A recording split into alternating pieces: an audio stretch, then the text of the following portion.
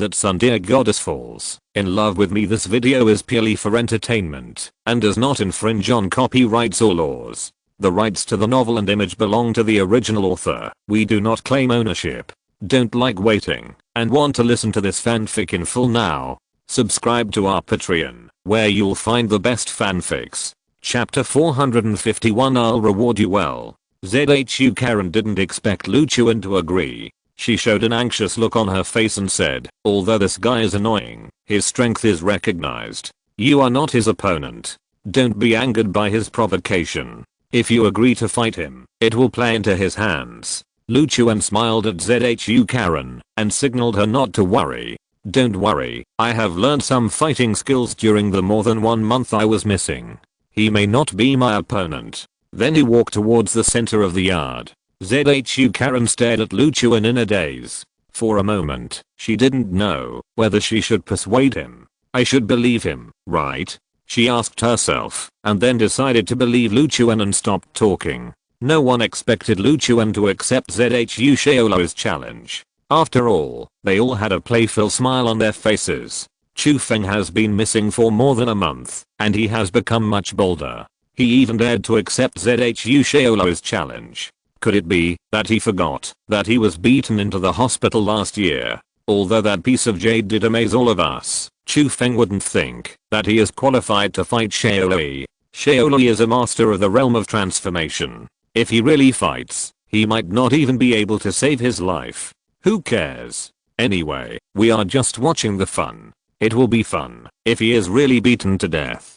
Seeing that Luchuan accepted his challenge, ZHU Shaoli showed an excited smile on his face and murmured, this idiot, he is still as ignorant of life and death as ever. A sinister flashed in his eyes. Although you were the first to start last time, I couldn't kill you in front of Grandma, but this time is different. This is a serious martial arts competition. It is normal to break an arm or a leg in the process. Even Grandma won't be able to say anything at that time. After all, you agreed to compete yourself. Wait for me, you made me lose such a big person today. I must avenge this. Luchuan came to ZHU Shaoli. ZHU Shaoli sneered and said, I admire your courage today, but I have to remind you first, fists and feet have no eyes. If I hurt you during the sparring process, don't blame me. Then he looked at the people around him and said, everyone, please leave space for us to spar, so as not to hurt you later. Everyone immediately moved the tables away and stood far away, leaving enough space for Luchuan and ZHU Shaoli to spar. ZHU Shaolo's face was full of excitement. He wanted to beat Chu Feng for a long time. Today, he finally got such an opportunity, so he naturally couldn't let it go. He didn't hesitate and rushed directly to Luchuan. Take it. Luchuan looked at ZHU Shaolo's movements and felt like a turtle crawling. As long as he wanted, he could actually solve it with one move. However, considering that he was now playing the role of Chu Feng, if he showed strength that the ZHU family could not understand, it would only arouse suspicion. So he suppressed his realm to the realm of transformation and went to meet ZHU Shaoli. Even though they were at the same realm, Luchuan deliberately suppressed his strength to the same level as ZHU Shaoli. ZHU Shaoli's strength was still nothing in Luchuan's eyes. He and ZHU Shaoli exchanged a few moves, and then he felt bored, because no matter what moves ZHU Shaoli wanted to make, he could guess it clearly. Moreover, in his eyes, ZHU Shaoli was almost full of flaws. As long as he targeted him a little, he could knock him down directly without wasting time to continue. In order not to cause too much reaction from the ZHU family, he still resisted the urge to knock ZHU Shaoli down and symbolically exchanged dozens of moves with him. In stark contrast to Luchuan, ZHU Shaoli was extremely shocked at the moment. He couldn't understand why the coward Chu Feng could take his move so easily. He had clearly used all his strength, but he couldn't get any advantage from the opponent. This made him doubt whether his strength had declined. Not only him, but also the ZHU family members who were watching the fight were all surprised. After all, ZHU Shaoli was a martial arts genius of the ZHU family, and was one of the best among the young generation in Rangcheng. Chu Feng could fight him on equal terms, which was really beyond their expectations. After 100 symbolic fights with ZHU Shaolari, Lu Chuan felt that there was no need to pretend anymore. He seized a floor in ZHU Shaolari and punched him in the face. ZHU Shaolari had no time to dodge and was stunned by Lu Chuan. Lu Chuan didn't give ZHU Shaolari time to react. He continued to bully him and started to beat him up. Although he was not Chu Feng and could have ignored these grudges, considering that he still had to get the broken jade from ZHU Karen, he naturally had to find a way to gain ZHU Karen's favor, so he agreed to ZHU Shaolari's challenge. Now beating this guy up was also a way to vent ZHU Karen's anger. In a short while, ZHU Shaolari was beaten into a pig's head by Lu Chuan, and he quickly begged for mercy. I admit defeat. Don't hit me, or I will be beaten to death by you. Lu Chuan stopped and said with a smile, I told you that your excessive indulgence is not good for you. Now you know it's serious. You see, you can't even beat me. You should take care of yourself in the future. After that, he returned to sit next to ZHU Karen. ZHU Karen stared at Lu Chuan with big eyes and said from the bottom of his heart, you are so awesome. Lu Chuan coughed twice. Keep a low profile. I will be shy if you praise me again. ZHU Karen chuckled and reached out to hit Lu Chuan. Old lady ZHU didn't care at all that ZHU Shaolari was beaten into a pig's head. Instead, she praised Lu Chuan greatly, saying that the people of the ZHU family had misunderstood Chu Feng in the past. She didn't expect Chu Feng to be so powerful. It really gave her a big surprise. Then, she was so happy that she directly rewarded ZHU Karen and Lu Chuan and his wife with 10% of the shares of the ZHU family. This shows that the old lady has made her attitude clear, and there is a high probability that ZHU Karen will take power in the ZHU family in the future. Everyone in the ZHU family changed their attitude towards ZHU Karen in an instant, from rejecting him in the past to flattering him, and all began to smile. The birthday banquet continued in a cheerful atmosphere, and ZHU Shaolari, who was beaten into a pig's head, could only hide in the corner and cry silently. He could never have thought that today's birthday banquet would completely make him lose the opportunity to accept the ZHU family. If he had known this, he would never have bothered ZHU Karen and Lu Chuan. After a long time, the dinner ended and everyone left. After chatting with old lady ZHU Karen took Lu Chuan to the outside of the ZHU family's old house. When they reached the door, she suddenly said, "Come with me to a place." Lu Chuan nodded and followed ZHU Karen out of the ZHU family's old house. Not long after, the two came to the roof of a building. At this time, the moon was in the sky, the stars were shining, and there was a breeze blowing on the roof, which was very pleasant.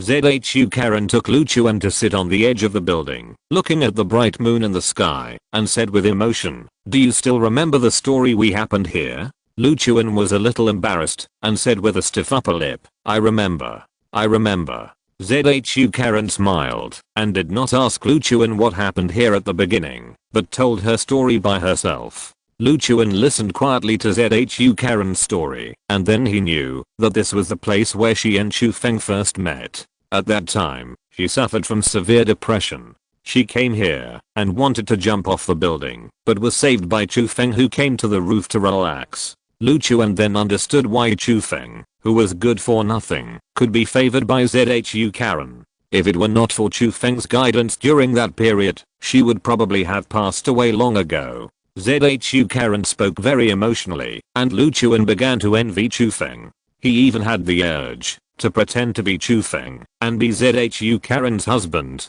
After a long time, ZHU Karen took a deep breath, turned her head, and looked at Lu Chuan. Her eyes curved into crescents, and said, "You gave me a big surprise today. Not only did you help me vent my anger, but you also helped me get my grandmother's approval. Should I reward you well?" Lu Chuan said, "What reward?" ZHU Karen threw herself into Lu Chuan's arms and said with a red face, "Didn't you say that I have endocrine disorders? Then I will reward you by helping me treat my body." Lu Chuan's body tensed up instantly, and he said stiffly, Here, this is not good."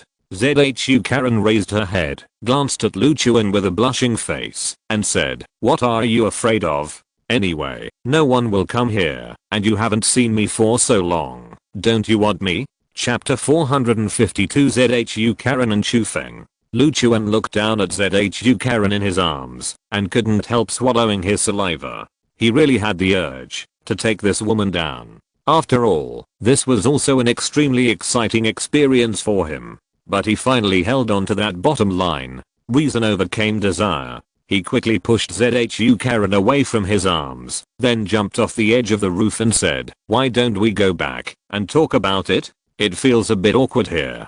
ZHU Karen looked at Lu Chuan's back and was silent for a while. Then she slowly lowered her head and said in an unusually calm tone, "You are not Chufeng, right?" Lu Chuan's heart suddenly skipped a beat. He thought to himself, could Chufeng have a habit of having sex with ZHU Karen on the roof? I just said it was a bit embarrassing here, and he was suspected. He quickly turned around and looked at ZHU Karen, using a smile to hide his guilty conscience, and said, "Who else could I be, if not Chufeng? Oh, I just had a fight with that bastard ZHU Shaolai today, and now I'm a little out of shape. Wait for me to recover, and we'll come here another day. Then I'll definitely let you feel my majesty." ZHU Karen suddenly showed a sad smile on his face and said, "You don't have to lie to me. Just yesterday, the private detective I spent a lot of money to commission has already investigated the whereabouts of my husband. He has died on the high seas, so you can't be him. Who are you? What is your purpose in pretending to be my husband?" Lu Chuan was stunned.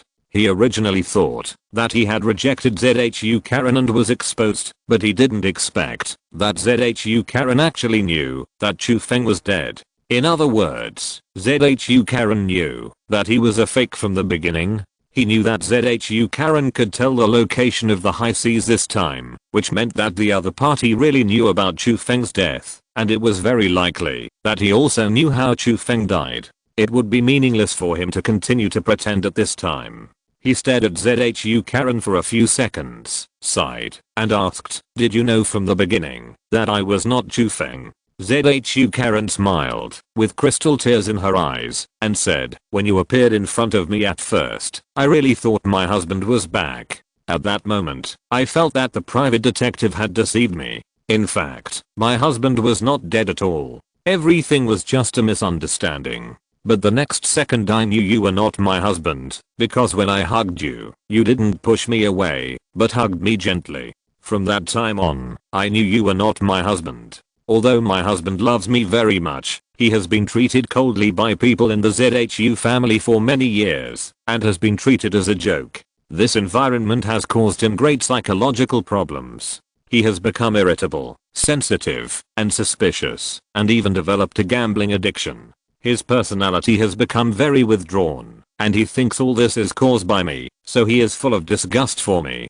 He has resisted touching me for a long time. Every time I hugged him, he would push me away, and sometimes even deliberately push me down. So I hugged you at that time, wanting to see if you were really my husband. The result was obvious. Only the fake Chufeng would be so gentle to me." Lu Chuan looked at ZHU Karen in astonishment. He never expected that the real Chufeng would treat ZHU Karen like this. He immediately scolded Chufeng in his heart. He had such a good wife, but did not cherish her. Instead, he felt disgusted with her, and even got into the bad habit of gambling. It seemed that this scum died in the hands of a fraud group, and did not deserve sympathy from others. After being angry, Lu Chuan felt puzzled again and asked, "Why didn't you expose me at that time? Instead, you took me to the old lady's birthday party?" ZHU Karen said calmly, "Because I didn't know what your purpose was. I wanted to know what you wanted to do by pretending to be my husband, so I pretended to be ignorant and took you to the birthday party.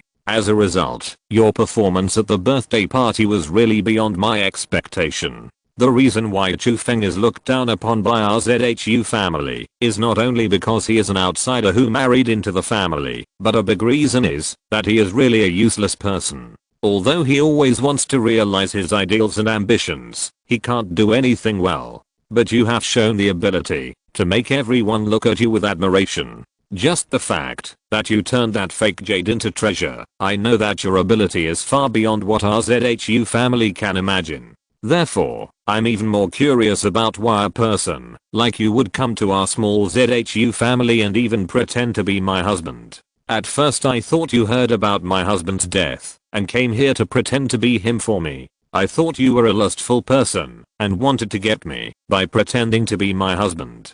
I know very well that people like you who are very capable have some special fetishes. Maybe you will find it very exciting to pretend to be my husband and get me. That's why I brought you here to test you. Anyway, my husband is dead. If your purpose is really to get me, as long as you touch me at that time, I will immediately take you to jump off the roof. I think no matter how powerful you are, you will not be able to react in such a sudden situation. But your reaction is beyond my expectation. Even when I took the initiative, you were unmoved by me. So I'm really curious, why did you pretend to be my husband? After listening to ZHU Karen's explanation, Lu Chuan felt a little scared. He didn't expect that ZHU Karen brought him here with the determination to die. No wonder she insisted that he sit on the edge of the roof to watch the moon with her. It turned out that she was thinking of dying with him at any time. Of course, ZHU Karen definitely didn't know that Lu Chuan could fly, so her plan was completely meaningless. Seeing that his identity had been exposed, Lu Chuan no longer beat around the bush and said, since you all know that I'm pretending, I won't beat around the bush. In fact, I pretended to be Chu Feng because I wanted to ask you about the whereabouts of the broken jade that Chu Feng gave you as a token of love. ZHU Karen frowned and said, it's just an ordinary piece of jade, and it's a broken piece. What are you looking for? Lu Chuan explained, that thing may not be of much use to you, but it is very important to me. Of course, I know that the broken jade was a token of love given to you by Chu Feng. It means a lot to you. You may not want to give it out, but it is really important to me. I want to know what conditions I have to offer in order for you to give me that broken jade. ZHU Karen looked at Lu Chuan in a daze and said, you went to so much trouble just for that broken jade? Lu Chuan nodded. Don't worry, I have absolutely no ill intentions. You have also seen my methods. If I had malicious intentions, we wouldn't be chatting here peacefully. ZHU Karen was thoughtful and agreed with Lu Chuan's words. After spending the whole day together, she was sure that this guy was not a bad person. She thought about it, smiled and said, I can give you that piece of jade. Lu Chuan was stunned for a moment and said, isn't that a token of love between you and Chu Feng? Are you willing to give it to me unconditionally? ZHU Karen shook her head and smiled, saying, I do love Chu Feng, but you just heard that Chu Feng's temperament changed drastically after he married into our ZHU family. Because he always achieved nothing and was laughed at by the family, he is no longer the Chu Feng who pulled me out of depression. Sometimes he even beats and scolds me. Later, he was even easily deceived by a fraud group and lost his life. Although I value this relationship very much, I think it's time for me to end it after I have come to this point with him. Leaving that broken jade in my hands will only make me more sad. Lu Chuan looked at ZHU Karen with some sympathy and said, to be honest, I think Chu Feng is not worthy of you. Although I have only been with you for one day, your gentleness and thoughtfulness make me want to really become your husband. If I were Chu Feng, I would definitely cherish you and not go astray. After all, he deserved such an ending. ZHU Karen took a deep breath, smiled, and said, okay, let's not talk about this. Since your goal is just that piece of jade, I will go back and give it to you. Lu Chuan hurriedly said, why don't you put forward some conditions? After all, that piece of jade means something special to you. I would be embarrassed to take it for nothing. ZHU Karen smiled and said, you helped me teach ZHU Shaolai a lesson at the birthday banquet today and asked grandma to give me 10% of the shares. It's enough for me. If you really feel sorry, can you stay like Chu Feng and let me hug you for a while? Hearing this, Lu Chuan hesitated for a moment, then nodded and said, okay. ZHU Karen walked up to Lu Chuan, hugged him, and pressed her head against Lu Chuan's chest, tears unconsciously sliding down her cheeks. Lu Chuan put his arms around ZHU Karen and tried to comfort her. He still felt a little sympathetic towards ZHU Karen. After all, such a good woman. Marrying Chu Feng was like a flower stuck in cow dung, but Chu Feng didn't know how to cherish her, which was really heartbreaking. Fortunately, Chu Feng pushed himself into the fire pit, which was also a relief for Zhu Karen. After a long time, Zhu Karen and Lu Chuan separated, wiped her tears with her hands, and said to Lu Chuan, "Thank you. I'll take you back to get the jade." Lu Chuan nodded and followed Zhu Karen off the roof. The two returned to Zhu Karen's villa and came to the backyard. Zhu Karen found a shovel and dug in a corner of the backyard.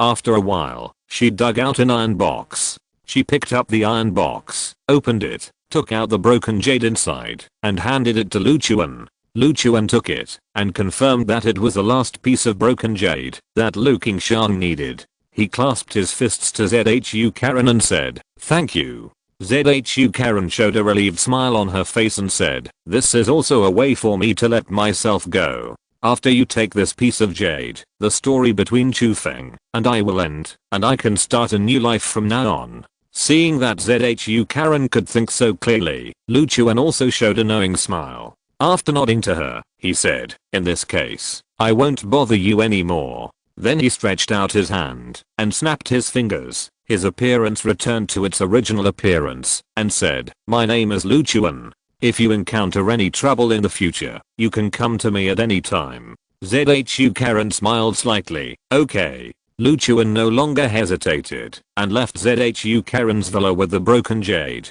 After Lu Chuan left, Zhu Karen stared at the pit dug in the corner of the wall, and his expression became indifferent little by little. At this time, her phone rang. She picked it up, and a man's voice came from the other end. "Miss, the fraud group is here to collect the final payment." Zhu Karen reached out and threw the iron box in her hand into the pit and said lightly, "Call them." Chapter 453, Forget Sorrow Valley. After Lu Chuan left Zhu Karen's villa, he contacted Lu Qingxiang. Half an hour later, he found Lu Qingxiang in a milk tea shop. Lu Qingxiang was sitting in front of a table in the milk tea shop. On the table were 5 cups of milk tea that had been drunk up. People who came to buy milk tea cast strange eyes on her. Lu Chuan walked up to Lu Qingxiang and said helplessly, "Cousin, even if the milk tea tastes good, you don't have to drink it like this. If you continue like this, you will become a fat man sooner or later." Lu Qingxiang immediately said, "No, I didn't eat dinner tonight. What's wrong with drinking 2 more cups of milk tea? And I practice martial arts every day. It's impossible for me to gain weight by drinking a few more cups of milk tea." After that, she burped and showed a touch of embarrassment on her face. Lu Chuan was helpless, but he didn't say much. He said lightly, "I got the broken jade." Lu Qingxiang's eyes lit up. "So soon?" Lu Chuan nodded. "Let's find a place where no one is." After that, he walked outside. Lu Qingxiang quickly stood up and said to the clerk of the milk tea shop, "Hello, I want to take away the 3 cups of milk tea I just ordered." Lu Chuan staggered and almost fell to the ground.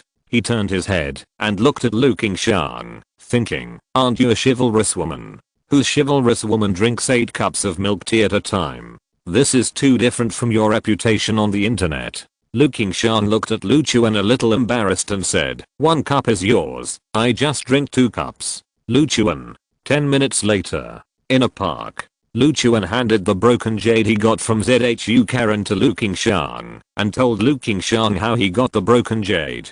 After listening to this, Lu Qingxiang showed a thoughtful expression on her face and then said, "This Zhu Karen is not simple." Lu Chuan was puzzled and asked, "Why do you say that?" Lu Qingxiang said, "Intuition." Lu Chuan. "Okay, don't worry about whether Zhu Karen is simple or not. Let's quickly piece together the broken jade and see where the treasure is." Lu Qingxiang nodded and no longer bothered about Zhu Karen. She took out the other broken jade and pieced it together into a complete jade pendant. The next second, the split part of the jade pendant emitted rays of light, and in the blink of an eye it was restored to an intact state, forming a complete jade pendant. Lu Qingxiang picked up the jade pendant and released a force into the jade pendant. Soon, a complete map appeared in front of her and Lu Chuan. The map looked very old and was very different from modern maps, but it could still be seen from some iconic geographical locations that the map was drawn on China. The location of the treasure marked on it is in the Lingnan area of China today. The specific location of the treasure is in a place called Wanggaya Valley. The specific direction can be found by the induction of the jade pendant. After arriving at Huangaya Valley, looking at the treasure map, Lu Chuan and Lu Qingshan both showed excited expressions. From the quality of this jade pendant, it can be seen that this treasure place is definitely not ordinary. I wonder what kind of treasures are inside. I wonder if it can help me improve my strength. Lu Chuan showed a trace of expectation on his face. Lu Qingshan showed the same expectation as Lu Chuan, and then said excitedly, since the jade pendants are already gathered, let's set off for Lingnan early tomorrow morning. 2 days later, in a small town on the edge of a mountain range in Lingnan, Lu Chuan took Lu Qingshan to the door of an outdoor adventure travel agency. Although they have a treasure map, because this map is too old, even if the general location has not changed, the specific details have long changed and become completely different. The two of them flew over the Lingnan Mountains for 2 whole days, but they couldn't find the specific location of Huangaya Valley. As a last resort, Lu Chuan had to bring Lu Qingshan to the expedition agency for help. There are many mysterious legends in the Lingnan Mountains, which has attracted countless people who like outdoor adventures to come here to explore those hidden places that have not yet been discovered. As more and more people come here to explore, some adventure travel agencies have set their sights on this place. After years of operation, the outdoor adventure business model here has become very mature, attracting countless adventure enthusiasts. This town here is formed because the outdoor adventure business is getting better and better. Of course, most of the mysterious legends in the Lingnan area are actually spread by these adventure travel agencies. The purpose is to attract people to come here to play and consume. Those so-called legends are basically false. Despite this, these travel agencies are still much more familiar with the Lingnan Mountains than Lu Chuan and Lu Qingshan, so they would think of asking the travel agency for help. As soon as the two walked into the travel agency, a middle-aged man greeted them with enthusiasm. Are you two here for adventure? Our travel agency has opened up a total of 21 adventure routes in the Lingnan area. We have everything from top adventure routes that risk your life to relaxing and enjoyable tour routes. You two just need to tell me your needs and I can recommend the most suitable adventure route to you. The middle-aged man skillfully promoted his business. Lu Chuan didn't waste any words and asked directly, is there a route to Huangaya Valley? The middle-aged man was stunned when he heard that. Then he frowned and looked at Lu Chuan and said, little brother, Huangaya Valley is a forbidden place in the Lingnan area. I don't care where you heard about this place from. As the owner of a travel agency that has received the most tourists in this town, I advise you to give up the idea of going there. Even the most professional expedition team may lose their lives if they go to that place, let alone you two young people. Lu Chuan said lightly, so someone in your travel agency knows the way to Huangaya Valley? Please call this person over. We need him to be our tour guide. As for the price, you can name it at will. The middle-aged man didn't expect Lu Chuan to be so unyielding and continued, little brother, I'm not trying to scare you. Lu Chuan interrupted him directly, 100,000. The middle-aged man was stunned for a moment. This is really not a matter of money. 200,000. Lu Chuan continued. The middle-aged man coughed twice. Huangaya Valley is really a very dangerous place. 500,000. The middle-aged man sighed. Okay, in fact, our travel agency does have a tour guide who knows the route to Huangaya Valley, and he is going to lead an expedition team to Huangaya Valley today. It's not impossible for you two to go, but you have to go with that expedition team, and I have to ask them if they are willing to take you too. Lu Chuan smiled and said, then I'll trouble you, boss. The boss couldn't help but look at Lu Chuan and Lu Qingshan again. He really couldn't understand why these two young people would be so desperate and have to go to Huangaya Valley, a place where people's lives could be lost at any time. But he didn't ask. After all, there was a team going to Huangaya Valley today, and he only needed to move his lips to let that team take them, and he could make a net profit of 500,000. It would be a waste not to do such a business. Come with me. The boss turned and walked towards the yard inside the travel agency. Chapter 454. Why is he so vulnerable to beatings? Lu Chuan and Lu Qingshan followed the boss to the yard. There were more than a dozen people gathered here, including a dark-skinned old man, a girl in a long skirt, with a stunning and cold appearance, about 24 or 25 years old, and the rest were bodyguards wearing suits and sunglasses. These bodyguards had a strong aura, and Lu Chuan could tell at a glance that there were 4 Zuan Realm Level 3 Masters and 3 Zuan Realm Level 1 Masters among them. Although the others had not reached the Zuan realm, their strength was also the top in the transformation realm. Such a team was already considered a very terrifying force in the entire secular world, which was enough to show that the identity of the person they were protecting was not ordinary. And these bodyguards were always alert to the situation around the girl with a cold personality. It was obvious that the girl was the target they wanted to protect. The boss walked up to the girl, bent down and lowered his posture. He forced a flattering smile on his face and said, "Miss Key, these two are also guests going to Wangaya Valley. As there is only one tour guide, Leo ZHU, who knows the route to Wangaya Valley in our travel agency, we can only arrange for them to go with you." After that, he turned his head to look at Lu Chuan and Lu Qingshan and introduced them. "You two, this lady is Miss Key Ziwei from the reclusive family Key family. Those beside her are all her bodyguards. You should be able to see that Miss Key's identity is not ordinary. You are following Miss Key to explore Wangaya Valley, but you must be polite to Miss Key. Wangaya Valley is very dangerous. At the critical moment, these bodyguards of Miss Key may be able to save your lives." Lu Chuan and Lu Qingshan both nodded symbolically. Key Ziwei's bodyguards were indeed powerful, but they were nothing to the two of them. If they really encountered danger, it was not certain who would save whom. Key Ziwei glanced at Lu Chuan and Lu Qingshan, frowned slightly, and said, "Didn't we agree that only Leo ZHU would take my people to Wangaya Valley this time? What's the meaning of suddenly adding 2 people now?" The boss quickly cupped his hands to Key Ziwei and said, "Miss Key, I have no choice. If our travel agency had a second tour guide who was familiar with the route to Wangaya Valley, I would never let them go with you. They are both reliable people, and will never cause you any trouble. Please be more tolerant, Miss Key, and give them a chance." Key Ziwei snorted coldly, and said, "Won't cause us any trouble? You know how dangerous Wangaya Valley is. Every year, countless people go there to explore, and never come back. If it weren't for the purpose of finding Forget-Me-Not this time, I would not have taken people to such a dangerous place. It is already difficult for us to protect ourselves. If we bring these 2 burdens with us, wouldn't we be playing with our own lives?" The boss didn't expect Key Ziwei's attitude to be so firm, and his face was immediately full of embarrassment.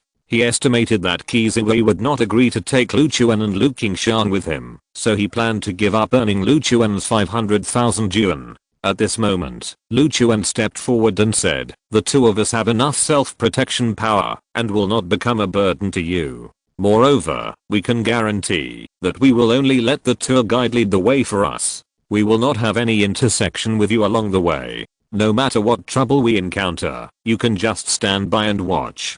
Key Ziwei curled her lips and said, "You sound good, but once you really encounter trouble, we will have to help you, even if we don't want to." "I'm afraid that's what you are thinking." Lu Chuan was a little helpless, not knowing how to convince this girl with a bad temper. At this time, Key Ziwei rolled her eyes and said, "How about this? You two prove to us that you have the ability to protect yourself. If it is really as you said, I will let you two go to Wangaya Valley with us. How about it?" Lu Chuan asked. "How to prove it?" Key Ziwei thought about it, pointed to a bodyguard beside her, and said, "My bodyguard is called Oi, a master of the 3rd level of the mysterious realm. If you two can last more than 50 moves in his hands together, I will agree to let you follow." In her opinion, Lu Chuan and Lu Qingshan were just a couple who came here to seek excitement, because they heard some rumors on the internet. They didn't look like powerful people, and the two of them together couldn't be Oi's opponents. As long as she put forward a condition that neither of them could accomplish, it would be equivalent to rejecting the two in disguise, and it would also make it impossible for them to refute. Lu Chuan laughed when he heard that and said, "Okay, we don't need to work together. Either of us can achieve the condition you mentioned." Key Ziwei curled her lips immediately. As the eldest daughter of a hidden family, she naturally knew what a master of the mysterious realm meant. Even those martial arts geniuses would find it difficult to reach this realm in their entire lives. Oi's strength can be considered among the top masters in the whole of China. However, Lu Chuan showed disdain for Oi. It was obvious that this guy was short-sighted and didn't realize how terrible Oi was. She didn't say anything nonsense and said, "Oi, let's have a competition with them." Oi nodded immediately and stood up. Lu Chuan looked at Lu Qingshan and said, "Cousin, come on." "Yes." Lu Qingshan walked up to Oi. Qiziwei frowned and looked at Lu Chuan with contempt, saying, "You let a girl come out to compete for you?" Lu Chuan shrugged and said, "What's the problem?" Qiziwei snorted coldly and said, "No problem. But men like you who hide behind women are the most despised. I didn't expect that I would meet someone like you." Lu Chuan's face was full of black lines, thinking that you don't know us. It's too arbitrary to make such a conclusion. I just took into account that my cousin drank a lot of milk tea, so I asked her to exercise to consume energy. He didn't argue, just said, "You can think whatever you want."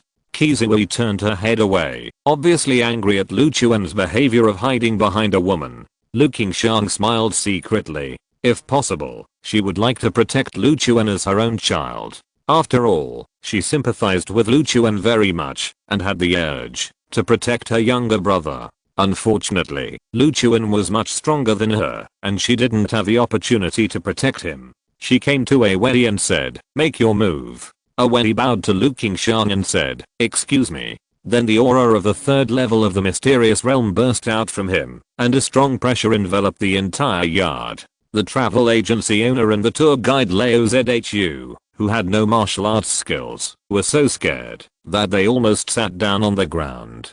Qiziwei was very satisfied with Wei's strength, and the corners of her mouth could not help but curl up.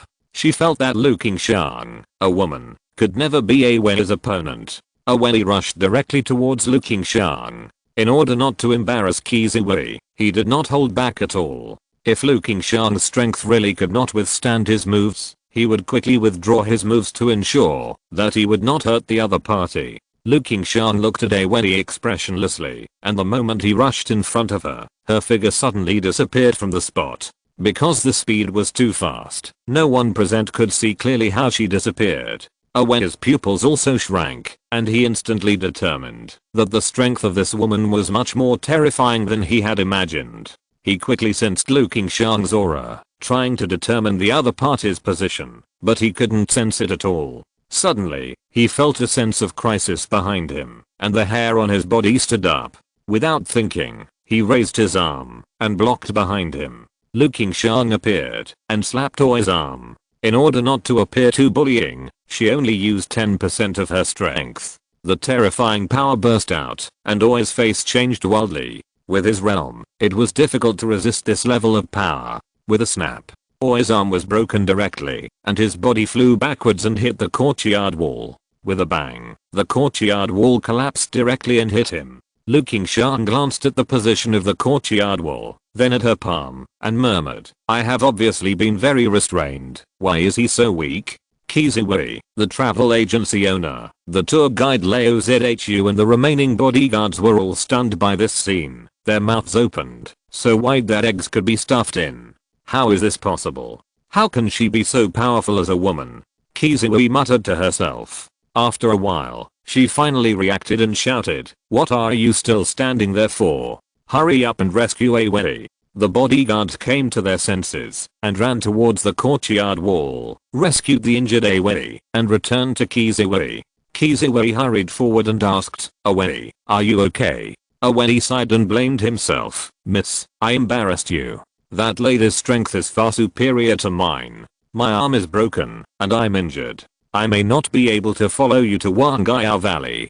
Qiziwei said, "It's not your fault. I will have someone take you to the hospital and I will bear all the medical expenses." Then he arranged for a relatively weaker person to take Wei away. She looked at Lu Qingshan with a complicated expression, and she no longer had any idea of looking down on this woman. No wonder that guy is so confident. It turns out that the woman next to him is so powerful, but this still cannot change the fact that he is a coward hiding behind a woman. Obviously, Lu Qingshan changed Qiziwei's opinion, but Lu Chuan did not. Lu Chuan came to Qiziwei with a smile and asked, "Can we go to Wangaya Valley with you now?" Kizaru snorted coldly and said, that sister is powerful. I agree that you can go to Wangaya Valley with us, but I still have to tell you that it is shameful for a guy like you to rely on women for protection. Lu Chuan shrugged without arguing. As long as he could go to Wangaya Valley, he didn't care about Kizaru's opinion. The travel agency boss came to his senses and showed Lu Chuan and Lu Qingshan the polite smile he only showed to Kizaru and said, I can't believe you two are such powerful people. No wonder you dare to go to Wangaya Valley. Since Miss Qi has agreed to let you follow, then it's settled. Please pay the price we agreed on. Lu Chuan immediately transferred 500,000 yuan to the boss. Now that the Xuanhu Medical Clinic is operating normally, relying on those few elixirs alone, an astronomical sum of money is deposited into Lu Chuan's card every month. A mere 500,000 yuan is nothing to him. After everything was settled, the travel agency owner looked at the dark-skinned, wrinkled old man and said, Old ZHU, you must take our guests to Wangaya Valley safely, and don't make any mistakes. Old ZHU smiled and said, don't worry, my experience in exploration is unmatched in the whole town, and nothing will go wrong. Then he looked at the people in the yard and said, everyone, if you are ready, let's go. A group of people followed Old ZHU and left the travel agency. Lu Chuan and Lu Qingshan followed the team and began to head towards the Lingnan Mountains. The travel agency owner watched the team leave, and the smile on his face gradually disappeared and turned cold. Then he quickly left the travel agency and rushed to a house on the edge of the town. Not long after, he came to the house, carefully confirmed that no one was following him, opened the door of the house, slipped in, and closed the door tightly again. He came to the yard, walked to the door of a house, and then knelt on the ground, kowtowed, and said respectfully, my lord, today there are two suspicious young people, a man and a woman, looking for the tour guide to Wangaya Valley. The woman is very powerful and seriously injured Kizaru's bodyguard with one move. I wonder if they are the people you are waiting for. As soon as he finished speaking, the door of the room opened by itself, and then a voice with infinite pressure rang out,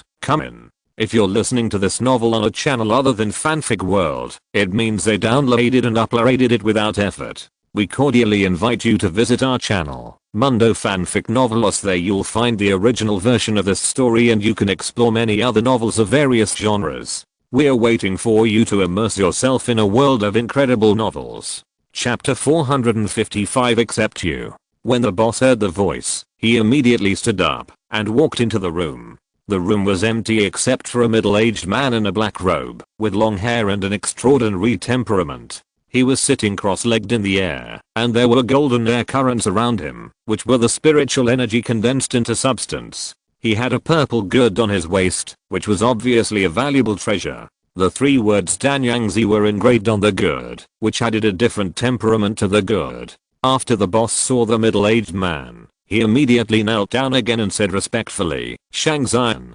Danyangzi opened his eyes, glanced at the travel agency boss, and asked, are you sure that the young man and woman are not ordinary people like Kizaru? The boss hurriedly said, Shangxian, at first I really thought that they were just a couple who came to seek excitement, and I didn't take it seriously until the woman defeated Kizaru's bodyguard in one move. I realized that these two people were not simple. The man looked very ordinary, but Shangxian said that the more ordinary a person looks, the more likely he is to be hidden.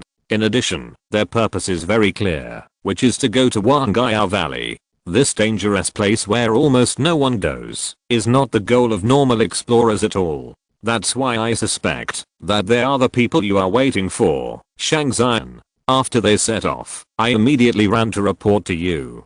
Danyangzi nodded and murmured, with their impressive strength and clear goals, it is possible that these two people are going to Wangaya Valley to look for treasure. I have been waiting here for so many years, and have been in and out of Wangaya Valley countless times, but I couldn't find the specific location of the treasure. Later, I realized that, in order to find this treasure, I must have the guidance of a token, so I asked you to help me keep an eye on the suspicious people going to Wangaya Valley. Whether the two people you mentioned are here to look for treasure or not, I should go and take a look. After saying that, he threw a pill to the boss and said lightly, this is a reward for you. Taking this pill can keep you immune to all diseases and extend your life by 10 years. The boss took the pill and showed a touch of excitement on his face. Then a bold idea popped up in his mind. After a little hesitation, he plucked up the courage to say, "Immortal, I don't need this reward. I only ask that when you leave here, you can take me with you and let me join Penglay Fairyland, even if it's just to let me be a sweeper in Penglay Fairyland." Dan Yangzi sneered and said, "My Penglay Fairyland has never accepted mediocre people. Even if you are a sweeper, you are not qualified." After that, he flashed and disappeared. The boss's face suddenly showed a deep sense of loss. He looked down at the pill in his hand and sighed helplessly. "If I can go to Penglay Fairyland, even if I'm just a lowly servant, I can get a fairy pill like this easily. It's a pity that the immortal didn't give me this opportunity. Maybe I really don't have this blessing in my life." In the mountains, the tour guide Lao Zhu led Kiziwei, Lu Chuan, Lu Qingxiang and others to cross mountains and rivers and headed towards the direction of Huangaya Valley. The group did encounter a lot of dangers along the way, but it was nothing for Lu Chuan and Lu Qingxiang. Kiziwei was protected by a group of bodyguards, so there were no accidents. Old Zhu, who has rich experience in exploration, told everyone what happened in the thrilling places they passed by and how many people died. Lu Chuan and Lu Qingxiang were not interested in these stories, but Kiziwei listened attentively and showed a frightened expression from time to time. She was obviously frightened by the story that old Zhu didn't know whether it was real or made up. After a whole day of crossing mountains and ridges, old Zhu led everyone to a completely isolated area where birds and beasts appeared from time to time, and there were few traces of human activities. After walking along this road, Lu Chuan and Lu Qingxiang realized how complicated the situation in the mountains was. No wonder they flew over the mountains for so long and couldn't find where Huangaya Valley was. In the evening, old Zhu led everyone to set up camp in a forest. The terrain in the mountains was complicated, and there were all kinds of ferocious beasts. In addition, the visibility was poor after dark, so there was no way to travel at night. Lu Chuan and Lu Qingxiang could only accommodate old Zhu, an ordinary person, and stop together. According to Lao Zhu's calculations, they had already walked 1/3 of the way, and they would reach Huangaya Valley in 2 days. Kiziwei's bodyguards began to set up camp.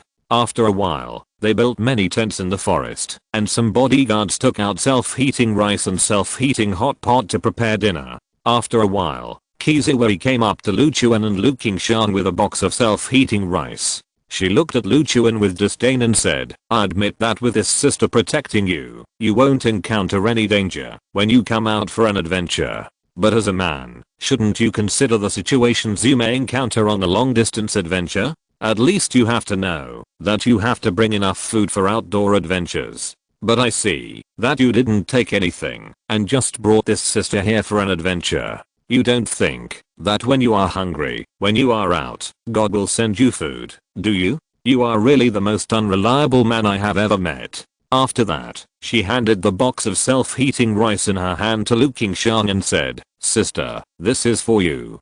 Don't feel sorry for this guy, and don't give him the rice. Let him starve to death." Lu Chuan felt puzzled. He obviously didn't provoke this woman, but he was scolded by her. It was like sitting in the forest and getting scolded from the sky. Lu Qingxiang glanced at Lu Chuan and couldn't help laughing. Then she took the box of self-heating rice handed over by Kiziwei and said, "Thank you. You're welcome. You are a strong man. Strong men should be treated as they should be, unlike some losers who can only hide behind women and deserve to have no food."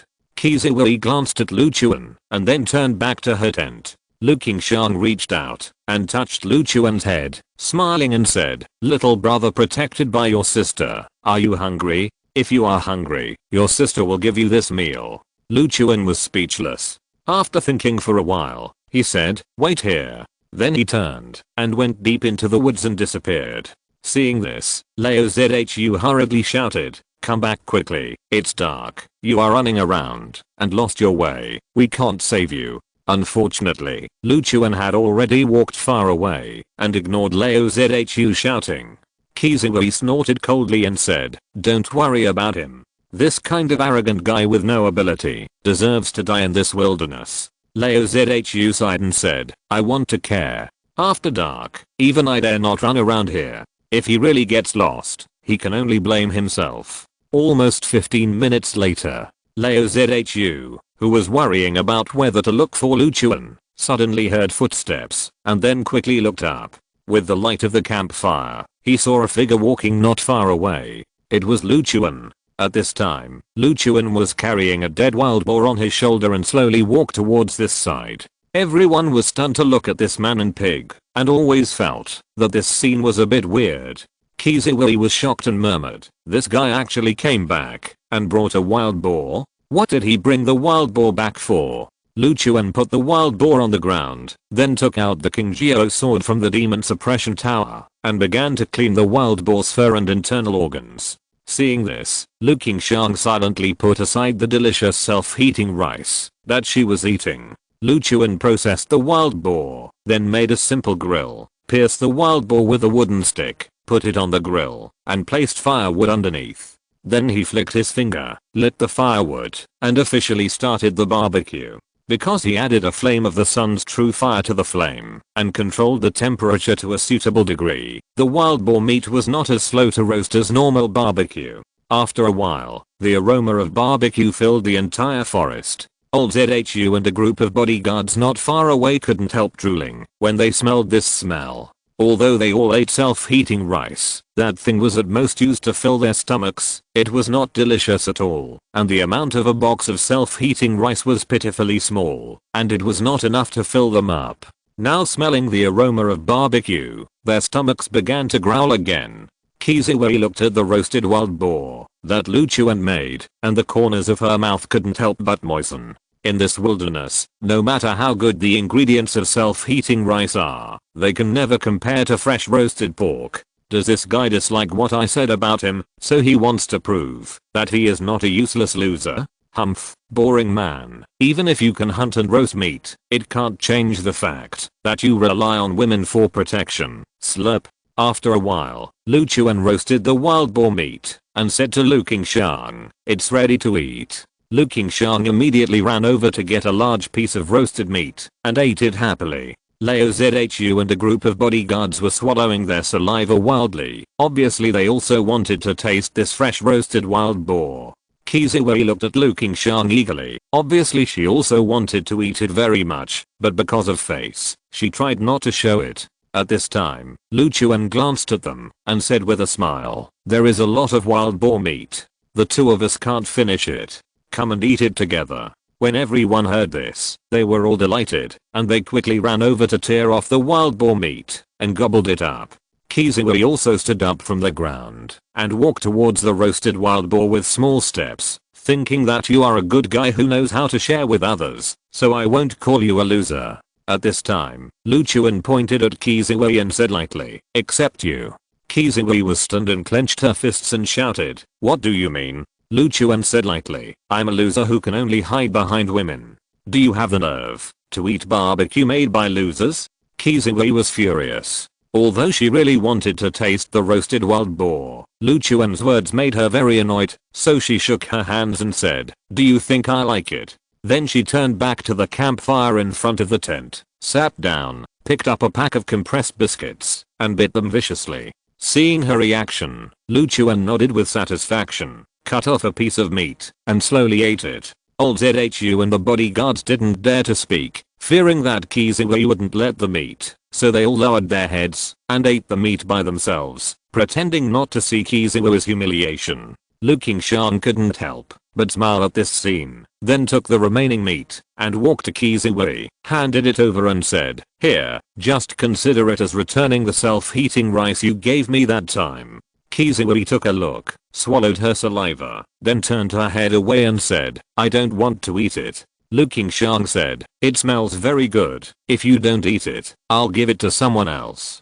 Kiziwi hesitated for a moment, but finally couldn't resist the temptation of delicious food, and quickly took the barbecue, eating while saying, I'm eating it for your sake, sister, otherwise I would definitely not eat what that loser made. Lu Qingxiang smiled and said nothing. Lu Chuan didn't pay attention to this scene. After all, He just wanted to piss off Kizuichi, not really wanting to be serious with a woman. Kizuichi was eating with her mouth full of oil and said to Lu Qingshan, "Sister, you said you are so powerful, why do you have to follow such a loser like him? Otherwise, you can be my bodyguard, and I promise to give you the highest salary." Lu Qingshan smiled and said, "He is my brother, isn't it natural for me to follow him, and he is not a loser?" Kizuichi said, "I can't see it at all, sister, don't say good things for him, that guy is not good at first glance." Lu Qingshan shook her head helplessly and didn't explain. 2 days later, the group continued on their journey. Kizuichi still disliked Lu Chuan, and Lu Chuan was too lazy to pay attention to Kizuichi. In a strange atmosphere, the group finally arrived at the entrance of a valley. Old ZHU pointed to the eerie and silent valley ahead with some excitement and shouted, "Everyone, this is the famous Forget-Me-Not Valley." Kizuichi stared at the valley ahead with wide eyes and murmured, "As long as we enter this valley, we should be able to find the Forget-Me-Not grass, right?" At this time, Lu Qingshan came to Lu Chuan's side and whispered, "The jade pendant has a response." Chapter 456 Danyangzi. Lu Chuan's eyes lit up when he heard this, and he asked, "Where is it?" Lu Qingshan took out the jade pendant, sensed the specific location of the treasure, and said, "The current direction can only be determined to be inside the Forget Sorrow Valley. The specific location can only be determined after we enter." Lu Chuan nodded and said, "Then let's go in quickly." The two of them were about to part ways with Leo ZHU and Kizuichi and their group, to go into the Forget Sorrow Valley to find the treasure. However, at this moment, a terrifying pressure descended and enveloped everyone. A key appeared and directly locked onto the jade pendant in Lu Qingshan's hand, and then a terrifying force rushed over. Not good. Lu Chuan's face changed, and he immediately reached out and pulled Lu Qingshan over. The next second, a large pit more than 1 meter deep exploded where Lu Qingshan was, which was shocking. This sudden change scared everyone, and they turned their heads to look around to confirm the source of the danger. Lu Chuan turned around, and his eyes were directly locked on the figure that appeared here not far away. This person has long hair, a purple grid on his waist, and a strong pressure emanating from his body. It is Danyangzi who has been following him all the way. At first, Danyangzi was not sure whether Lu Chuan and Lu Qingshan were the people he was looking for, so he kept waiting and watching. It was not until Lu Qingshan took out the jade pendant that he confirmed that these two were the people he was waiting for. He knew many years ago that there was a treasure land in Wuya Valley that contained a shocking treasure, but this treasure land could not be explored with the naked eye. Only through a special medium could the entrance to the treasure land be found. Without any clues, he didn't even know where to find the medium to enter the treasure land, but he didn't want to miss the treasure here so easily, so he stayed here and waited for the person who held the medium to enter the treasure land to arrive. This was a gamble for him. After all, no one knew whether anyone would come here to look for this treasure, but he had a long life, so it was okay to try his luck for decades. To his surprise, he really waited for the person who held the special medium. Danyangzi looked at Lu Qingshan and said, "Hand over the jade pendant. You are not qualified to touch the treasure here." Lu Qingshan frowned. She did not expect that the other party came for the jade pendant. She said coldly, "You ask me to hand it over? You think too highly of yourself." At this time, Kizuichi reacted and looked at Danyangzi angrily, shouting, "How can you be so rude? Not only did you attack others for no reason, but you also wanted to rob others. Do you really think that no one can control you in this wilderness?" Then she looked at her bodyguards and ordered, "Go and teach this guy a lesson." A group of bodyguards immediately rushed towards Danyangzi. Danyangzi looked indifferent, but he just raised his hand and waved it lightly. A powerful force swept towards the dozen bodyguards. In the blink of an eye, the dozen bodyguards screamed and flew away and wailed after falling to the ground. Kizuichi looked at this scene in disbelief and was so scared that she quickly hid behind Lu Qingshan and said fearfully, "Sister, how can this guy be so powerful? You have to protect me." Lu Chuan looked at Kizuichi helplessly. It was commendable that this woman could help at a time like this, but it was a pity that she was too brainless. Her bodyguards were obviously no match for the man in the distance, and she let her bodyguards take action. It was really stupid. he said to Lu Qingxiang and Kiziwei, "You two hide behind me, I'm going to meet this person." Hearing this, Kiziwei hurriedly said, "Why are you still trying to be brave at this time?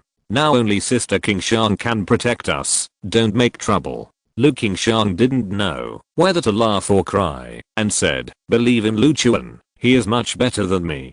Kiziwei looked at Lu Chuan and said, "Is it true or not? But I can't tell at all." Lu Chuan rolled his eyes at Kiziwei, without any nonsense, turned around and walked a few steps towards Dan Yangzi, and said coldly, "Senior, we don't know you at all. Why do you want to snatch our jade pendant right away?" Dan Yangzi glanced at Lu Chuan and said, "There is a treasure place in Wangaya Valley. You need a special medium to find the entrance. The jade pendant in your hand is the medium. I have been waiting here for many years, waiting for the person holding the medium to appear. I'm a cultivator in Penglai Fairyland. Under normal circumstances, I will not kill innocent people. You give me the jade pendant, and I can let you live." Lu Chuan frowned when he heard the words Penglai Fairyland. He didn't expect that he had just solved one person from Penglai Fairyland, and now he met another one. He began to wonder if he and this person from Penglai Fairyland were incompatible. Given that the Taoist who moved mountains had left a very bad impression on Lu Chuan before, he didn't have a good impression of the people from Penglai Fairyland. And this guy came up to rob their jade pendants, which was too domineering. It would be strange if Lu Chuan gave in easily. He glanced at Dan Yangzi and said, "This jade pendant is our private property. Even if it is the key to the treasure land, it belongs to us. What's the difference between you and robbing?"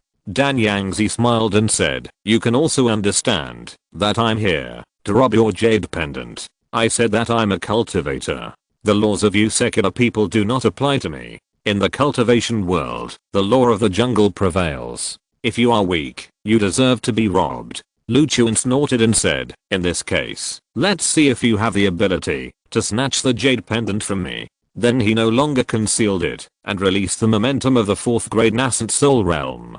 Dan Yangzi felt this momentum and showed a trace of surprise on his face, but he was not too surprised. At that time, Lu Chuan dragged Lu Qingxiang away and dodged his attack. He realized that this kid was not simple, but he didn't expect that the other party was also a cultivator. Interesting. Dan Yangzi showed a playful smile on his face, and then his body slowly rose into the air, and a terrifying aura enveloped the area within a few kilometers, causing the sky and the earth to change color. Lu Chuan was sure that this person was actually a 6th grade Yuanying realm master, which was really a headache. Not far away, Kiziwei saw Dan Yangzi soaring into the air, and her eyes widened in shock. She said worriedly, This guy can actually fly. Can Lu Chuan really deal with such a terrifying guy? Otherwise, let him run quickly. What's the difference between him going forward like this and giving up his life?" The next second, Lu Chuan also rose into the air and confronted Dan Yangzi in the air. Kiziwei was shocked when she saw this. How can he fly? Lu Qingxiang looked at Kiziwei speechlessly and said, "I told you that he is much stronger than me, but you just don't believe me. Let's find a place to hide. The fight between masters of their level is extraordinary. If we get too close, we might be affected." After that, she took the jaw-dropping Kiziwei away from the fight area between Lu Chuan and Dan Yangzi. In midair, Dan Yangzi looked at Lu Chuan and said indifferently, "This is the first time I have seen a cultivator outside Penglai Fairyland in all these years. It must be quite difficult for you to reach this point in this Dharma-ending age. If you know what's good for you, I can recommend you to join our Penglai Fairyland." Lu Chuan curled his lips and said, "I'm not interested in joining a bandit organization. To tell you the truth, I just killed an unreasonable guy in your Penglai Fairyland not long ago. Now you come to rob our jade pendant, and I don't mind killing one more." As soon as the voice fell, he rushed towards Dan Yangzi and started to attack. Dan Yangzi didn't expect that this kid had killed people from Penglai Fairyland, and his anger suddenly rose. In this Dharma-ending age, it is extremely difficult to give birth to a cultivator in the nascent soul stage. The death of a cultivator in Penglai Fairyland is one less, so they have a sense of mutual respect. Therefore, when he heard that Lu Chuan had killed someone from Penglai Fairyland, Dan Yangzi naturally didn't feel anything. Therefore, He did not intend to give Lu Chuan any more chances. After killing this ignorant boy, he would go and snatch the jade pendant from Lu Qingshan. Not only that, he also wanted to take away Lu Qingshan and Qiziwei, two first-class women, and train them to be his playthings. He gathered a force and blasted towards Lu Chuan. Lu Chuan looked calm, his figure was like a swimming dragon, and he did not let the opponent's attack fall on him at all. The two fought, and the world changed. Dan Yangzi recited the mantra, and his whole body was majestic, like a mountain. He condensed all his cultivation, and condensed into a bright light, like an ancient god holding a giant axe, slashing at Lu Chuan. Lu Chuan stared and calmed down, pinched his hands, and instantly turned into thousands of sword lights. Each sword light was full of supreme truth, and the sword intent was crisscrossed, breaking the void. The attacks of the two collided in mid-air, instantly triggering an earth-shattering explosion. The violent energy turbulence overflowed, and the whole world seemed to be shaking. Dan Yangzi was knocked back several steps, and Lu Chuan was not feeling well either. His body rolled in the air, but he soon stabilized his body, with a flash of determination in his eyes. "Boy, you really have some skills." Dan Yangzi sneered, and launched another attack. His attack came like a wave, extremely violent. But Lu Chuan did not retreat. He rushed forward to meet the attack. The sword light was crisscrossed, breaking each attack one by one. The battle between the two became more and more intense, and the whole world seemed to be trembling. Their attacks kept colliding, and each collision seemed to be knocking the strongest sound between heaven and earth. Lu Qingshan and Qiziwei, who were hiding in the distance, both had solemn faces, and just listening to the sound made by the two people fighting, made them feel palpitations. Qiziwei only realized how terrifying Lu Chuan was at this moment, and realized that she had misunderstood this guy before. The reason why he let Lu Qingshan come out to fight with his bodyguards was entirely because his bodyguards were not worth his effort. Thinking of her attitude towards him before, she felt ashamed. If she had known that this guy was so powerful, she would not have gone against him. In midair, Dan Yangzi did not expect that he, a 6th grade nascent soul, could tie with a 4th grade nascent soul. He felt the strangeness of Lu Chuan's power. Although this guy's realm was 2 grades lower than his nascent soul power was much more powerful than that of an ordinary nascent soul master. He took a deep breath, and knew that, if he did not use some trump cards, he would not be able to easily defeat this kid. Lu Chuan was panting at this moment. Although he and Dan Yangzi had tied, he had reached his limit at this moment. He just wanted to see what level his nascent soul, which was different from ordinary people, was equivalent to a normal nascent soul master. Now he can basically confirm that he can fight to levels higher. It is still easy to tie, but it is still difficult to defeat the opponent by 2 levels without using some trump cards. Just as he was about to release the domain of the Demon Suppression Tower and use the immortal Golden Eye to suppress Dan Yangzi and defeat him, Dan Yangzi took off the purple gourd from his waist, then aimed at Lu Chuan, and released a force that wrapped him up in the blink of an eye. The next second, Lu Chuan felt his mind turn into chaos, and fell to the ground dizzy. Chapter 457 9 Heaven's Mysterious Fire. Seeing this, Dan Yangzi showed a look of joy on his face. Without any hesitation, he quickly rushed to Lu Chuan, formed seals with his hands, and used a special method to seal Lu Chuan's Danshan, so that he could no longer use any power. After Lu Chuan's consciousness fell into chaos for a full 30 seconds, he gradually regained consciousness. At this moment, all his power had been sealed by Dan Yangzi, and he was completely a fish on the chopping board. He looked at the purple gourd in Dan Yangzi's hand with a palpitation on his face and asked, "What kind of magic weapon is this? Why did I fall into chaos without any defense, and I didn't even have a chance to resist?" In theory, no matter how powerful a magic weapon is, there will always be a process when launching an attack. Even if this process is very short, and so fast, that people can't react, there is still a process. Dan Yangzi relied on the purple gourd in his hand to make Lu Chuan's consciousness fall into chaos. There was no sign at all, let alone any process. This is exactly what made Lu Chuan feel palpitations. Imagine you go to fight with someone, you just prepare to attack, but the other party uses a fatal move on you without any warning, and you are hit without even noticing. How terrifying it is.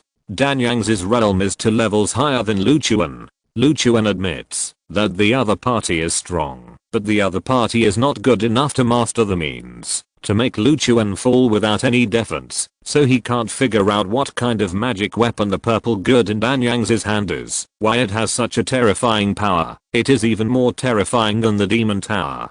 Dan Yangzi looked at the purple good in his hand with pride and said, "This is my treasure. As for what kind of magic weapon it is, I can't tell you." After that, he pointed at Lu Chuan, and a golden rope flew out and tied Lu Chuan up.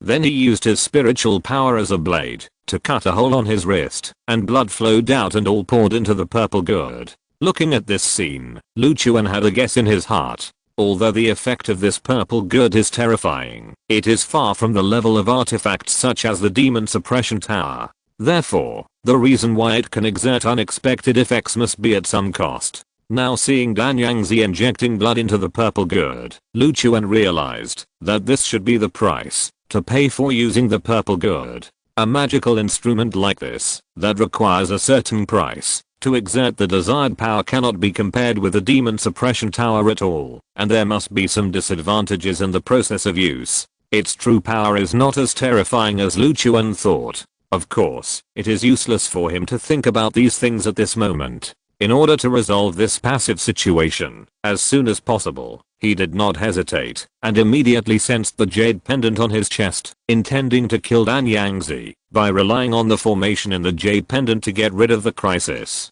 But what he didn't expect was that he actually lost the sense of the jade pendant. This made him look stunned. The last time he was caught by the people of the Divine Alliance, his danshan was also sealed, but he could still sense the jade pendant, but this time the sense was ineffective. He panicked for a moment, and then sent a message to the tower spirit with his mind. "Tower spirit, can you hear me?" The tower spirit did not respond, obviously unable to receive Lu Chuan's thoughts. This is troublesome. This guy's indeed a serious 6th grade Yuanying master, much stronger than the guys in the Divine Alliance, and he didn't give me any chance to turn the tables. Lu Chuan showed a bitter smile on his face, and only then realized the seriousness of the matter.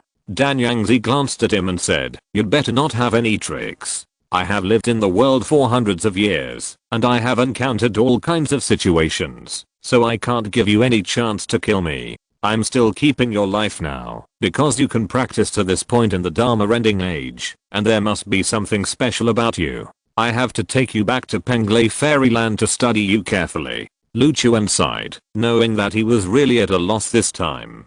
In the distance, Lu Qingxiang and Kiziwei saw Lu Chuan being controlled, and their faces showed anxious expressions. How did Lu Chuan suddenly get controlled by that guy? What should we do now? Kiziwei said anxiously. Lu Qingxiang also frowned as she looked at Lu Chuan and Dan Yangzi. At the beginning, Lu Chuan and Dan Yangzi fought back and forth. She thought that this guy who suddenly ran out to grab the jade pendant could not do anything to Lu Chuan, but she did not expect that the other party just took out the purple gourd and released a force on Lu Chuan, and Lu Chuan was completely controlled. This was really beyond her expectations. Although she wanted to rush over to save Lu Chuan at this moment, she knew that she was not Dan Yangzi's opponent, and rushing over was basically equivalent to committing suicide. So she didn't hesitate too much, and directly grabbed Kiziwei and said, "Let's go." Then she wanted to take Kiziwei away from here. If you keep the Green Mountains, you will not be afraid of running out of firewood. Only if you escape successfully, she will have a chance to save Lu Chuan. Dan Yangzi immediately noticed that the two of them were planning to escape. After putting the purple gourd back on his waist, he stood up and quickly flew behind the two of them. "Do you think you can escape?" He didn't waste any words, and directly released a force, hitting Lu Qingxiang. Lu Qingxiang felt the crisis coming, and immediately pushed Kiziwei to the front, then drew her sword, and turned to resist Dan Yangzi's attack. Although her strength as a 7th grade saint was already quite good, and she was one level higher than Dan Yangzi in terms of realm, there was still an essential difference between warriors and practitioners. She tried her best to resist Dan Yangzi's dozens of moves, but she was finally defeated, and was hit in the abdomen by Dan Yangzi, falling to the ground. Dan Yangzi landed in front of Lu Qingxiang, stretched out his hand to her and sucked hard, and the jade pendant hidden in her clothes flew into Dan Yangzi's hand. Dan Yangzi sensed the jade pendant, and confirmed that this was the medium to enter the treasure land. An excited expression appeared on his face and he murmured, "I have waited for so many years. Now I can finally enter this treasure land. I hope the treasure inside will not disappoint me." Lu Qingshan gritted her teeth and looked at Dan Yangzi and said, "Since you have already got the jade pendant, we are useless to you. Please let us go. We can promise not to covet this treasure land again." Dan Yangzi smiled and said, "You are so beautiful, you can be regarded as an excellent cauldron. How can you be useless to me? Don't worry, I won't kill you. I want to keep you as a toy for me to vent my desires." After that, he sealed Lu Qingshan's danshan and tied her up with a rope. When Lu Qingshan heard this, her face suddenly became extremely gloomy and she cursed, "You beast, if you have the guts, just kill me." Dan Yangzi smiled and ignored her, but looked at Kiziwei who was tiptoeing not far away and trying to escape. Kiziwei was just glanced at by Dan Yangzi and her hair stood on end. She felt like she was being stared at by some terrifying existence. She immediately turned her head and said with a hint of embarrassment, "Well, I'm just an ordinary person." Dan Yangzi smiled and said, "You are also good looking, and you are also suitable to be my furnace. Don't think about running away." After that, he tied Kiziwei with a rope. Then Dan Yangzi flew into the air, and Lu Chuan, Lu Qingshan and Kiziwei were all swept by a force and followed Dan Yangzi, flying towards the Forget Sorrow Valley. Dan Yangzi ignored Lao Zhu and Kiziwei's bodyguards. After all, these people did not pose any threat to him, so there was no need to waste time. In the valley, Dan Yangzi quickly searched for the location of the treasure land through the induction of the jade pendant. About half an hour later, Dan Yangzi brought Lu Chuan and the other two to a hillside. According to the induction of the jade pendant, the entrance to the treasure land should be here. After a little thought, Dan Yangzi injected a force into the jade pendant. A white light appeared and shone on the hillside, and a groove of the same size as the jade pendant immediately appeared there. Dan Yangzi put the jade pendant in his hand into the groove, and a strange force appeared, forming a light curtain in front of Dan Yangzi. This light curtain was like the surface of water, rippling, as if it would ripple if touched. This should be the entrance to the treasure land. Dan Yangzi showed an excited smile on his face, and then stretched his hand into the light curtain. His hand did not come out from the other side of the light curtain, but disappeared directly. It was obvious that there was another space behind the light curtain. Dan Yangzi did not hesitate anymore, and immediately took Lu Chuan and the other two, and penetrated into the light curtain together. The scene in front of them changed, and the four people appeared in a cave with a huge space. The spiritual energy here is extremely rich, and all kinds of flowers and plants with long ears grow on the ground. Almost every one of them can be regarded as a spiritual medicine. Lu Chuan stared at the spiritual medicines on the ground and found that the youngest among them was more than 100 years old. 200 years were the most common, and 300 years were relatively rare. In the center of the cave, he also found two 400-year-old spiritual medicines and a spiritual medicine that exuded an extremely majestic spiritual energy. It was a rare 500-year-old spiritual medicine in the world. When the spiritual medicine grows to 400 years, it has already initially developed some simple spiritual intelligence and developed some human-like preferences. Love grass is a good example. Needless to say, the 500-year-old spiritual medicine is naturally not to mention. The spiritual medicine that can grow for such a long time is already completely regarded as a spiritual treasure of heaven and earth.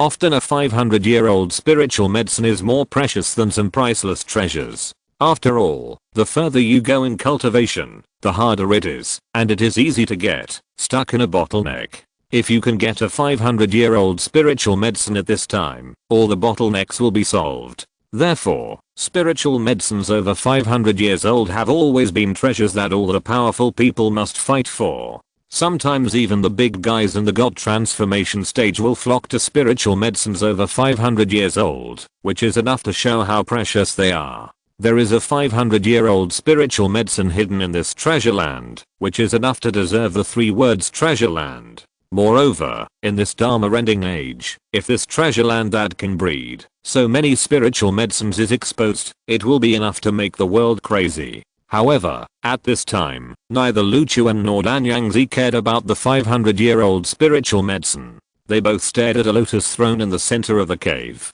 There was a flame with extremely tenacious vitality jumping on the lotus throne. The reason why such a scene appeared in the entire cave was because of the existence of this small flame. This is a fire of divine fire. Lu Chuan, who had already refined the sun god fire, was naturally familiar with the fire of the god fire. He stared at the fire carefully and soon determined that this fire was the fire of the 9 heavens mysterious fire among the 10 great divine fires. The 9 heavens mysterious fire is the fire of life born from death.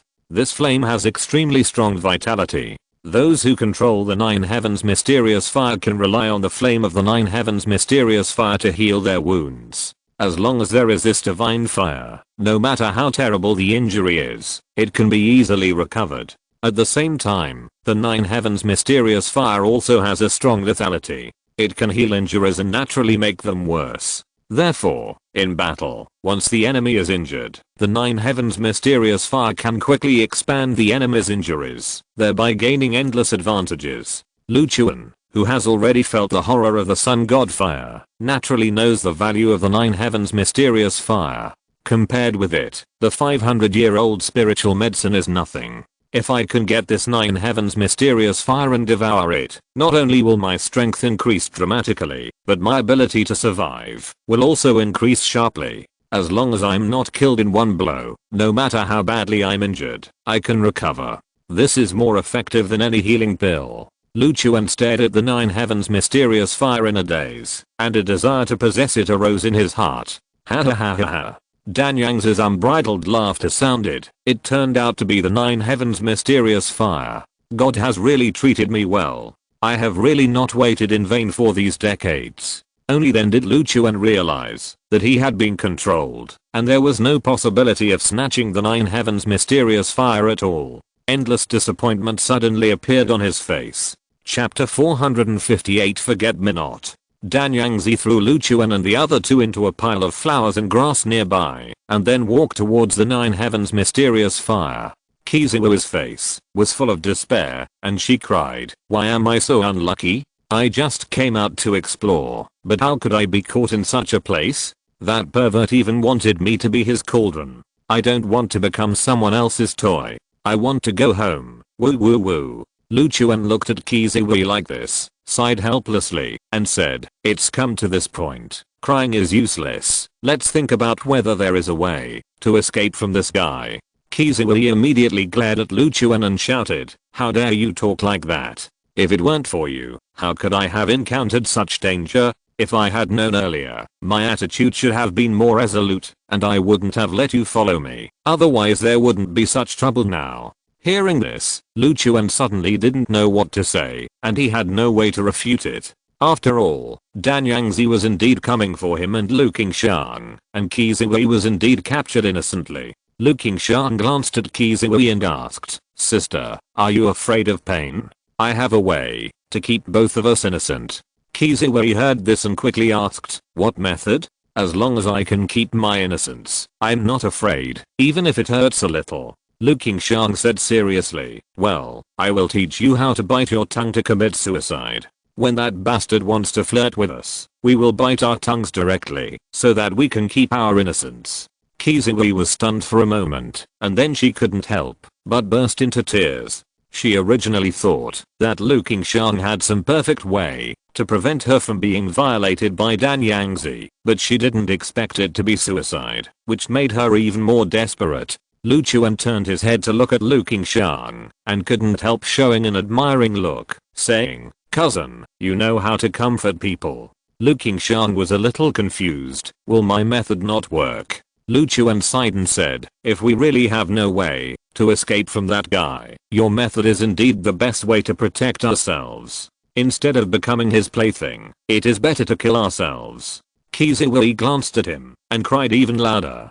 Dan Yangzi turned his head and looked at them. Knowing that they definitely had no way to escape, he ignored it and continued to observe the 9 heavens mysterious fire, thinking about absorbing and refining it. Lu Qingshan stared at the fire of the 9 heavens mysterious fire over there and asked, "Is that the treasure in this treasure land? Is it precious?" Lu Chuan said with some emotion, "It is more than precious, it is simply unique.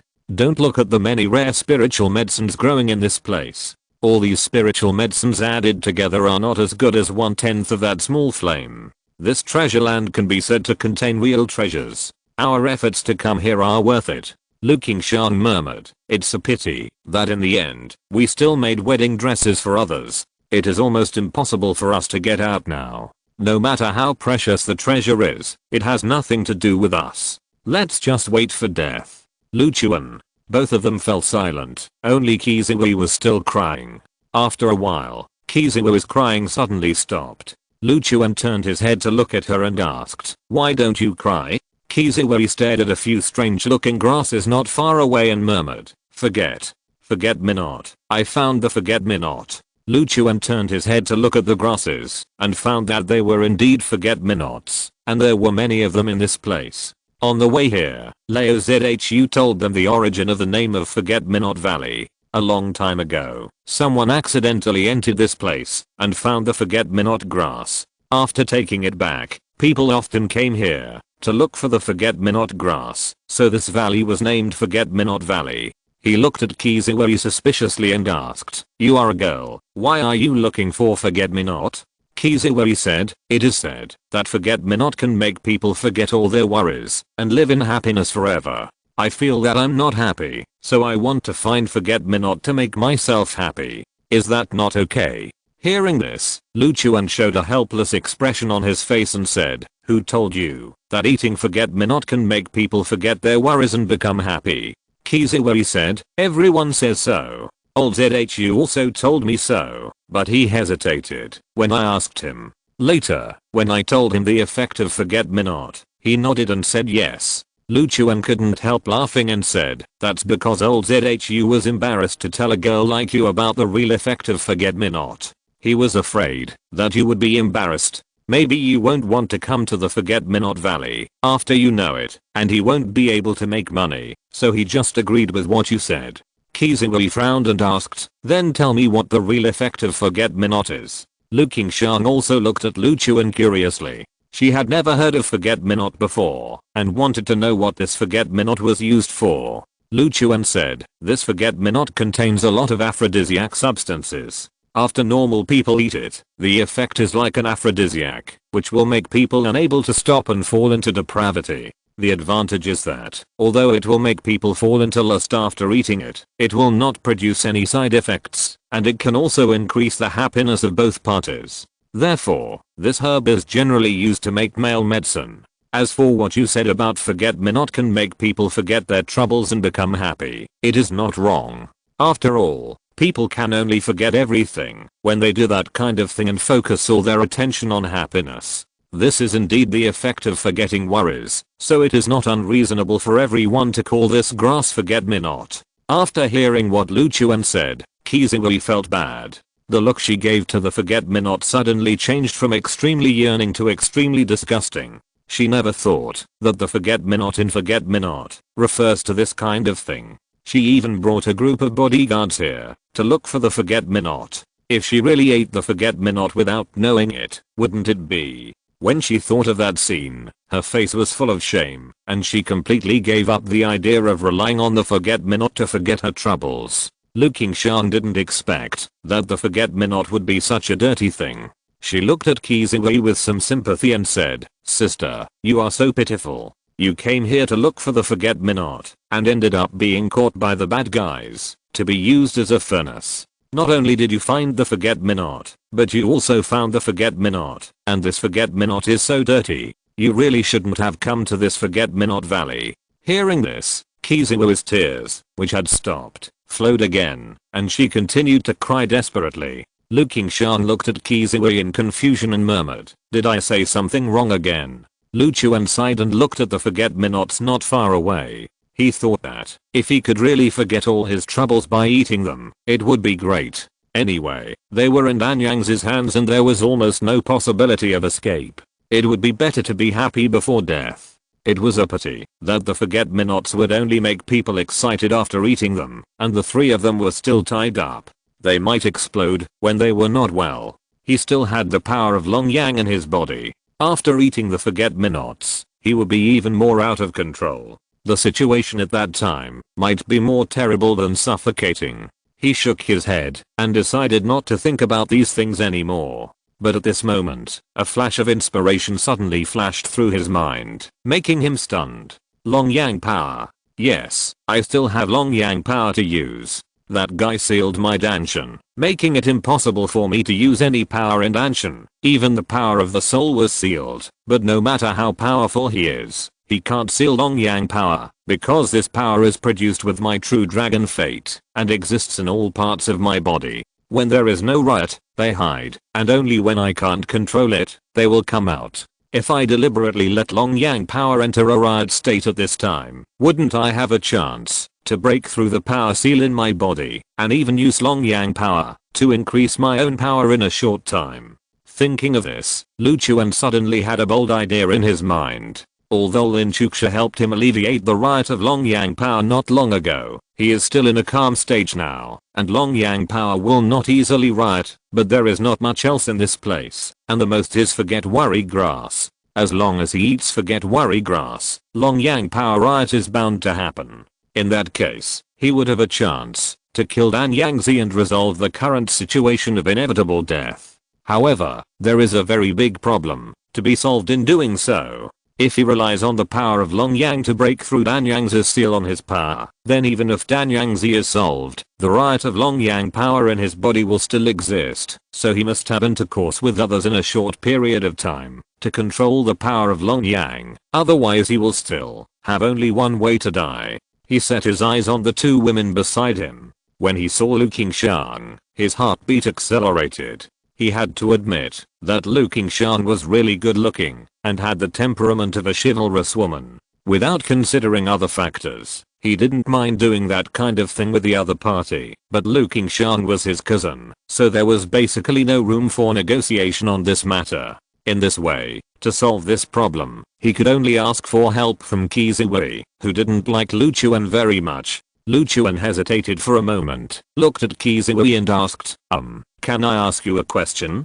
Kiziwei wiped her tears and said, what question? Lu Chuan said, if you were asked to choose between becoming the cauldron of that guy over there and having sex with me, which one would you choose? Kiziwei was stunned for a moment when she heard the question, then looked at Lu Chuan with contempt and said, are you crazy? I don't choose either one. Lu Qingshan also looked at Lu Chuan angrily and said, Lu Chuan, how can you ask such a rude question to a girl? Are you thinking about having a good time before you die? Even if you want to, my sister Ziwei definitely doesn't want to, and we are tied with ropes, so you can't do it. Even if you want to, you'd better give up your immature ideas. Then she looked at Kiziwei again and said, sister, don't mind. My brother has been an orphan since he was a child. He may have learned some bad habits in the orphanage, so he has such bad ideas. Don't bother with him. Lu Chuan was at a loss whether to laugh or cry, and said, that's not what I meant. Let me put it another way. If you agree to sleep with me once, I will have a way to resolve our crisis this time. Not only will we not die, but you too won't have to become that guy's cauldron and be toyed with by him. Are you willing?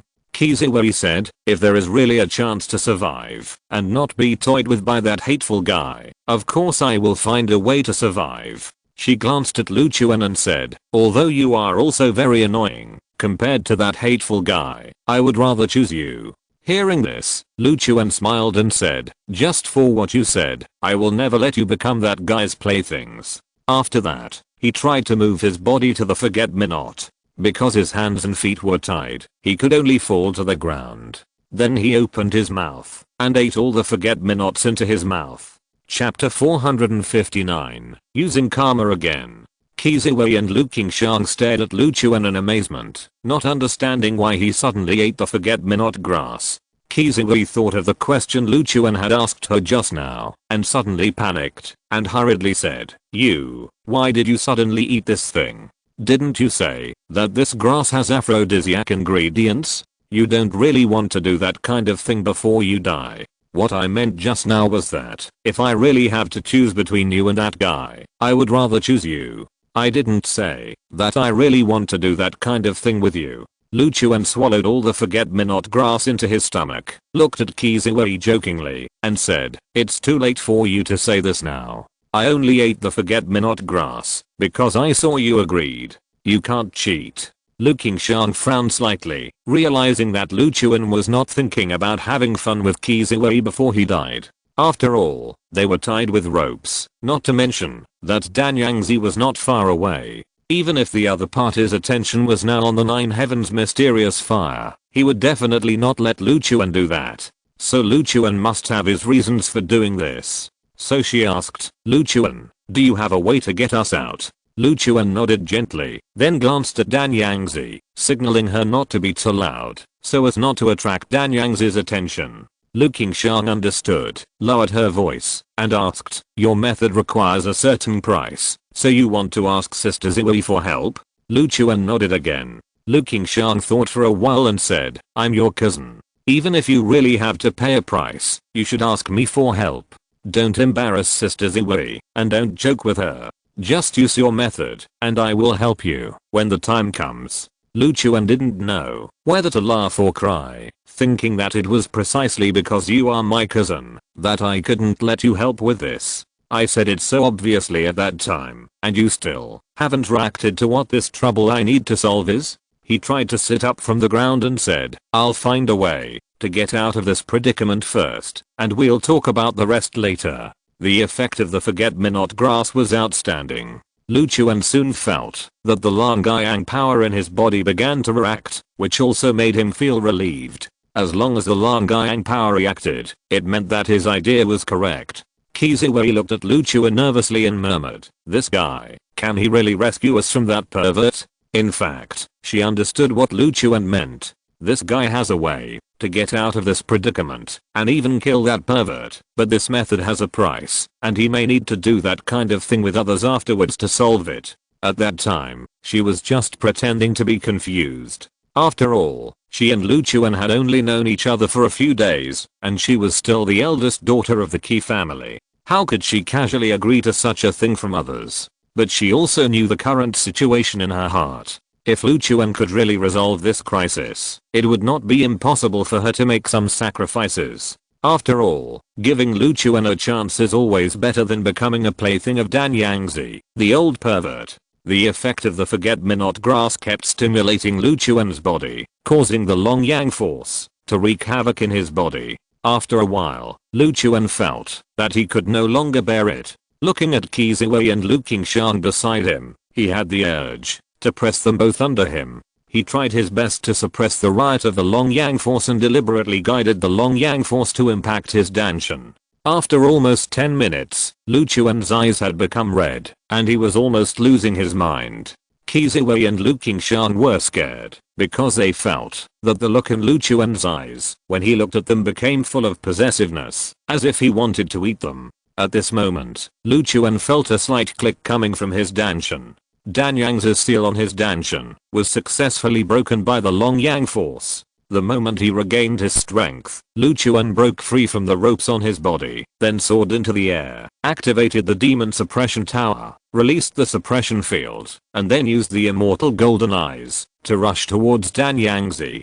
Dan Yangzi, who was trying hard to think about how to refine and devour the Nine Heavens mysterious fire, suddenly felt a sense of crisis, then turned around abruptly and saw that Lu Chuan had actually broken free from his seal. His face suddenly changed. However, he was at least a master of the 6th grade Yuanying realm, and his reaction was quite fast. He immediately released his power and tried to restrain Lu Chuan. Lu Chuan threw his hand and directly dispersed the power released by Dan Yangzi. With the blessing of Long Yang's power, Lu Chuan's combat power has now been raised to another level. Boy, I didn't expect you to break through my seal. It seems that I underestimated you. But do you think you can kill me like this? My hundreds of years of accumulation are not something a young boy like you can compare to. The aura around Dan Yangzi began to expand, and a frightening force field appeared in the entire cave. It can be seen that he was going to use some terrifying tricks to deal with Lu Chuan. Lu Chuan looked at Dan Yang's trump card tricks, but he was not panicked, nor did he plan to fight with him. After all, the area of the cave space was not very large. If he fought with Dan Yangzi, it would probably affect Lu Qingshan and Kiziwei. He did not activate the jade pendant on his chest, relying on the formation in the jade pendant to kill Dan Yangzi, because once the formation in the jade pendant was activated, it would release a fatal blow, which would instantly kill all living beings except Lu Chuan, and in that case Lu Qingxiang and Qi Ziwei would still not be spared. As for asking the pagoda spirit to kill Dan Yangzi, the cost was a bit high. In Lu Chuan's judgment, he had not yet fallen into a situation where he was doomed to die, so he did not choose to use the trump card of asking the pagoda spirit for help. He chose the most reliable way to kill Dan Yangzi. He did not use the power in his body. At this moment, he was surrounded by a terrifying force of cause and effect. Dan Yangzi seemed to have sensed something was wrong, and a trace of panic appeared in his heart. He had lived for hundreds of years, and this feeling only appeared when he was facing a desperate situation of life and death. He really couldn't think of what method Lu Chuan would use to put him in a life and death crisis, but for the sake of safety, he still accelerated the speed of using his trump card. He didn't plan to keep Lu Chuan's life and take him back for research. After all, this guy who could break his seal was a time bomb, and safety was still the most important thing. Unfortunately, Lu Chuan did not intend to give him the opportunity to successfully use his trump card trick. After the force of cause and effect successfully locked Dan Yangzi, he directly used the magical power that was enough to make all practitioners shudder. Touch the cause and effect. Dan Yangzi only felt an inexplicable palpitation in his heart, and the next second, he found that his body could not move. "What did you do to me?" Dan Yangzi looked at Lu Chuan in horror and shouted. Lu Chuan ignored him, but used all his strength to activate the cause and effect, erasing the cause and effect belonging to Dan Yangzi bit by bit. Dan Yangzi's body began to become illusory, and in the blink of an eye, he completely dissipated into the air with a face full of horror, as if such a person had never appeared in this world. Not far away, Lu Qingxiang and Qi Ziwei were shocked when they saw this scene. They couldn't figure out how Lu Chuan could directly wipe out such a powerful person like Dan Yangzi without going through a fierce battle. After getting rid of Dan Yangzi by touching the cause and effect, Lu Chuan fell to the ground, gasping for breath. At this time, he also felt the extra cause and effect belonging to Dan Yangzi on his body. He needs to absorb and refine the Nine Heavens mysterious fire within a month and use this divine fire for his own use. When Lu Chuan felt the cause and effect of Dan Yangzi, he was obviously surprised. He thought that Dan Yangzi's obsession might be to seek immortality or break through to the state of transformation, but he didn't expect that what he wanted most in his heart was to refine the Nine Heavens mysterious fire. You know, Dan Yangzi just discovered the existence of the Nine Heavens mysterious fire. It was really unexpected that refining the Nine Heavens mysterious fire became his obsession so quickly. However, Lu Chuan guessed that Dan Yangzi must have been deeply disturbed by the thin spiritual energy in the Dharma ending age, which made it impossible for his strength to continue to improve. So he was so excited when he saw the Nine Heavens mysterious fire. After all, as long as he could refine the Nine Heavens mysterious fire, his strength would definitely be greatly improved.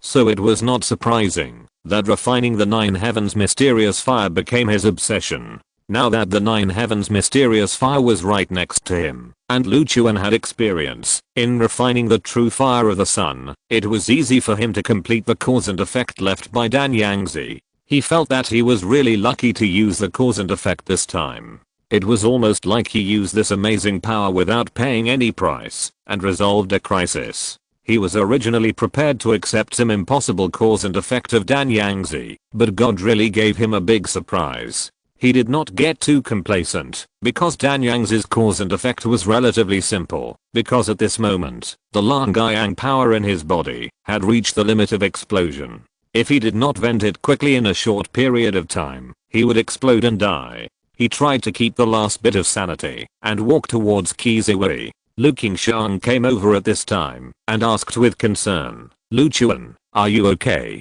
Lu Chuan said, "I'm fine." Then he knocked Lu Qingxiang unconscious and threw her behind a stone in the distance with his spiritual power to ensure that he would not be able to see her, even if he lost his mind. In this way, he could avoid some embarrassing things. When Qi Ziwei saw Lu Chuan taking Lu Qingxiang away, she immediately realized what this guy was going to do next.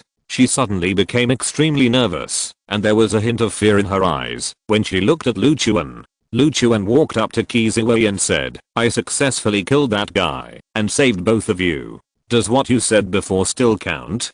Kiziwei said with a tangled face, Do I have to do that?" Lu Chuan took a deep breath and said, "If I don't do it, I will explode and die soon. This is the price I have to pay for breaking the seal in this way."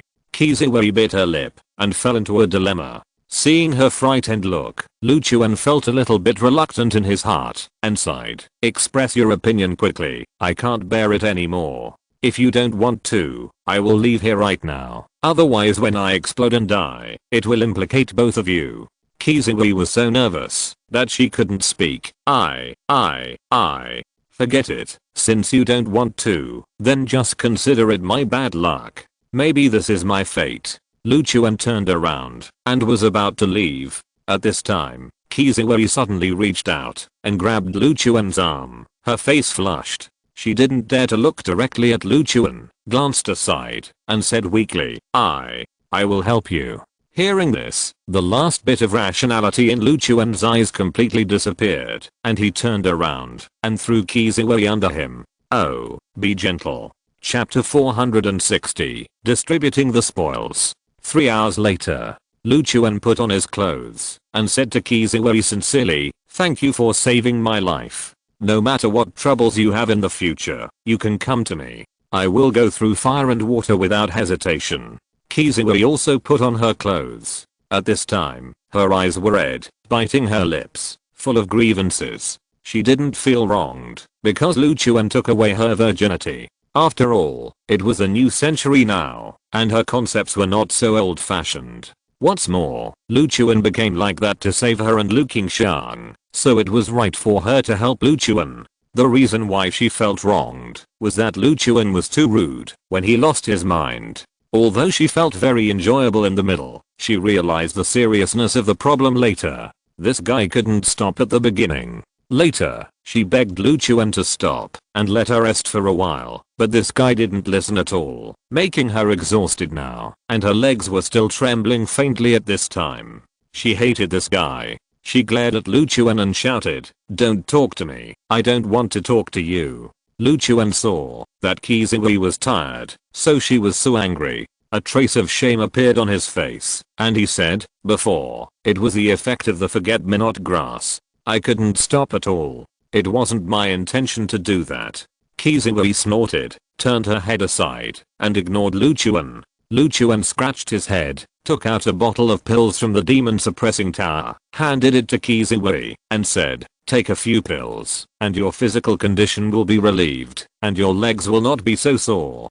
Kiziwei wanted to refuse, but her legs were indeed a little uncomfortable. After glancing at Lu Chuan, she took the bottle of pills, poured out a few pills, and ate them. The pill took effect as soon as it entered her mouth, and her fatigue was immediately relieved a lot. She looked at the pill in her hand with some disbelief, and felt that it was simply a magic pill, which was much better than the pill made by the so-called miracle doctor her father had invited back at a high price. It must be said that this guy is really amazing. Not only is he strong, but he also knows how to make pills. Although he is not very handsome, he is also good looking, and he can fly. Kiziwei did not notice that her favorability towards Lu Chuan was constantly increasing. Lu Chuan was relieved when he saw Kiziwei take the pill, and then walk to the place where the Danyangzi dissipated and picked up the purple gourd that fell on the ground. He stared at the gourd carefully for a few times, but did not find anything special. Thinking that this was not the time to study this thing, he directly put it into the demon suppressing tower. Then he came behind the stone, where Lu Qingshan was sleeping, and woke Lu Qingshan up. Lu Qingshan looked at Lu Chuan with some confusion. It took her a while to remember what happened, and she quickly asked, "Lu Chuan, are you okay?" Lu Chuan smiled and said, "Cousin, I'm fine. Everything is over." Lu Qingshan was still thinking about the help Lu Chuan needed, and asked, "What about your trouble? Don't you need help? If Sister Ziwei doesn't want to help you, you can come to me." Lu Chuan showed a trace of embarrassment on his face and said, "The trouble has been solved. Miss Ziwei is a very good person. She helped me solve the trouble, so everything is fine now." Lu Qingshan turned her head to look in Kizuo's direction. Seeing a trace of resentment on Kizuo's face, she scolded Lu Chuan angrily. Look, Miss Zuo is obviously very reluctant to help you, but you still have to go to her.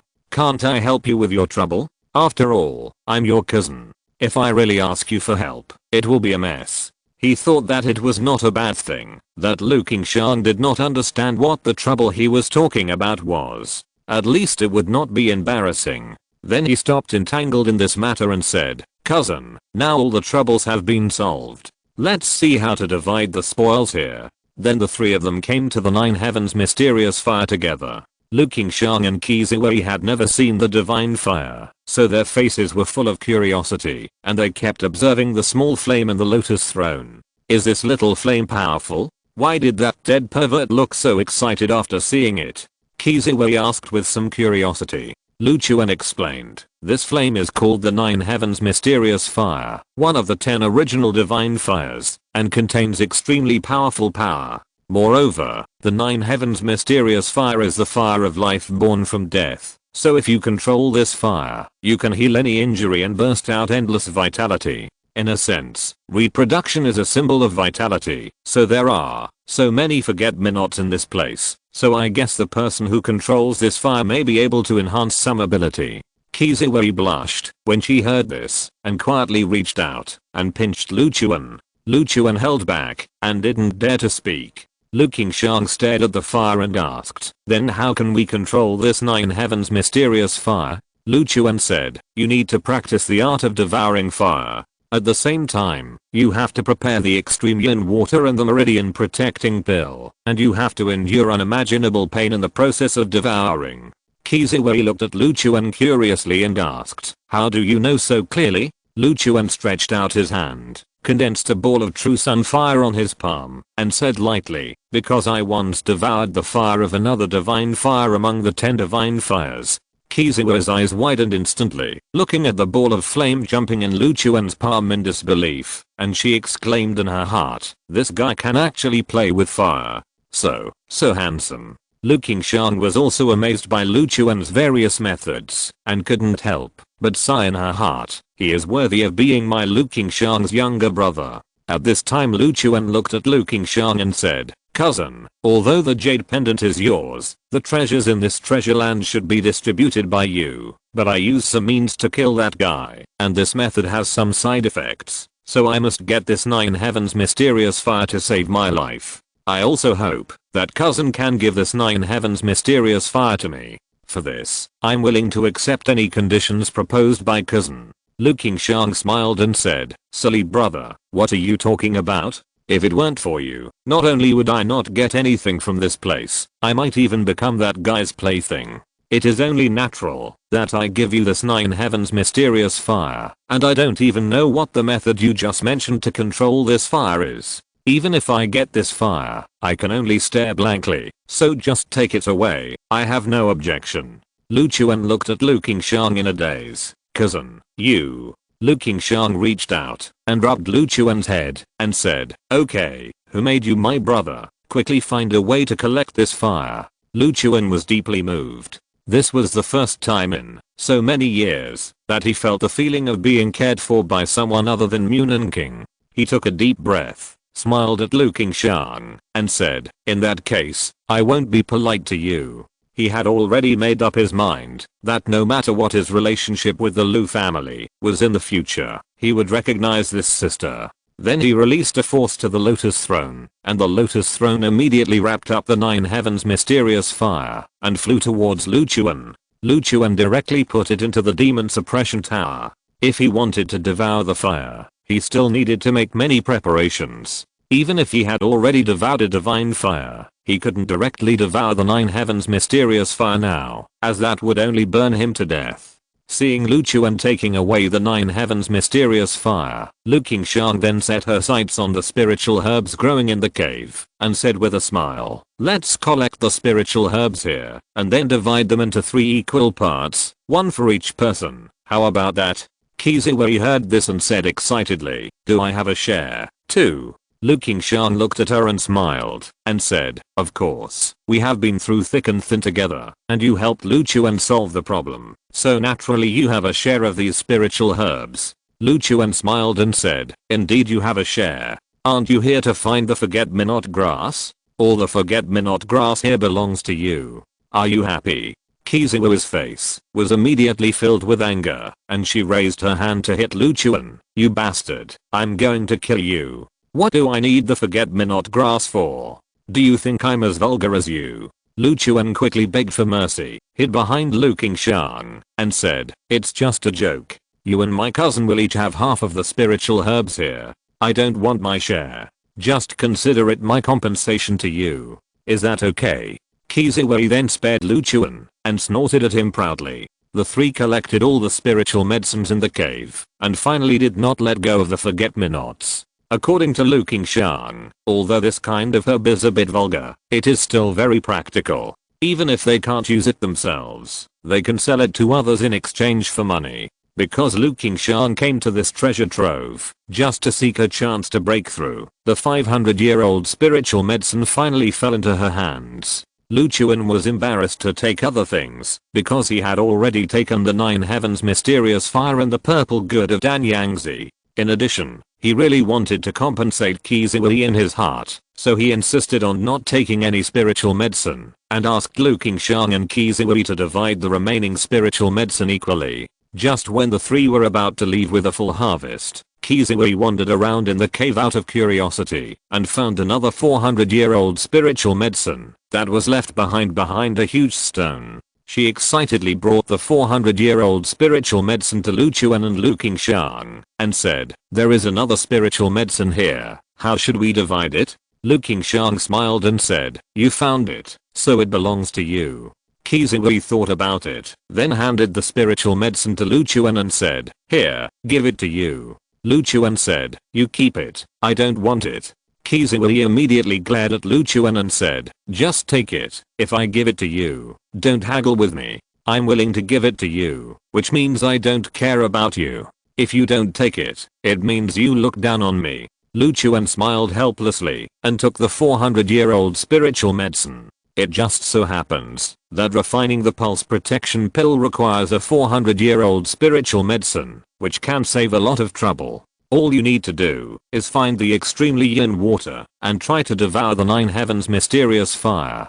Kizuo saw Lu Chuan accept the spiritual medicine, and then a satisfied smile appeared on her face. Then the three of them did not stay any longer and returned to the Forget Sorrow Valley through the light curtain created by the jade pendant. Old Zhu and Kizuo's bodyguards were still waiting anxiously at the entrance of Wangaya Valley. When they saw Lu Chuan and the other two appear, they were so excited that they were about to cry.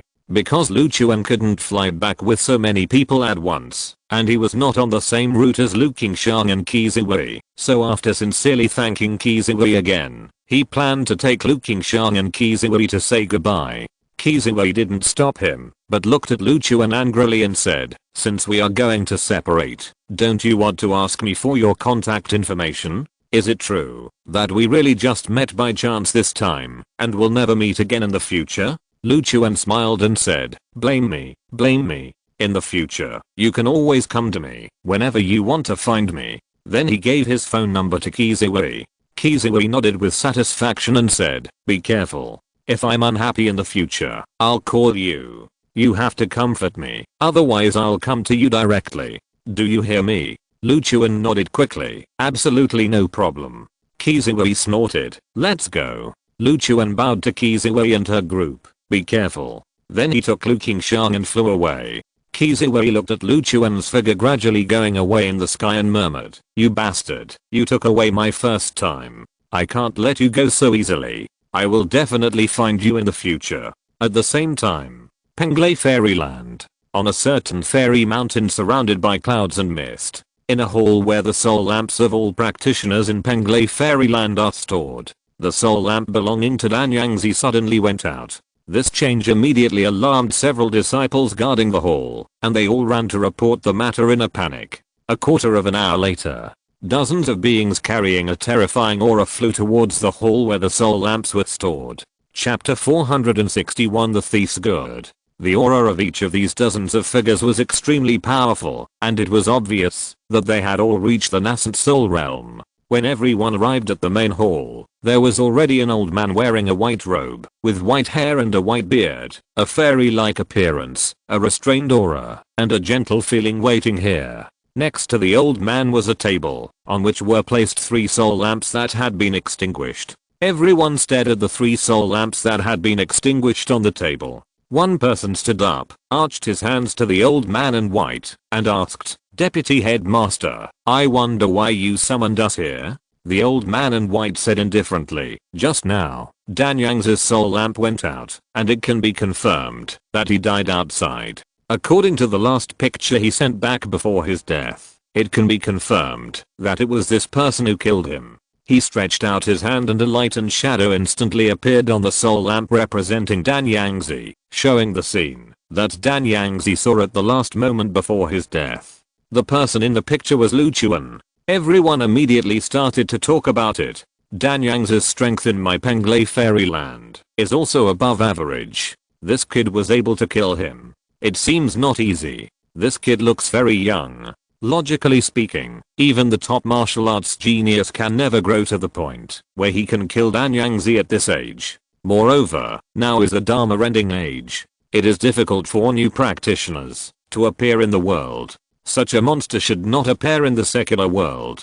How did he kill Dan Yangzi? Those guys who practice martial arts can barely be equal to us, only after reaching the realm of Martial King. According to the information we have obtained, this kid is not among the people who have reached the realm of Martial King in the martial arts world. Moreover, to reach the realm of Martial King, it takes not only talent, but also time to hone. This kid obviously cannot be a master of the Martial King realm. He can kill Dan Yangzi. I can't think of any other possibility, except that he is a practitioner like us. Newly appeared practitioners. Has the environment on Earth begun to change? The old man in white listened to the discussion of the crowd, then pointed to the other 2 soul lamps and said, "These 2 soul lamps belong to 2 Yaoming and Yishan Taoist. They both died in the secular world not long ago, and the one who killed them was also this Lu Chuan." He waved his hand again, and the soul lamps of 2 Yaoming and Yishan Taoist also showed the last scene they saw before they died. In both scenes, there was Lu Chuan's figure. Now all the masters of Penglai fairyland were surprised. This kid actually killed 3 practitioners from my Penglai immortal realm. Could it be that he has a grudge against us? The spiritual energy in the world is thin now, and it is difficult for new practitioners to appear. Every time a practitioner dies in my Penglai immortal realm, there is one less. This kid actually killed 3 of our members. He is so vicious. We must not let him go easily. The old man in white waved his hands at the crowd, motioning them to be quiet, and said lightly, "Although it is unclear why this person killed 3 practitioners from my Penglai immortal realm in a row, no matter what, the loss of 3 members is a huge loss to our Penglai immortal realm. This matter must not be revealed, and this kid must not be forgiven easily, otherwise people in the secular world will no longer respect my Penglai immortal realm in the future, and anyone will dare to come and provoke us. Moreover, this man can possess the power to kill a cultivator of Danyang's level at such an age. He must be hiding a big secret. I called you here today to discuss with you about capturing this man alive and bringing him back to my Penglai fairyland. I will make him pay the price while I investigate the secret on him. This boy is quite powerful. It may not be easy to capture him alive. So I want to send 3 7th grade nascent soul realm masters to the secular world to capture this kid. Do any of you want to go?" Several practitioners who had reached the 7th grade nascent soul realm immediately volunteered, expressing their willingness to capture this ignorant kid. The old man in white looked at them and said, "Kisha, Tanlang, Podjan, the 3 of you have a close relationship with Danyangzi, and you are all outstanding in the 7th grade nascent soul realm. If you join forces, your strength is enough to dominate the entire secular world. It's up to you 3 to catch this kid." Kisha, Tanlang, and Podjan immediately bowed to the old man in white and said in unison, "Yes." In a city near the mountains in Lingnan, Lu Chuan took Lu Qingshan to a 5-star hotel and booked a presidential suite. The two had just experienced a life and death catastrophe, and they were a little tired physically and mentally, so they needed to rest well first. After Lu Qingxiang survived the catastrophe and left Huanghaya Valley, the thing she wanted to do most was to drink a few cups of milk tea and take a hot bath. Before coming to the hotel, the two had already bought 5 cups of milk tea from the milk tea shop. Lu Qingxiang drank 3 cups in a row before running to take a bath. At this time, Lu Chuan was sitting cross-legged on the sofa, studying the purple good he got from Danyangzi. His gains from this trip to Huanghaya Valley were not small. Not only did he obtain the 9 Heavens Mysterious Fire, one of the 10 original divine fires, but he also obtained a 400-year-old spiritual medicine that could be used directly to refine the vein protection pill. Next, he only needed to find the extreme yin water to try to devour the 9 Heavens Mysterious Fire. At that time, he would not only be able to control the 2 original divine fires at the same time, but his realm would definitely be greatly improved by devouring the divine fire. According to the experience of the last time he devoured the sun's true fire, his realm was directly upgraded by 3 grades. Although his realm has now reached the nascent soul realm, the effect of devouring the divine fire on the realm may not be as good as before, but the difference should not be too much. At that time, he would find some heavenly and earthly spiritual treasures that could enhance his strength and devour them together, which should still be able to upgrade 3 grades at once. In that way, his strength could directly reach the realm of the 7th grade nascent soul. The 7th grade nascent soul, combined with the 2 original divine fires, the 3rd stage Zhuanhuang immortal body, and the artifact demon suppression tower, Lu Chuan felt that he should have enough confidence to go to Kunlun territory and ask the Lu family for an explanation. He originally thought that it would take at least a year for him to improve his strength to a level that would be taken seriously by the Lu family, but he did not expect that after only a few months, he had already seen the hope of competing with the Lu family, which was far beyond his expectations.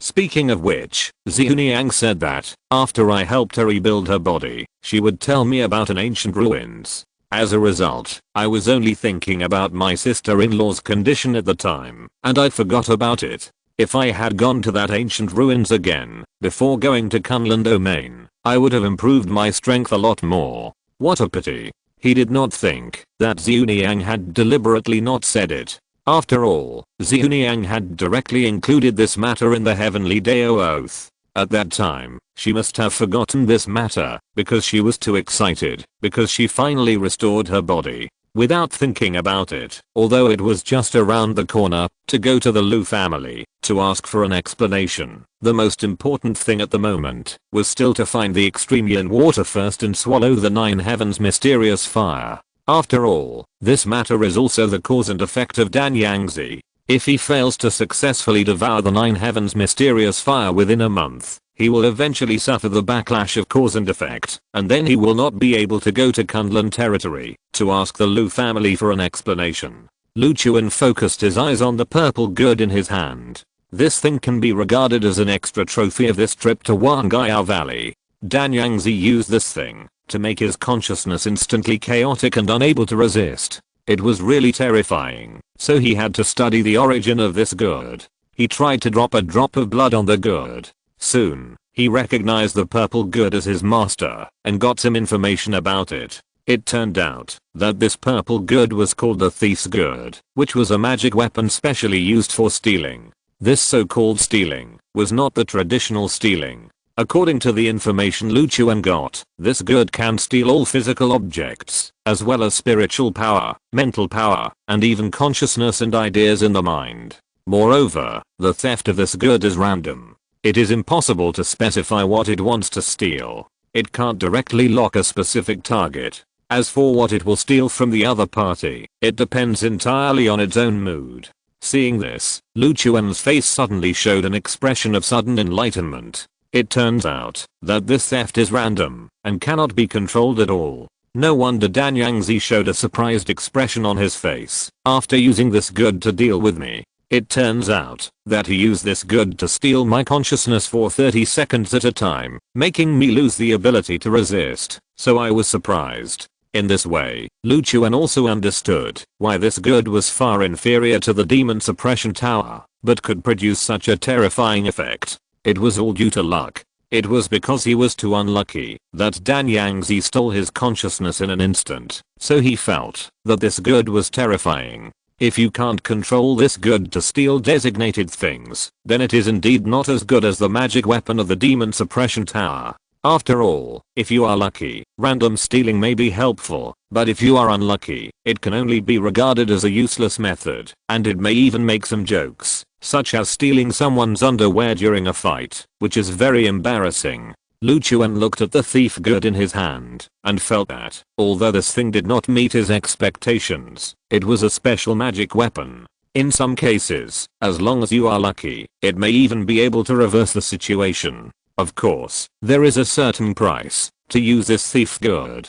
Every time you use it, no matter what the stolen thing is, even if you only steal a strand of the other person's hair, you must feed the good with blood afterwards. Otherwise it will be counterattacked by the good and randomly steal an organ from the user's body. Lu Chuan looked at the usage conditions of the thief's good and couldn't help complaining in his heart. When stealing from others, it can only be random, but when it backfires on the user, it can be accurate to the body organs. If it can also be accurate to the organs when stealing from others, then it can definitely be regarded as a magical weapon against the sky. Imagine that in the process of fighting, the opponent suddenly stole your danshan. Who can bear this? It's a pity that this good can't do this, which is really a pity.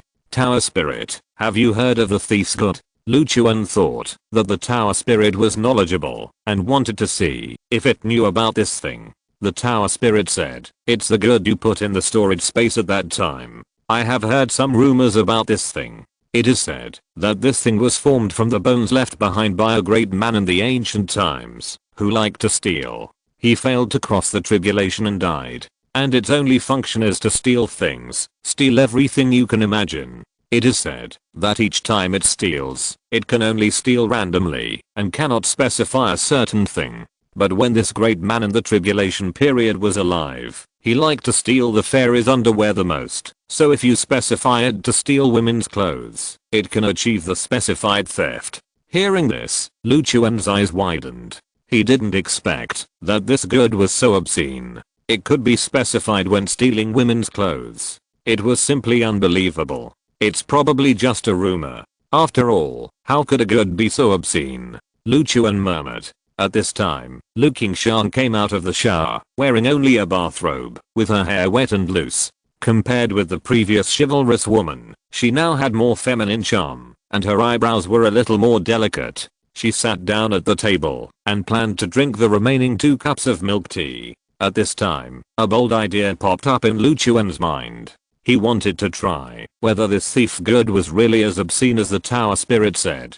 So he aimed the thief good at Lu Qingshan, injected a force, and deliberately designated it to steal Lu Qingshan's clothes. A strange force was released from the good to wrap Lu Qingshan. The next second, her bathrobe disappeared out of thin air, and her soft and delicate body was displayed in front of Lu Chuan in an extremely frank manner. If you're listening to this novel on a channel other than Fanfic World, it means they downloaded and uploaded it without effort. We cordially invite you to visit our channel, Mundo Fanfic Novelos. There you'll find the original version of this story and you can explore many other novels of various genres. We're waiting for you to immerse yourself in a world of incredible novels. Chapter 462, Changes in the Good. Lu Chuan stared at Lu Qingshan, who was naked in the blink of an eye, in amazement. He never expected that this good was so obscene and could steal women's clothes. How wretched must that great man in the crossing tribulation period be when he was alive to have such a characteristic in the good he incarnated after his death. Lu Qingshan was drinking milk tea happily and suddenly felt her body become chilly, so she looked down in surprise. When she found that her bathrobe had disappeared and Lu Chuan was holding the good that Dan Yangzi had taken before, she instantly became red in the face, quickly reached out to cover her important parts, and then looked at Lu Chuan in shame and anger, and shouted, Lu Chuan. Lu Chuan was embarrassed and said, cousin, listen to my argument with you. No, listen to my explanation. Lu Qingshan glared at him fiercely, then quickly ran back to the room, covering her body, and slammed the door hard. Lu Chuan looked at the good in his hand with embarrassment and murmured, I just wanted to give it a try. Would my cousin think I'm a pervert? After a while, Lu Qingshan came out of the room dressed. The blush on her face had not yet faded, and her eyes were full of resentment as she looked at Lu Chuan. She came to Lu Chuan and asked unhappily, Lu Chuan, let me ask you, do you think your cousin is pretty, so you have some improper thoughts about her? Lu Chuan scratched his head awkwardly and said, cousin, I don't. Lu Qingshan snorted and said, don't quibble here, can't I see what you are thinking? I know that you have been an orphan since you were a child, so no one taught you these correct concepts, which led to you having such thoughts about me now. But even if you really like me secretly, you can't deliberately take away all my clothes. That's really too rude. It's only because you are my younger brother, and you have been alone and helpless since childhood. I feel sorry for you, so I didn't lose my temper. If it were another man, I would have killed him with a sword long ago. Lu Chuan coughed lightly twice and said, cousin, actually, I just wanted to try the effect of this gourd. I didn't expect it to be able to steal your clothes. Lu Qingshan glared at him and said, Lu Chuan, why are you still making excuses for yourself? It seems that I have to teach you that you can't have that kind of relationship between direct relatives, otherwise it will be against human ethics, and I have to teach you the principle of being honest. You want to see your cousin's body. Although this is not right, we are the only two here. If you talk to me carefully, I may agree to it, but you are wrong to be stubborn and quibble. You must change this bad habit in the future. Lu Chuan wanted to cry, but had no tears. Now he felt that he couldn't get rid of it, even if he jumped into the Yellow River. Lu Qingshan completely regarded him as a pervert who coveted the beauty and body of his cousin, because he didn't receive the education he should have since childhood. Wait. She just said that, if he talked to her carefully, she might agree to let him see her body. Lu Chuan looked at Lu Qingshan and his expression suddenly became strange. Could it be that there are some dirty thoughts in my cousin's mind? He swallowed his saliva, knowing that he couldn't let this go on, otherwise something that shouldn't happen might happen. So he quickly said, cousin, I know I was wrong. I won't dare to do it again. Lu Qingshan nodded and said, that's more or less. Then do you have anything else to say to me? Or is there anything you want to ask of me? Lu Chuan immediately said, no. Lu Qingshan was a little disappointed, but still said earnestly, that's right. Don't do this kind of thing suddenly in the future. At least you have to tell me before you do it. Otherwise I will be very embarrassed, understand? Lu Chuan nodded like a chicken pecking at rice, and then said, cousin, go drink milk tea quickly, otherwise it won't taste good if it's left for a long time. Lu Qingshan got up and continued to drink milk tea. Lu Chuan breathed a sigh of relief. At this time, he suddenly felt a feedback from the thief's gourd, like a debt collector, indicating Lu Chuan to feed it blood quickly. Lu Chuan looked at the obscene gourd speechlessly, thinking that you made my cousin think I was a pervert, and you dared to urge me to feed you blood. If I push you to the limit, I will smash you directly, to get rid of a scourge in this world. However, considering that if I don't feed the gourd with blood in time, it may steal an organ, so I still honestly cut my wrist with spiritual power, and injected some blood into the gourd. After the gourd absorbed Lu Chuan's blood, it suddenly underwent a slight change. It actually took the initiative to float in the air and trembled violently. Lu Chuan didn't expect the gourd to change like this. After all, when Ban Yangzi fed the gourd with blood, there was no such reaction. He quickly asked the tower spirit, telling, take a look at this gourd. Why did it tremble after I fed it blood? Is it going to explode? The tower spirit was silent for a while, and then said, it should be related to your fate. You have an extraordinary fate, and the blood flowing in your body is naturally not ordinary blood. After feeding it to this gourd, it caused some changes. Lu Chuan quickly said, then how can I stop it from mutating? The tower spirit said, no need to stop it. This kind of change is generally good. Lu Chuan was stunned for a moment, and looked at the gourd again, and found that the originally purple gourd was now emitting golden light. In the blink of an eye, the purple gourd turned into golden, which looked several levels higher than before. After changing color, the gourd stopped trembling, and fell back into Lu Chuan's hand. Lu Chuan carefully observed this good that seemed to have been reborn, and then sensed the changes in it, and was surprised to find that its stealing effect seemed different from before. Previously, the purple good could only steal randomly, and except for women's clothes, it could not specify specific things. However, this golden good seemed to be able to steal designated items. This change made Lu Chuan ecstatic. He never thought that his blood could make this thief good change like this. It was a surprise from heaven. He studied the golden thief good again, and found that in the future, when using this good to steal, he no longer needed to feed it blood, but instead consumed the user's blood. This change undoubtedly lowered the threshold for use. After all, a person's blood is limited. The amount of blood that can be drawn without affecting the body within a certain period of time is also limited. If it becomes a consumption of blood, then the number of uses can be increased. After all, blood is related to the state of a person. Even if blood is consumed, it can be quickly restored. Of course, the amount of blood consumed is related to the importance of the stolen object. The more important the stolen object is, the more blood is consumed. For example, if he specifies that the good steals all of a person's hair, it will only consume a small part of the blood, and he can steal many times within a day. But if you want to steal a person's consciousness for 30 seconds, or steal an organ of the other party, or steal a certain idea of the other party at the moment, all of these require the consumption of the user's ki and blood, otherwise the theft cannot be achieved at all. And once the ki and blood are exhausted, the combat effectiveness is basically zero. So this golden thief good is still a magic weapon that kills 1000 enemies and injures 800 of its own, and it cannot be used easily unless it is absolutely necessary. However, this change is much better than before. Before, this good could only be used as a tool to assist in combat, and whether it was effective or not depended on luck. Now this good can be used as the last trump card, and at certain critical moments, it can play an unexpected effect. Lu Chuan looked at the golden good in his hand, and was very satisfied. Even if such a magic weapon costs a lot to use, it is something that can save his life at a critical moment. Naturally, he would not mind having an extra trump card like this. Lu Qingshan was also looking at the good in Lu Chuan's hand curiously at this time, and walked over to ask, "What's wrong with this good? Why did it suddenly turn from purple to gold?" Lu Chuan smiled and said, "This good has been comprehensively upgraded because of my blood. Now I can let it steal whatever I want it to steal." Lu Qingshan's eyes widened, and then she quickly reached out and grabbed her clothes tightly and said, "No wonder I couldn't find my underwear after searching for a long time. Did you steal it from me with this good?" Lu Chuan was dumbfounded and quickly said, "I didn't. This has nothing to do with me.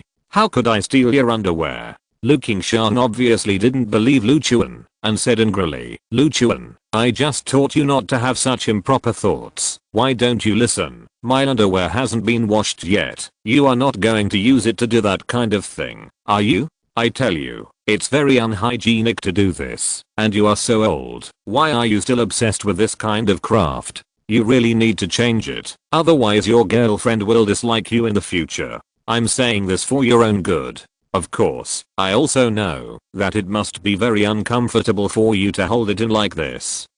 I definitely can't help you. Since you want to use my underwear to solve it, I won't say anything, but you must wash it for me after you are done, because this is the only pair of underwear I have left. Okay, I won't bother you anymore. Hurry up. It's better to do it in your room, otherwise I will come out to get something and run into you before you finish. It will be so embarrassing." After saying that, she went back to her room with a blush. Lu Chuan wanted to cry, but had no tears. He had never thought of using Lu Qingshan's underwear to do that kind of thing.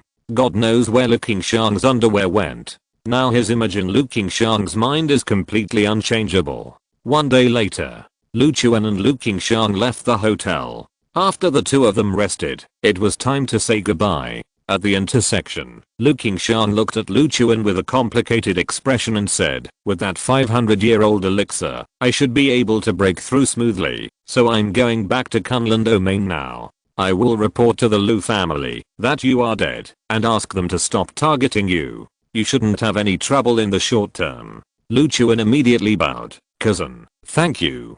Lu Qingshan hesitated and said, Lu Chuan, do you really want to be an enemy of the Lu family completely? In fact, you can completely let go of this grudge and live the life you want. There is no need to fight the Lu family to the death. Lu Chuan said with a firm face, cousin, you don't have to persuade me. One day, I will visit the Lu family. First, to avenge my mother, and second, to seek justice for my father. I must do these two things. I just hope that by that time, you and I will not stand on the opposite side. Lu Qingshan sighed helplessly. Knowing that she couldn't persuade Lu Chuan, she simply didn't waste her breath, and then said, I also hope that we won't stand on the opposite side. Okay, no more nonsense, I'm leaving. Take care of yourself, no matter what, you are my brother, I won't have any intention of harming you. Take care of yourself, do less handicrafts, and, if you don't want to return my underwear, just throw it away,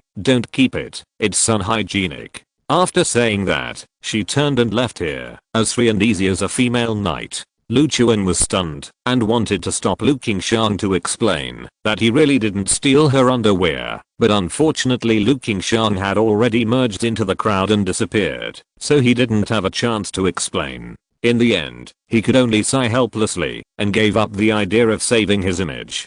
The most important thing for me now is to find the extremely yin water. It's better to go back to Jiangbai to see if there are any clues. It just so happens that I haven't seen Kingxi and Linga for a long time, and I don't know how they are doing. Thinking of this, Lu Chuan took out his mobile phone and called Han Kingxi. Brother Lu Chuan. Han Kingxi's slightly nervous voice sounded. Lu Chuan said, Kingxi, I'm going back to Jiangbai. I'll come to visit you then. Hearing this, Han Kingxi shouted anxiously, You don't come back. Chapter 463 Weird Han Kingxi. Lu Chuan was stunned for a moment and asked, Why? Kingxi, did something happen to you? Han Kingxi said nervously, No, I recently had my period. Yes, I have my period. Brother Lu Chuan, you'd better not come back. Kingxi can't serve you. Lu Chuan's face was full of black lines, and he said, What are you thinking about? Is that the only thing I'm looking for you for? Kingxi, are you hiding something from me? Han Kingxi stammered, No, brother Lu Chuan, don't ask. Anyway, just don't come back. I have something else. Hang up first. Then the call was hung up. Lu Chuan looked at his mobile phone and fell into deep thought, feeling that Han Kingxi must be hiding something from him. This girl would never lie at all, and she would feel guilty when she lied. The nervous tone when she spoke just now had betrayed her. Kingxi is really stupid. The more she says this, the more curious I'm about what happened to her. And she specifically doesn't want me to go back. Could it be that what she encountered is related to me? Or does she not want to cause trouble for me, so she doesn't want me to go back? After a moment of hesitation, Lu Chuan finally decided to go back and take a look, lest Han Kingxi encounter any unsolvable troubles. If something goes wrong, there will be no place to regret. He came to an empty alley, then took off into the air and flew towards the direction of Jiangbai provincial capital. Arriving above Jiangbai provincial capital, Lu Chuan looked far away at the place where the Han family's mansion was located and was shocked to find that there was a gloomy aura there, which lasted for a long time. This was a scene that could only be brought about by a 1,000-year-old evil spirit. He frowned immediately, thinking that the Han family was indeed in trouble, but he couldn't understand why the Han family would provoke such a thing as a 1,000-year-old evil spirit. Could it be because of Kingxi's innate spirit? But the innate spirit has a strong restraining effect on ghosts and monsters. Shouldn't those ghosts run around when they see Kingxi? Full of doubts, Lu Chuan landed outside the Han family mansion. He released his spiritual sense to observe the situation in the house and found that Han Kingxi's yard was actually isolated from the detection of spiritual sense. At this time, Han Kingxi was standing outside the yard, waiting anxiously. He wanted to see what happened to Han Kingxi, so he didn't go in through the main gate, but climbed over the wall and sneaked in, quietly came to the location where Han Kingxi was, and hid. Han Kingxi paced back and forth in front of the door of his yard, looking very anxious, and kept muttering, Linga, please don't get into trouble. Brother Lu Chuan called me, and said he was coming back. I told him not to come back. but I didn't know if he would listen. If he really comes back, how should I explain to him? It's really worrying. After a while, a servant walked out of the yard. Seeing this, Han Kingsi hurried over and asked, "How is it? Can Master Chen drive away the female ghost?" The servant smiled and said, "Miss, don't worry. Master Chen is the ghost exorcist we specially invited from Xiangxi. He has great magical powers. With his help, he can definitely drive the female ghost away from Miss Zhang." "I hope so," Han Kingsi still said with a look of trepidation on her face. It was not that she did not believe in Master Chen, but that she had already found more than a dozen so-called masters, but none of them could deal with the female ghost. As soon as she finished speaking, the door of the yard was suddenly blown open by a gust of cold wind, and then a figure in a yellow Taoist robe screamed and flew out. It was the ghost exorcist from Xiangxi. He fell to the ground, his face full of fear, his pants wet, and he was obviously scared and collapsed. He got up from the ground, trembling and gritting his teeth. He kept bowing to Han Kingsi and said, "It's too scary. It's really too scary. Miss Han, this female ghost is not something I can deal with. I really can't do anything. I don't want the reward. You should find someone else to deal with her." After that, he fled from here in a hurry. The servant was stunned and murmured, "Is this female ghost really so scary?" Even the ghost exorcist from Xiangxi was scared to pee his pants. Han Kingsi sighed helplessly and said, "Forget it. I'll think of other ways later. Remember, don't tell anyone about this, especially Mr. Zhang. Do you hear me?" The servant nodded quickly, looked in the direction of the courtyard door with some fear, and then ran away trembling. Han Kingsi also looked at the courtyard door. A gust of cold wind appeared, and the door closed automatically again, accompanied by a sharp and piercing squeak, which made people feel creepy. She shook her head and turned to walk outside. The yard was occupied by the female ghost, so she naturally couldn't live there any longer. At this time, Lu Chuan appeared in front of her, stopped her and asked, "Kingsi, what's going on? Is Linga possessed by a female ghost?" Han Kingsi was shocked. When she looked up and saw that it was Lu Chuan, she was even more terrified. She quickly looked in the direction of the yard gate, then grabbed Lu Chuan with a nervous face, and walked quickly outside, as if she was afraid of being discovered by the female ghost. She even lowered her voice to the lowest, "Brother Lu Chuan, you are scaring me to death.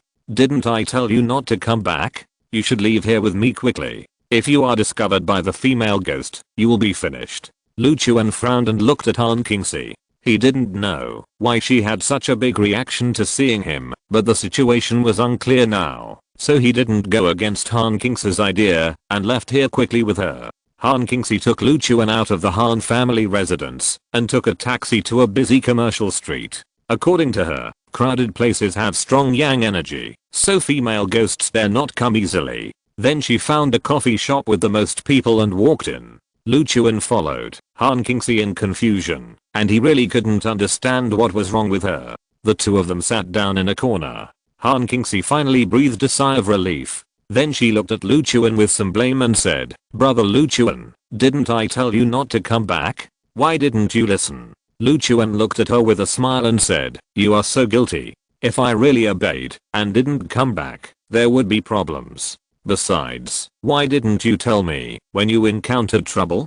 Can't I help you solve the problem after I come back?" Han Kingsi said, "The trouble this time is different. Your coming back will only make things more troublesome." Lu Chuan was even more puzzled and asked, "Why do you say that? Explain to me what is going on." Han Kingsi sighed and had to tell her the whole story. Chapter 464, Zhang Linga's rival in past life. It turned out that, after experiencing Qinlan's instigation last time, Zhang Linga realized that with Lu Chuan's ability, it was impossible for any woman to possess him alone, so she went to Han Kingsi to have a good talk. After Zhang Linga's persuasion, Han Kingsi thought of her past relationship with Zhang Linga, and suddenly felt that there was nothing wrong with the three of them living together, so she accepted Zhang Linga's proposal. Although the two of them could no longer be lovers, it was no problem for them to be good sisters, and their relationship returned to a very close stage. Originally, everything was developing in a good direction, and the relationship between the two was getting better and better.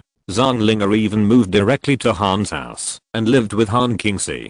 The two sisters went from being inseparable to being rivals in love, and then from rivals in love to being close and intimate girlfriends. After such twists and turns, their relationship became even warmer.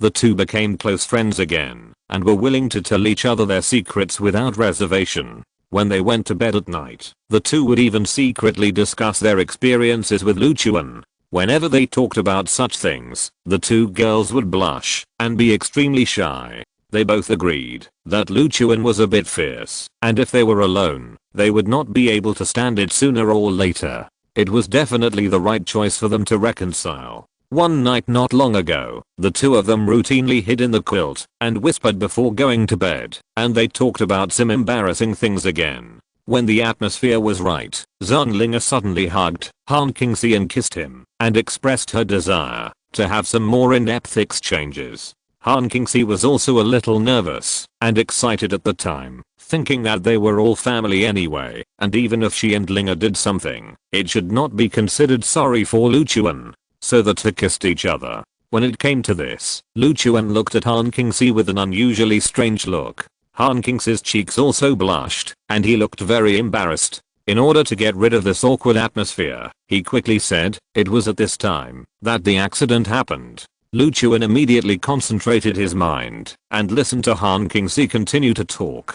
That night, when the two were about to do something, a gust of cold wind suddenly blew in the room, followed by a creepy shout, calling Zhonglinger's name. Because the lights were not turned on at that time, the atmosphere in the whole room suddenly became extremely gloomy, which scared the two people and naturally no longer had any thoughts in that regard. Han Qingxi went to turn on the lights, but was surprised to find that the lights in the room did not respond. The two realized that there might be something dirty coming up, and they suddenly became a little nervous. However, after Han Qingxi refined the power of the 10,000 ghosts array, she already had a good strength. She was also a congenital spirit body, and had a natural restraint on things like ghosts, so she did not lose her composure. She protected Zhonglinger behind her, and then looked towards the door in the moonlight. A series of gentle calls to Zhonglinger gave them goosebumps. The next moment, the door creaked open, and a female ghost in a white gauze dress, with disheveled hair, a pretty face, but full of weirdness, and a pale and scary face appeared in front of them. Han Qingxi immediately wanted to scare the female ghost with his innate spiritual body's suppression of ghosts, and asked her why she called Zhonglinger's name, and what her purpose was in looking for Zhonglinger. After the female ghost felt the power of Han Qingxi's innate spiritual body, she was also a little surprised, but she ignored Han Qingxi, but rushed straight to Zhonglinger and shouted, "Mr. Zhang, you stole my man in the last life, and I turned into a fierce ghost, and waited for 1,000 years, just to seek revenge on you, your reincarnated body, and I will never let you have an easy life." Zhonglinger was so scared that she thought to herself, "I don't know you at all, female ghost sister. When did I steal your man? In the last life. I stole your man in my last life. What does this have to do with me in this life?" Han Qingxi didn't expect that this female ghost was actually Zhonglinger's love rival in her last life. It was really unbelievable. She wanted to use her own power to protect Zhonglinger, but what she didn't expect was that this female ghost actually had a power that was completely different from the power of ghosts, and was not affected by the innate spiritual body at all.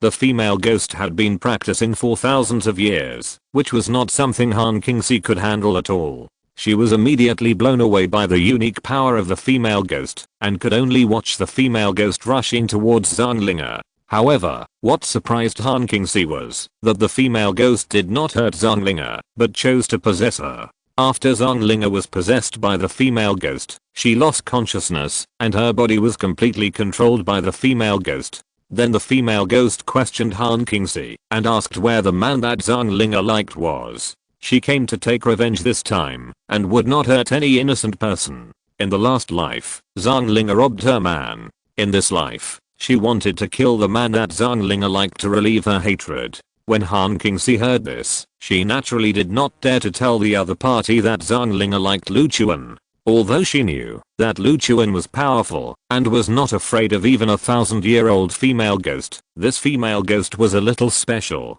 She had a power that even her innate spirit could not restrain. She was worried about causing trouble to Luchuan, so she thought of a way out and said that Zhanglinga did not like men and stated that the two were in a relationship, so that the female ghost wanted to kill her, so she killed herself. The female ghost was quite stunned. She looked at Han Qingxi a few times and said that she did not believe it. Han Qingxi swore that when the female ghost appeared, she was about to do something shameful with Zhanglinga. If she did not believe it, she could go out and find out whether she and Zhanglinga liked each other. The female ghost was very suspicious, but she still went out as Zhanglinga to find a few people and asked them what her relationship with Han Qingxi was. Because few people knew that Zhanglinga became Luchuan's woman, but most people in the Han family knew that Zhanglinga and their daughter had been in love. So when the female ghost asked as Zhanglinga, they all thought that Zhanglinga and Han Qingxi had rekindled their old love, and that Zhanglinga was testing them, so they all said that the two were lovers and a perfect match made in heaven. This answer made the female ghost dumbfounded. She never expected that her rival in love would like women in this life, and she began to doubt her life. Han Qingxi thought he could get away with it like this. He was a congenital spirit, and even if the female ghost was a little special, she would definitely not dare to kill him, so this matter might be over. But what she never expected was that Zhanglinga had been writing novels for many years, and she liked to use herself and the people around her as the protagonists. During the days when Luchuan was away, she created many novels with her and Luchuan as the main characters. Recently, she even started to write a novel about the love-hate relationship between her, Luchuan and Han Qingxi. Although the female ghost was a 1,000-year-old ghost, she also kept up with the times and had learned to play with her mobile phone. When she investigated the clues in Zhanglinga's mobile phone, she found those novels and knew about Luchuan's existence. So the situation took a turn for the worse, and the female ghost vowed to kill Luchuan to vent her hatred for Zhanglinga. Chapter 465 Usisi. Later, Usisi forced me to tell you your whereabouts. Usisi is the name of the female ghost. I told her that I didn't know, so she went out to inquire Zhanglinga's identity, but found that no one knew where you were, so she had to give up in the end. But she was still very determined to kill you. She thought you would come back sooner or later, so she kept possessing Linga and lived in my house waiting for you to come back. I was worried that something might happen to Linga, so I found many ghost exorcists to deal with Usisi, but Usisi was too scary, and none of those ghost exorcists could deal with her. But Usisi is a ghost with principles. Her only target is you, and she has never hurt anyone else. Those ghost exorcists only tried to scare her and never really did anything.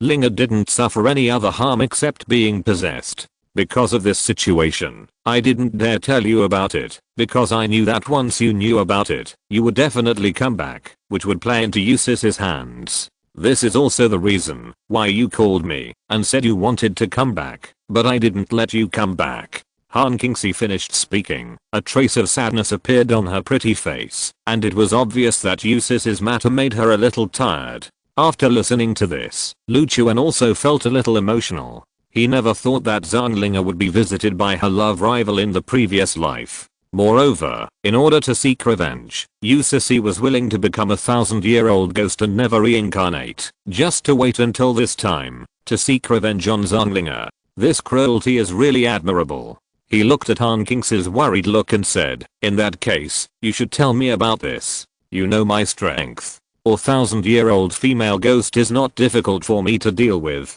What's the big deal about you finding someone to exorcise the ghost? Han Qingxi said, if she was just an ordinary 1,000-year-old female ghost, I wouldn't be afraid, but Usisi is not ordinary. In addition to the power of a ghost, she has another strange power. This is why I can't do anything to her. I'm worried that even you can't deal with her power. If that happens, I'll be finished if I call you back. Luchuan thought for a while and asked, what are the specific manifestations of this power you mentioned? Han Qingxi said, I can't explain it specifically. In short, it's a very strange kind of power that can ignore my innate spiritual body and can even let Usisi go out in broad daylight without any impact. Sometimes I doubt whether Usisi is a ghost. After all, she is too special compared to other ghosts. Lu Chuan pondered for a moment and couldn't figure out what this special power Han Qingxi was talking about. Brother Lu Chuan, why don't you leave Jiangbi as soon as possible? That you sissy is too weird. If you can't deal with her strange power, she will kill you if she finds out you're back. Han Qingxi said to Lu Chuan with a serious look. Lu Chuan smiled and said, even if her power is special, it won't make much difference in essence. Now my strength is much stronger than when I left Jiangbi. No matter how powerful you sissy is, she's just a 1,000-year-old ghost. It's easy for me to deal with her. The only thing I need to worry about is that she's possessed by Linga, which makes me have many concerns, but generally speaking, there's no big problem. Wait for me to find a chance to observe you sissy carefully. When I'm sure, I'll get rid of her, so you don't have to worry about it all the time.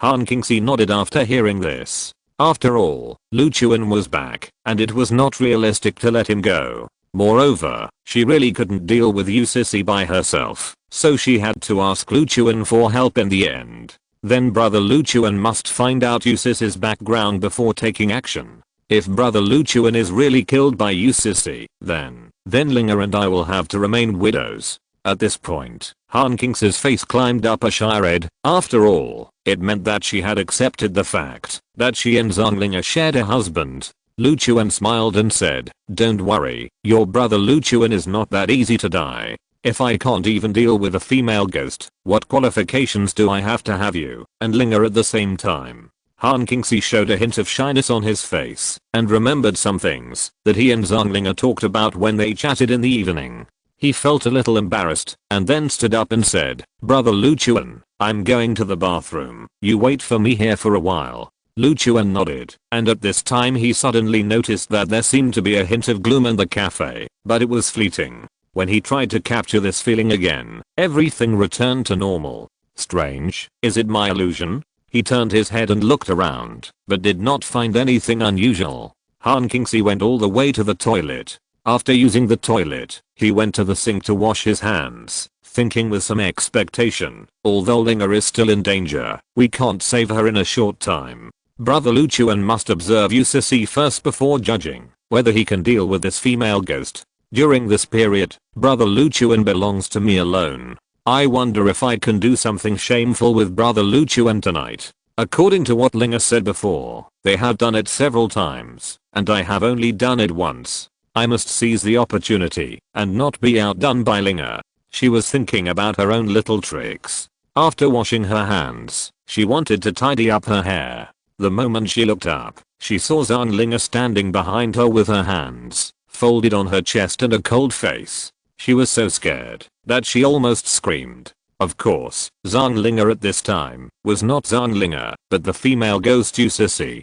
Ghost sister, why are you here? Han Qingxi's voice trembled nervously. You sissy stared at her and said, the servant said that they saw you leaving the house with a man in a hurry. I was curious, so I followed the mark left on your body to find you. Tell me, is the man you took away Lu Chuan?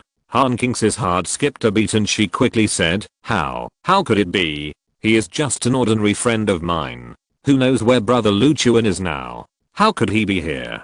You misunderstood. You sissy stared straight into Han Qingxi's eyes and said, every time you lie, your eyes will dodge unconsciously. In other words, that man is really Lu Chuan. She grabbed Han Qingxi's arm and shouted, where is that guy?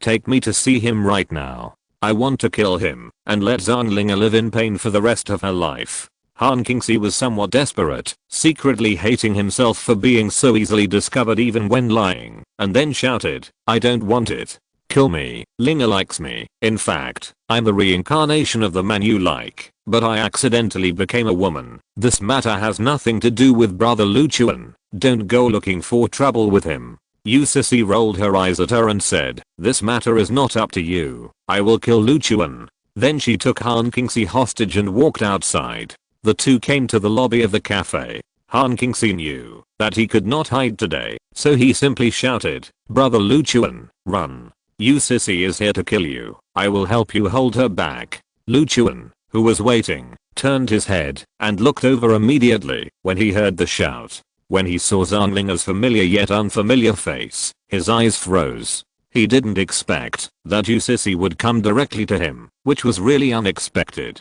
Without hesitation, he stood up and came to Han Kingsi and Usisi, staring at Usisi with a cold face, and said, "It's me you want to kill, let Kingsi go." Han Kingsi shouted anxiously, "Brother Lu Chuan, run quickly, she doesn't dare to hurt me." Lu Chuan said, "Silly girl, since she took the initiative to find me, then I will fight her. She is just a female ghost and can't kill me." Usisi was stunned at this time. She looked at Lu Chuan in a daze, with an expression of disbelief. Tears welled up in her eyes unconsciously, and her lips trembled with excitement. She let go of Han Kingsi's hand, walked 2 steps forward foolishly, stretched out her hand to Lu Chuan, and murmured, "Lu Jinxing, really, is it you?" Chapter 466, Grudges from the Past Life. Lu Chuan and Han Kingsi were both stunned. "Who is Lu Jinxing?" Lu Chuan asked with some confusion. Usisi rushed to Lu Chuan, stretched out her hands, and hugged him tightly, tears falling down her face, and said excitedly, "Lu Jinxing is you. I thought I would never see you again. I miss you so much. Please don't leave me again, okay?" The people in the cafe were also stunned watching this scene. At first, when they heard Han Kingsi say that Usisi came to kill Lu Chuan, they thought they had encountered a crime scene, and were so scared that they wanted to hide. But the next second, Usisi and Lu Chuan hugged each other, which was completely beyond everyone's expectations, and made many people confused. Are they here to make people laugh? Didn't they just say they wanted to kill someone? Why are they hugging each other the moment they turn around? Are they trying to film a melodramatic video? Today's internet celebrities are really speechless. They didn't even say hello in advance. What if they scare others? Damn it, they scared me. They turned out to be filming a melodramatic video after all this time. But those 2 girls are really pretty, much prettier than ordinary internet celebrities. I follow a lot of beautiful female internet celebrities, but why have I never seen these 2? Lu Chuan didn't expect things to turn out like this. He was stunned. He thought, didn't you come here specifically to kill me? Why did you hug me the moment you saw me? He pondered for a moment, pushed Usisi away, and said, "You've got the wrong person. My name is Lu Chuan, not Lu Jinxing. I'm the person you want to kill. Strictly speaking, we should be tit for tat, but you're making me a little at a loss." Usisi looked at Lu Chuan infatuatedly and said, "I love you to the bone. Even if you turn into ashes, I will not make a mistake. You are my Jinxing. You were before, and you are now." At this time, Han Kingsi came over, stared at the 2 of them with big eyes, and said, "Ghost sister, brother Lu Chuan, could it be that you are the reincarnation of the person you like?" Lu Jinxing is brother Lu Chuan's name in his previous life. Usisi nodded excitedly. Yes, he is the reincarnation of Lu Jinxing. Lu Chuan couldn't believe it. No, it can't be such a coincidence, right? Usisi hugged Lu Chuan again, put her face against him with an intoxicated face, and said, "I didn't expect to meet you again in this way. It seems that this is the fate given to us by God." Han Kingsi suddenly said weakly, "But brother Lu Chuan, you are the one Linga likes, that you want to kill. Sister Ghost, you are so miserable. You have waited for 2 lives, but still couldn't beat Linga. Usisi, Lu Chuan." Han Kingsi realized that he had said the wrong thing, smiled awkwardly, and quickly said, "How about, let's sit down and talk." The 3 of them sat down together. Lu Chuan looked at Usisi and asked, "Well, I wonder what kind of story happened between us in our last life, that is, between you, Lu Jinxing, and Linga, that made you turn into a 1,000-year-old ghost and kill the person Linga likes in this life."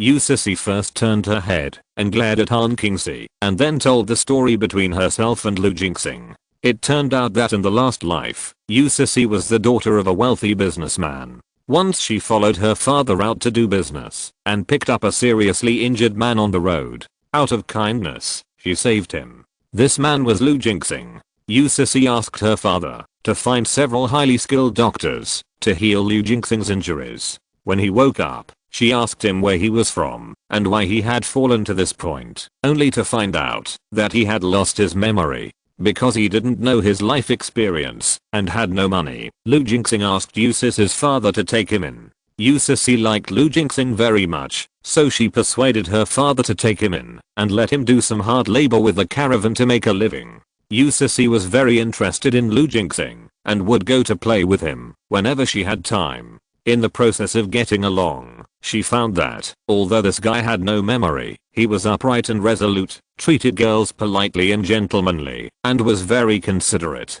Although he looked a little burly, he didn't have that kind of rough temperament. Instead, he was gentle and refined and very likable. After a while, Yususi fell in love with Lu Jingxing and launched an offensive against him. After Lu Jingxing lost his memory, he became very honest and simple, but he was not a wooden lump. Naturally, he could feel Yususi's love for him.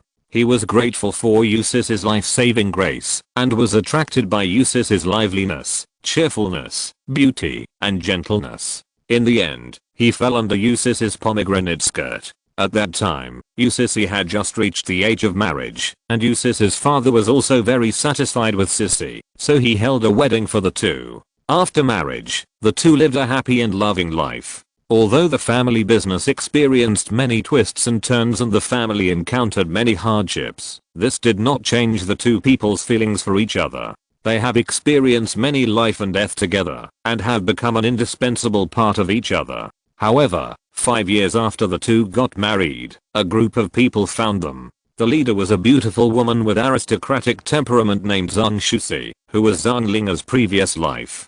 Zhang Shusi revealed her identity, saying that she was the daughter of the prime minister of the dynasty, and Lu Jingchuan was the general who guarded the country. The two of them had been married for a long time. Lu Jingchuan was seriously injured and disappeared in an assassination. Zhang Shusi searched for 5 years before finding Lu Jingchuan's whereabouts, and then forcibly took Lu Jingchuan away. Yususi was naturally unwilling and tried her best to keep him. Lu Jingchuan had no memory of the past, so he naturally refused to leave with her. Zhang Shusi was forced to find a powerful master to restore Lu Jingchuan's memory. Lu Jingchuan then knew that he was indeed the general who guarded the country, and Zhang Shusi was her wife. The two were very affectionate in the past, so Lu Jingchuan fell into a dilemma.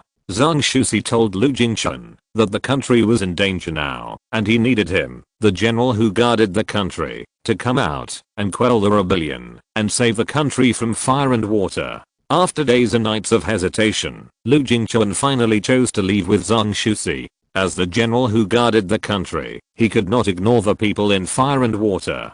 For Sissy, this was undoubtedly a betrayal. She didn't care about the national crisis. She only knew that the man she loved was taken away by Zhang Shusi. She cried heartbreakingly, but in the end she failed to keep Lu Jingxing. During that time, she lived like a walking corpse. If she hadn't been unable to swallow the breath in her heart, she would have probably committed suicide long ago. 3 months after Lu Jingxing was taken away by Zhang Shusi, the national rebellion was completely quelled and everything returned to normal, but Lu Jingxing died for his country at the last moment of victory. Zhang Shusi was heartbroken and committed suicide by taking poison, following Lu Jingxing to the immortal world. Yususi was even more desperate when she heard the news. She felt that all this was caused by Zhang Shusi. If she hadn't taken Lu Jingxing away, Lu Jingxing would not have died, so she hated Zhang Shusi and wanted to cut Zhang Shusi into pieces. But Zhang Shusi was already dead, and even if she had a huge grievance, she had nowhere to vent. When they heard this, Lu Chuan and Han Qingxi looked at Yususi with sympathy in their eyes. Han Qingxi's eyes even became a little moist, because Yususi's story was completely from her subjective perspective, and she was full of resentment towards Zhang Shusi during the story. Therefore, they did not know the relationship between Zhang Shusi and Lu Jingxing, but only felt Yususi's heartbreak. So you would rather turn into a ghost and not reincarnate, and wait until Zhang Shusi reincarnates to avenge her? Lu Chuan looked at Yususi and asked. Yususi was stunned when she heard this question. She looked at Lu Chuan, hesitant to speak, and finally sighed and said, "Yes, I can't swallow this breath. In order to take revenge, I tried every possible way, and found a master who is proficient in witchcraft. I begged him to let me keep my memory and live until Zhang Shusi's reincarnation. The master told me that a mortal body can only live for 100 years at most. If I want to wait until Zhongshusi's reincarnation, I can only turn into a ghost, which is not enough, because normal ghosts will reincarnate sooner or later. I can only live forever in this world by becoming a fierce ghost. That master has a way to turn my ghost into a fierce ghost, but it requires a very high price. I promised him that after he killed me, he sealed my body in a magic cave. With the evil power in the magic cave, he nourished my ghost and turned me into the most unique fierce ghost in the world. I was able to survive for 1,000 years and waited for you. When Zhongshusi was reincarnated, I relied on the method taught by the master to find the place where Zhongshusi's reincarnation was, and then I came here. Lu Chuan looked at Sisi with a complicated expression. In order to take revenge, the other party did not hesitate to turn into a 1,000-year-old fierce ghost and endure endless loneliness. It was enough to see how much harm Zhongshusi had caused her. The special power that Han Qingxi said existed in Sisi was probably from the magic cave that sealed her body. He sympathized with Sisi's experience. But Zhonglinga is not Zhongshusi. After reincarnation, all her memories disappeared. Now Zhonglinga is a completely independent person and has nothing to do with Zhongshusi, so he couldn't let Sisi hurt Zhonglinga. But this is a coffee shop. He was worried that Sisi would get emotional and hurt the people here if she lost control, so he said, I'm very moved by your story, but it is not convenient to say many things here. Let's go back to the Han family first. I will digest what you said on the way. Han Qingxi said with red eyes, I have to digest it well. Although the ghost sister can be regarded as my rival in love, but I really feel sorry for her. The three of them left the coffee shop together. Half an hour later, Han's mansion. In Han Qingxi's room, Han Qingxi and Sisi sat on chairs, while Lu Chuan paced back and forth, turning his head to look at Sisi from time to time, obviously still unable to accept the fact that he was the reincarnation of Sisi's beloved. Sisi looked at Lu Chuan with love, and her eyes never left Lu Chuan. Han Qingxi was muttering in his heart, the ghost girl was fierce at first, but when she saw brother Lu Chuan, she turned into a ghost. She became so gentle. She is such a fickle ghost. After a while, Lu Chuan stopped, looked at Sisi, and said, Miss Sisi, even if I'm the reincarnation of Lu Jingxing, the story between you and me is a matter of the last life. You should not bring the hatred of the past to the present. After all, this is not fair to Linga, so I still hope that you can leave Linga. As for the harm you suffered in the last life, I will find a way to make up for you. How about it? Sisi heard the words and an endless terrifying force appeared around her body, making the whole room extremely gloomy, as if she had fallen into the 18th level of hell, which was chilling. She stared at Lu Chuan with her eyes full of endless grievances, and cried, Lu Jingxing, you abandoned me in the last life, and chose Zhongshusi. In this life, you still have to protect her so much. Is the relationship between you and me really not important at all? This is unfair. Chapter 467 Sisi's conditions. Lu Chuan's face changed when he felt the terrifying power erupting from Sisi. This power is different from the ghost power that ghosts are good at. It contains a terrifying evil power, and even Lu Chuan felt a chill. This should be the other power that Han Qingxi said existed in Sisi. According to Sisi's own account, this power should come from the magic cave that sealed her. It is hard to know what the magic cave is that can make a ghost's power so terrifying. With this kind of power, although Lu Chuan is confident that he can get rid of Sisi, it will definitely implicate Zhonglinga, and Sisi can even continue to possess Zhonglinga with this power. Even if Lu Chuan wants to force Sisi's ghost out of Zhonglinga, it is impossible. He did not dare to hesitate and quickly said, don't get excited, I didn't mean that. Sisi's tears fell, and she said, what do you mean by you didn't mean that? Lu Chuan sighed and asked, then how do you want to resolve the resentment that has accumulated for 1,000 years? Sisi simply stretched out her hand and strangled her neck and said, I will kill Zhongshusi so that you and her will not be reincarnated together in the next life, and then I will reincarnate and I will be her enemy for all eternity so that she will never have peace. Han Qingxi on the side suddenly widened his eyes as if he had discovered something extraordinary and murmured, could Linga and I be enemies in a certain life? Seeing this, Lu Chuan hurried forward to stop him and said, Miss Sisi, don't be impulsive. The person you are going to kill now is Zhonglinger. She is not Zhongshusi. Killing her will not make you happy. We still have something to discuss. Yu Sisi looked at Lu Chuan with tears in her eyes and finally put down her hand. The terrifying atmosphere in the room disappeared. She lowered her head, sighed, and said with a choked voice, "Forget it, you are right. She is not Zhongshusi, and you are not Lu Jingchun. My waiting for more than 1,000 years is just a joke."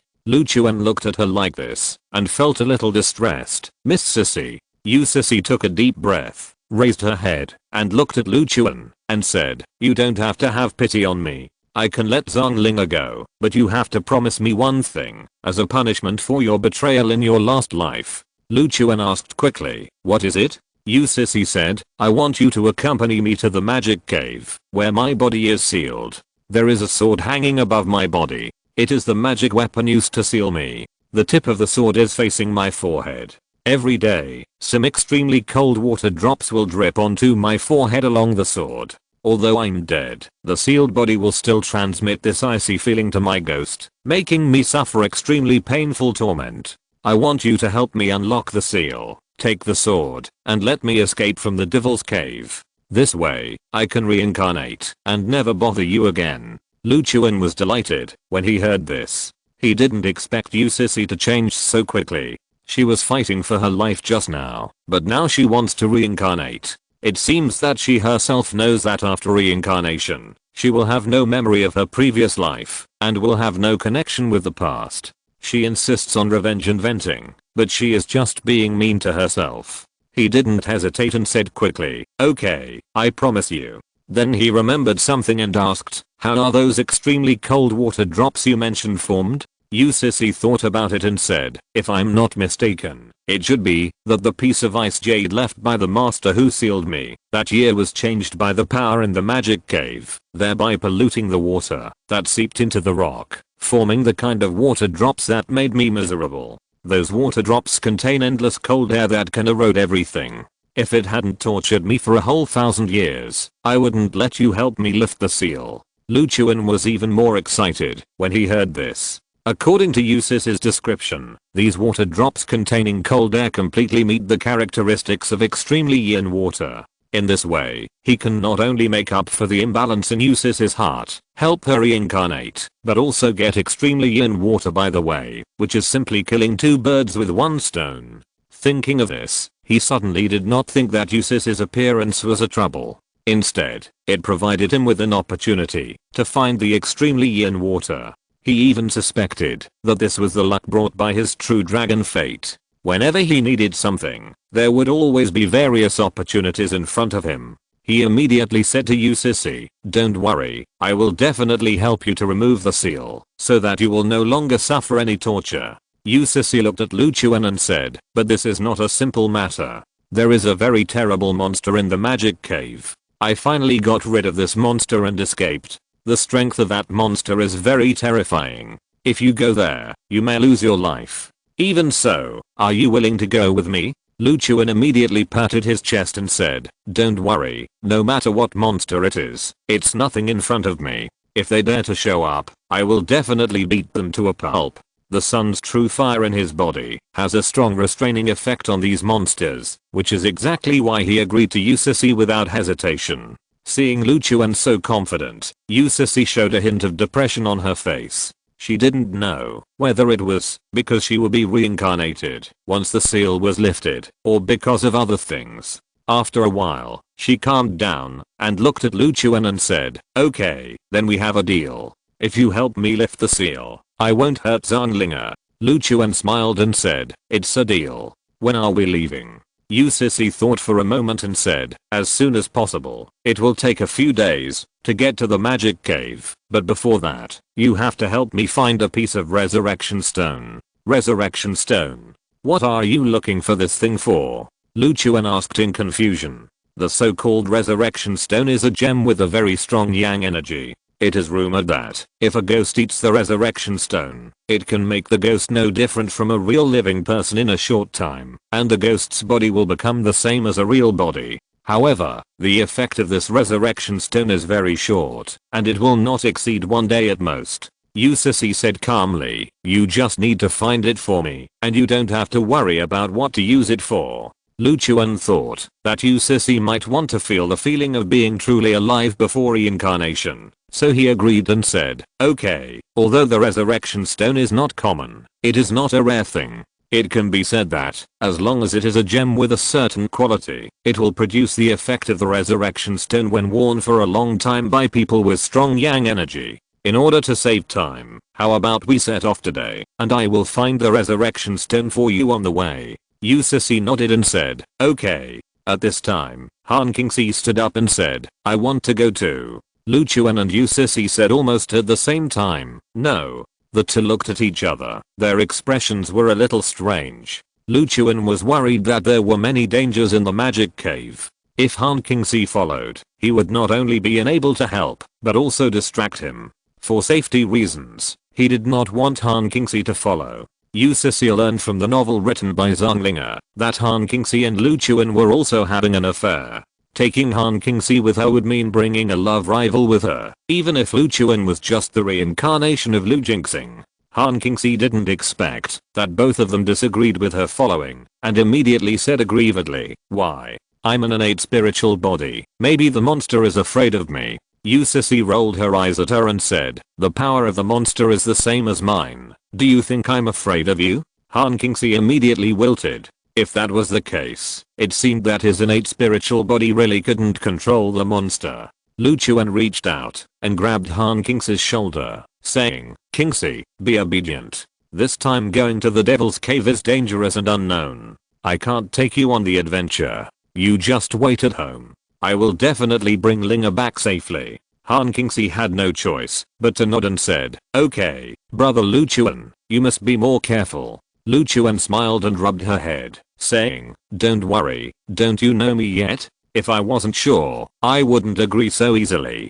Han Qingxi hummed, then looked at Sissy on the side hesitantly, as if she was a little scared, but finally plucked up the courage, and said to Lu Chuan, brother Lu Chuan, can you come with me to the yard? Lu Chuan asked, what for? Han Qingxi said embarrassedly, oh, just follow me. Then she said to Sissy, ghost sister, you wait in the room first. After I have a private talk with brother Lu Chuan, you can set off. Then she dragged Lu Chuan to the yard. Lu Chuan looked at Han Qingxi with some curiosity and asked, what do you want to whisper to me? Han Qingxi hugged Lu Chuan and said, brother Lu Chuan, I haven't seen you for a long time. I miss you so much. I want to kiss you. Lu Chuan was stunned for a moment. He never expected that Han Qingxi called him out alone for this matter.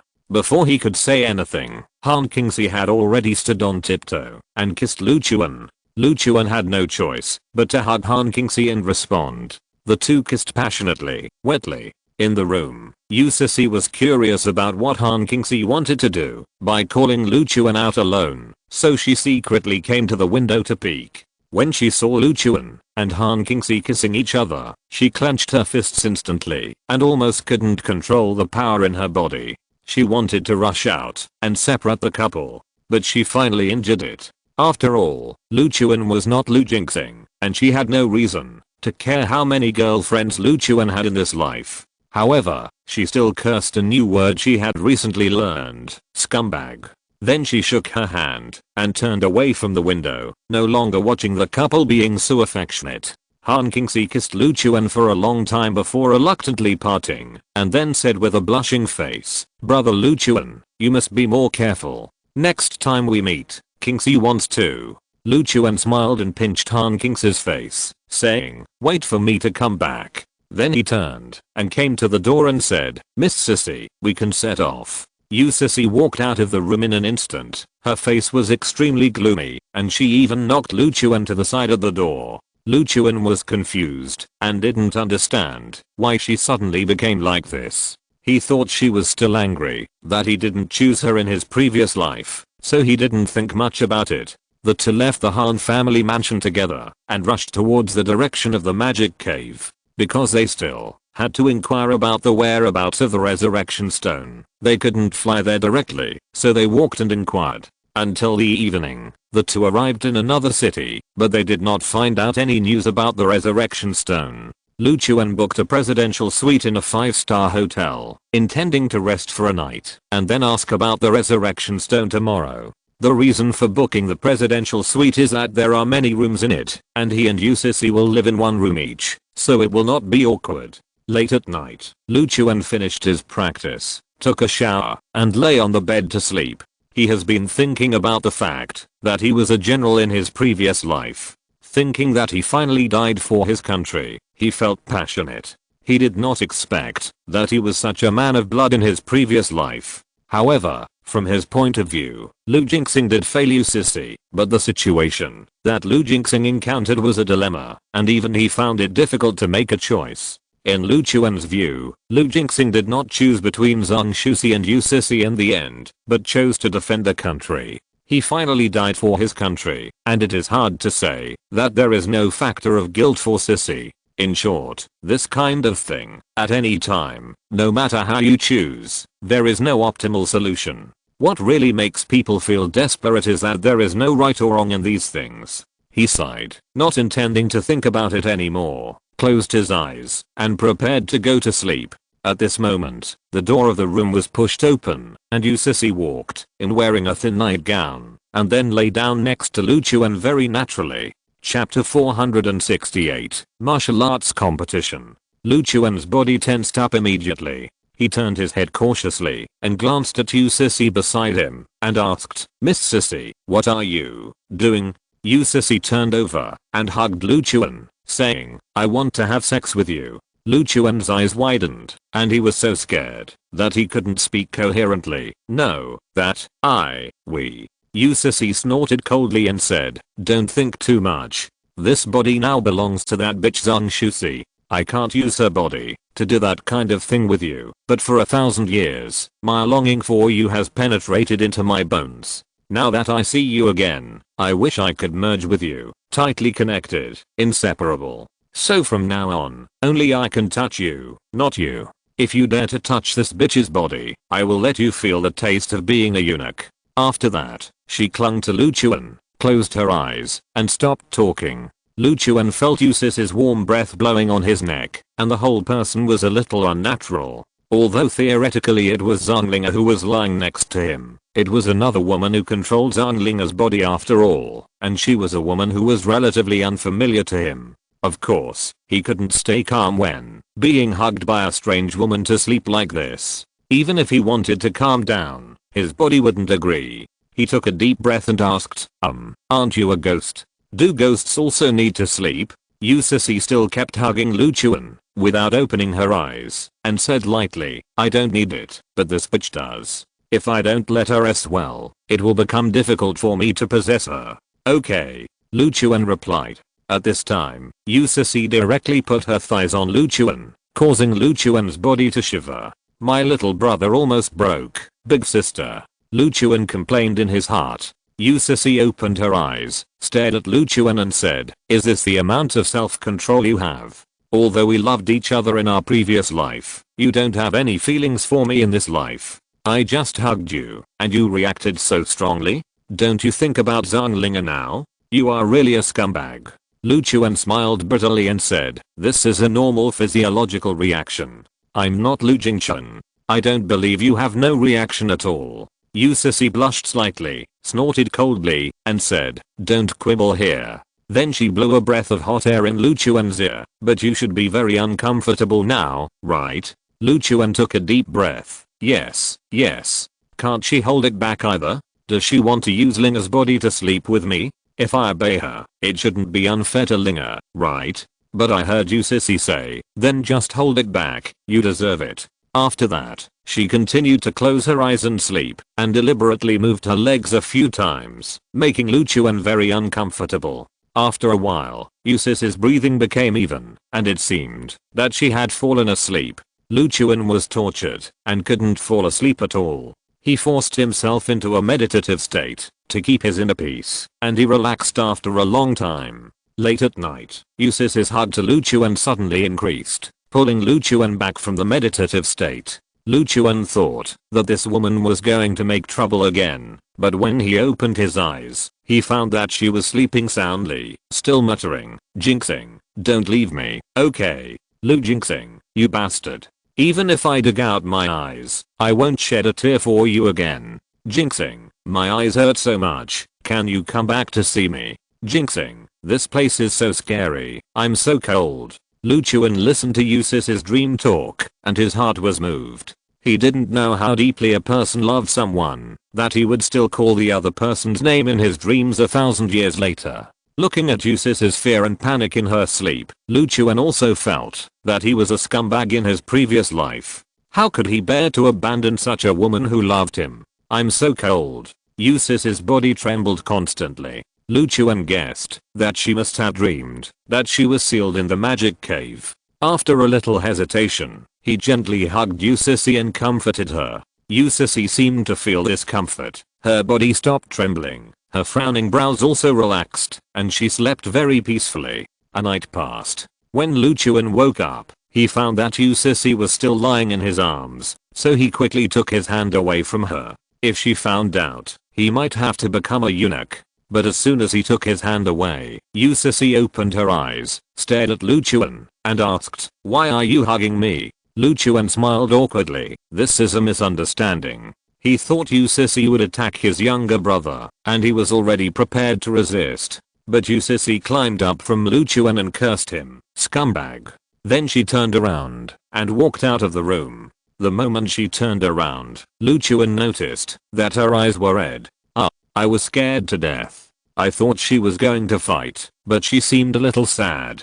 Did she dislike me for touching her? Without thinking anymore, Lu Chuan got up from the bed, washed up, and went to the living room. At this time, Yusisi had returned to her cold state, and there was no sign of any emotional fluctuations. Lu Chuan smiled awkwardly at her and said, "Let's look for the whereabouts of the rejuvenation stone in this city today." Yusisi stood up and said, "Let's go." The two first went to the antique street, then to the jewelry and jade specialty city, and finally even to the auction house, but they didn't find the whereabouts of the rejuvenation stone. This made Lu Chuan a little confused. He originally thought that the rejuvenation stone was not very rare and could be found with a little search, but he didn't expect it to be so difficult to find.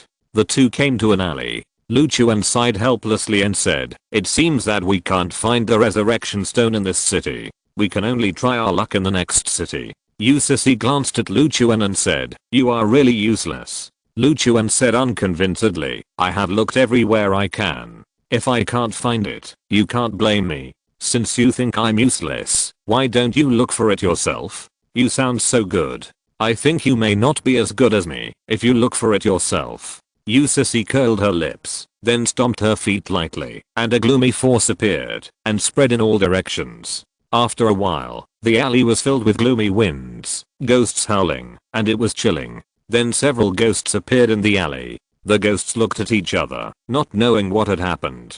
They turned their heads and looked around. When they saw Yusisi, their faces changed drastically. Then they knelt down in front of Yusisi tremblingly and begged, "My lord, it is not easy for us to cultivate this little bit of Taoism.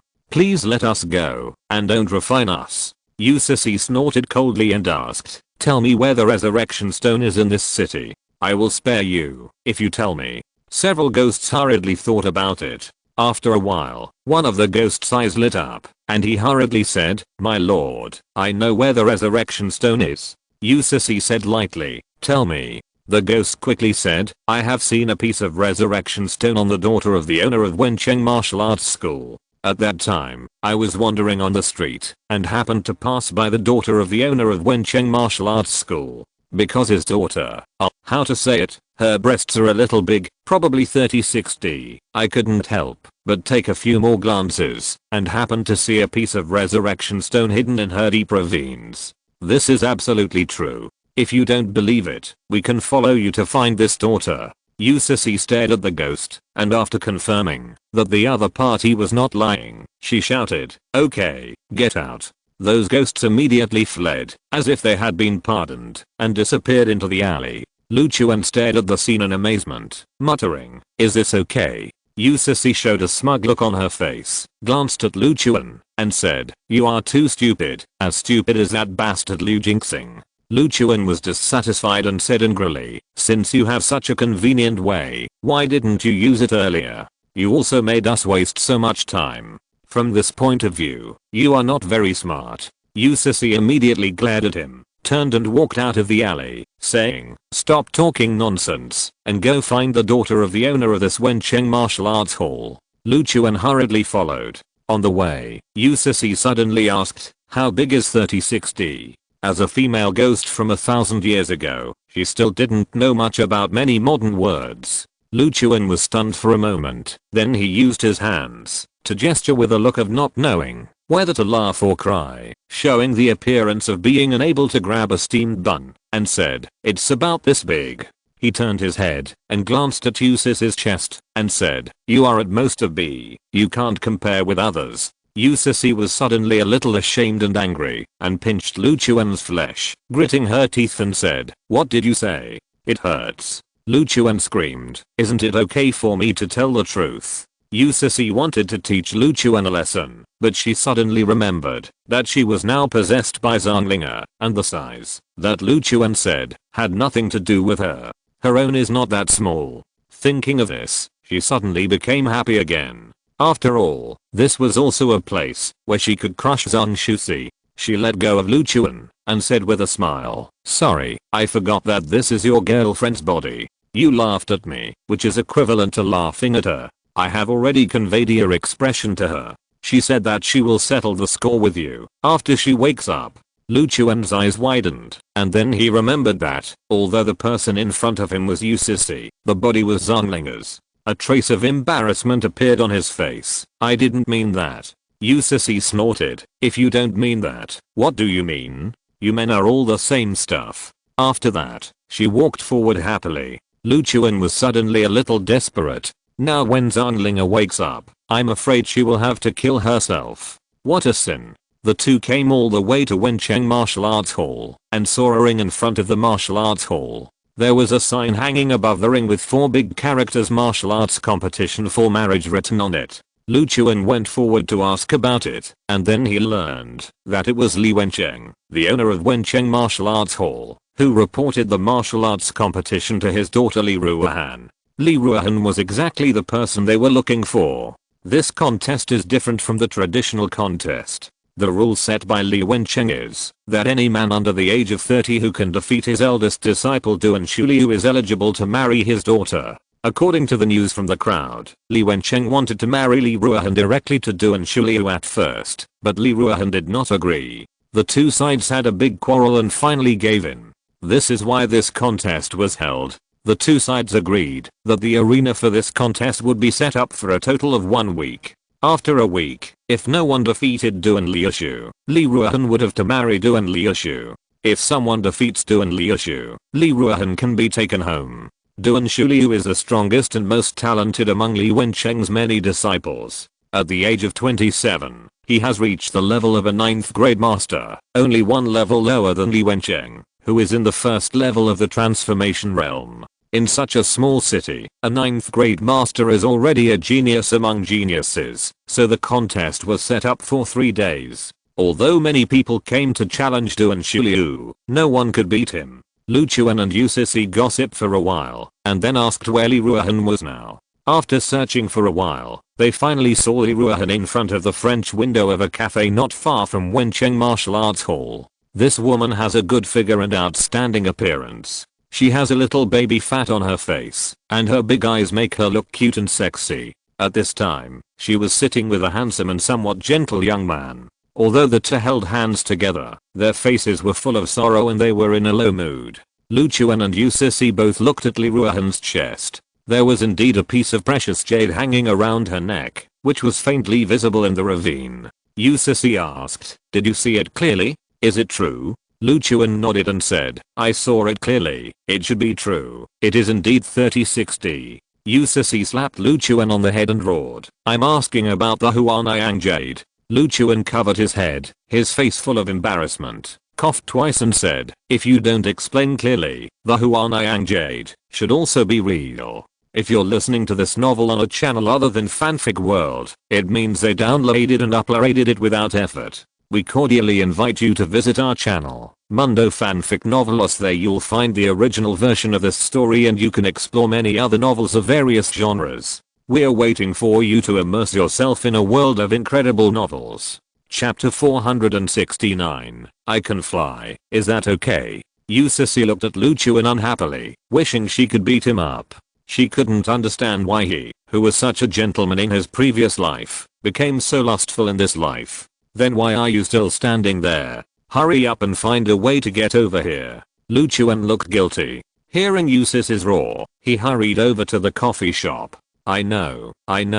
Why are you yelling so loudly? Sissy snorted coldly and followed him over with an angry look on her face. After entering the coffee shop, Luchuan went straight to the seats where Li Ruohan and the young man were sitting and said politely, Miss Li, I want. Li Ruohan glanced at Luchuan, frowned immediately, and said impatiently, if you want to marry me, go to participate in the martial arts competition held by our martial arts hall, defeat Duan Shuliu, and then come to me. I don't have time to deal with you now.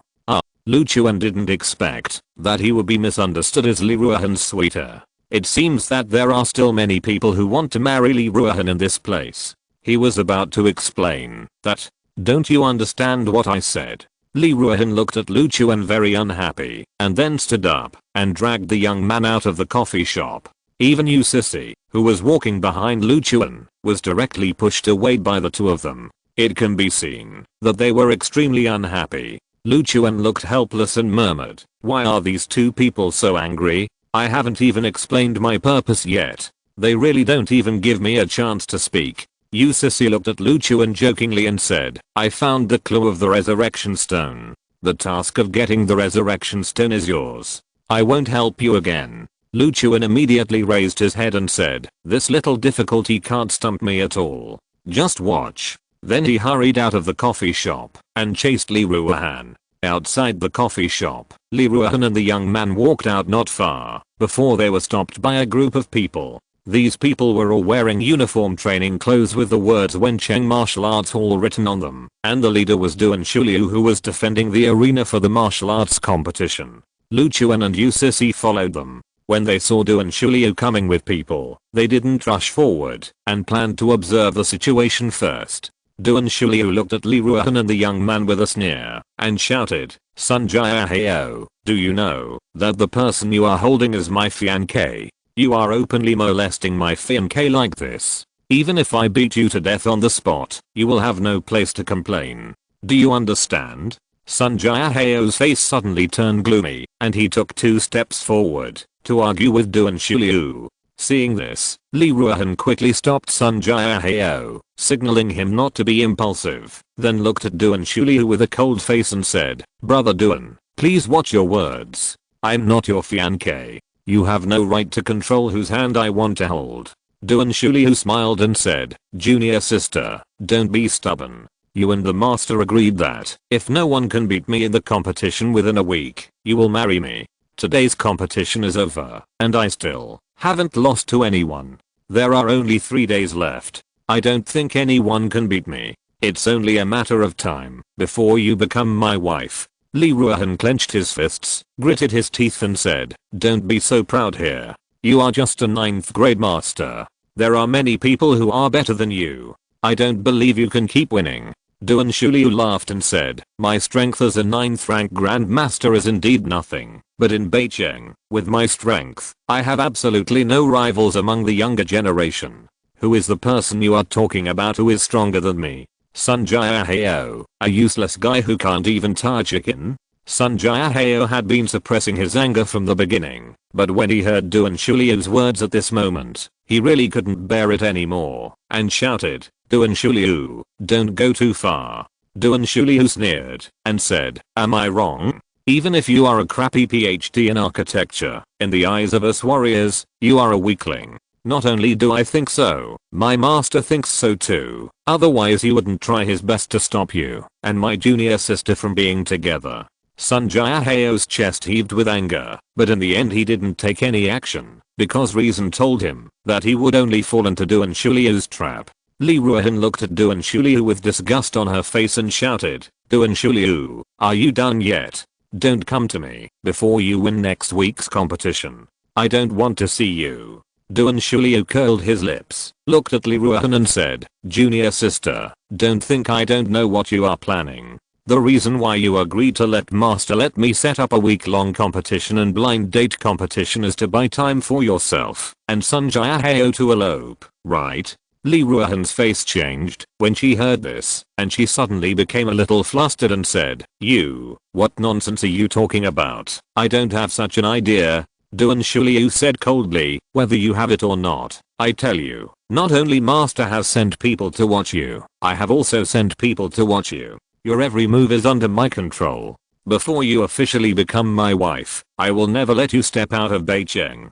He looked at Sunjaya Heo again and said coldly, "I advise you to stay away from my future wife. You holding her hand is the limit of my tolerance. If I see you taking advantage of her again, be careful that I will make you spend the rest of your life in bed. Let's go." After that, Duan Shuliu took the people from the martial arts hall and left here. Li Ruohan stomped her feet in anger, and 3060 also surged with her stomping. Sunjaya Heo walked to Li Ruohan with some shame, lowered his head and said, "Ruohan, I'm sorry, I'm useless." Li Ruohan hurriedly comforted him. "Don't listen to that guy, his words are no different from farting. That kind of vulgar person has no idea how great it is for you to get a doctorate in architecture."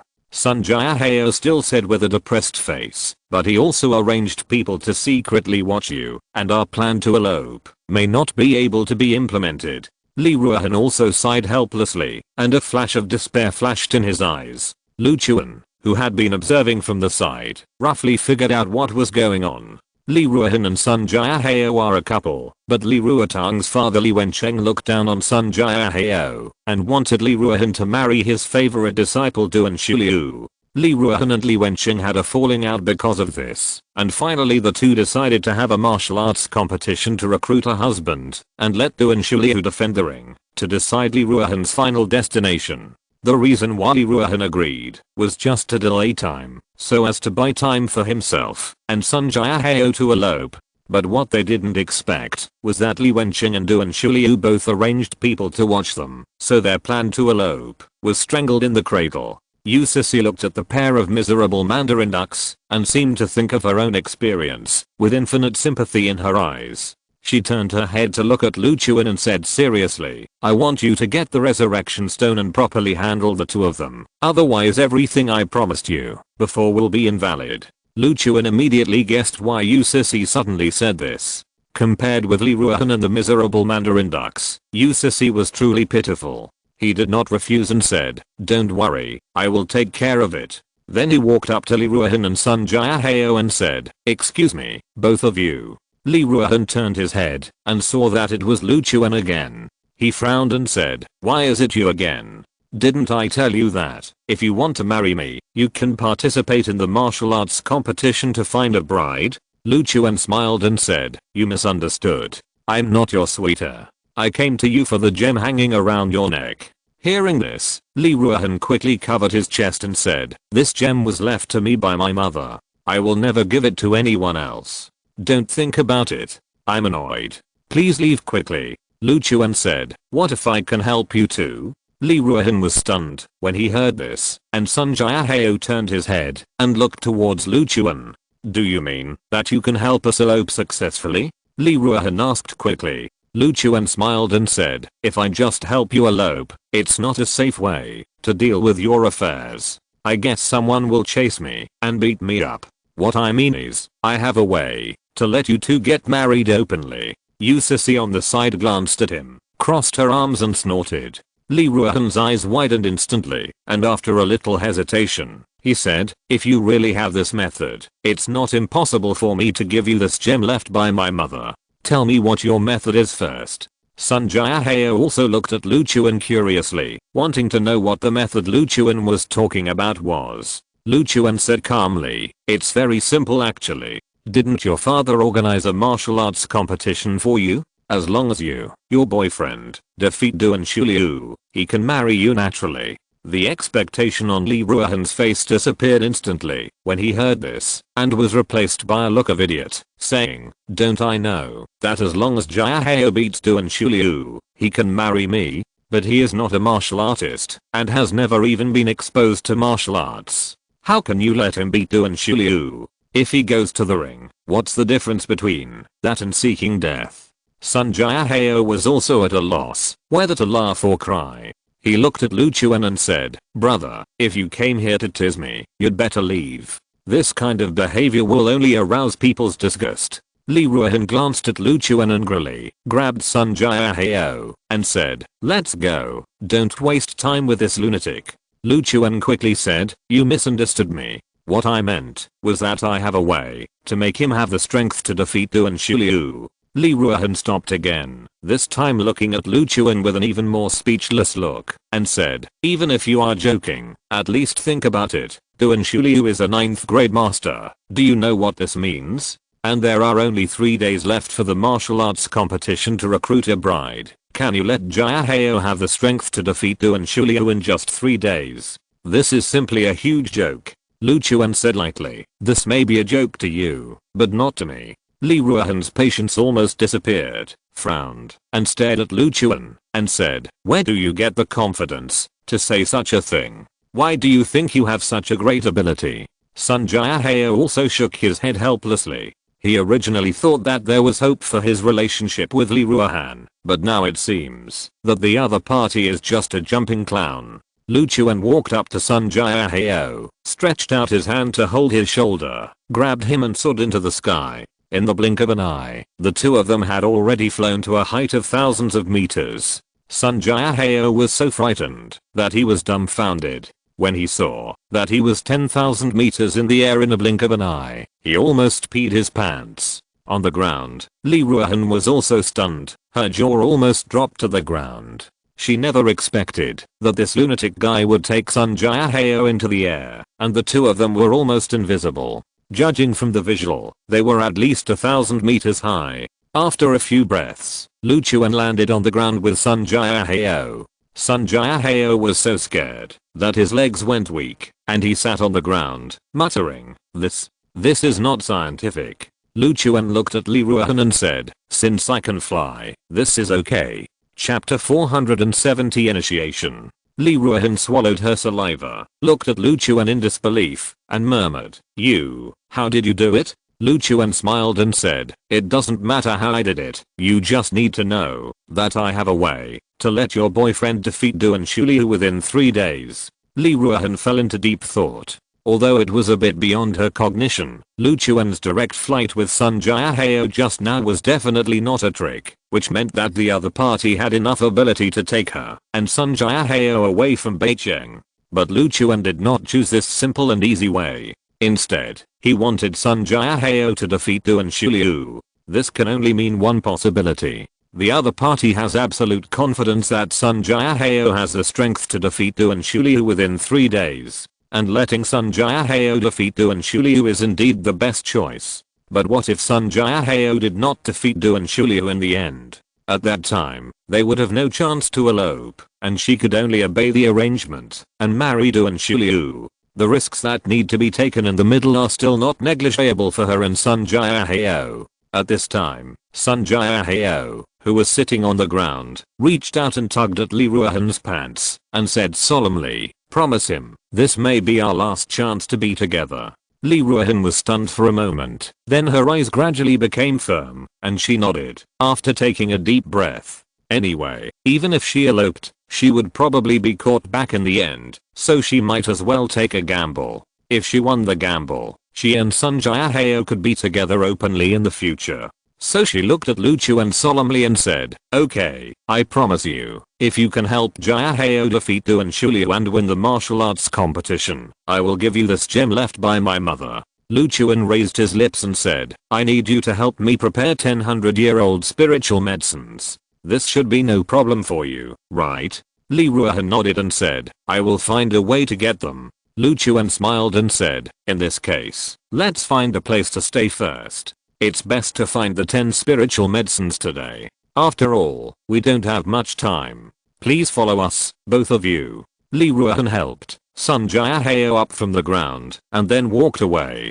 Many people around saw Lu Chuan and Sun Jiahao soaring into the air just now, and they were all shocked, but most people thought it was a street magic show, so they didn't take it seriously. After watching for a while, and thinking it was boring, they left. Yusisi was also shocked by the means displayed by Luchuan. She could fly because she was a ghost, while Luchuan was clearly a living person. The fact that he could master such means showed his extraordinariness. In her eyes, Lu Jingchuan in the previous life was already extremely outstanding. Although Luchuan in this life was a little lustful, he was still an excellent man full of charm. She even wanted to occupy Zanling's body and live with Luchuan shamelessly. It's a pity. Alas. Yusisi sighed helplessly, a hint of loss flashed in her eyes, and then quickly followed. In a quiet courtyard, Luchuan was checking Sun Jiaheo's bones. Yusisi was sitting on a stone bench in the yard, leaning her arms on the stone table, supporting her head, and looking at Luchuan in a trance, not knowing what she was thinking.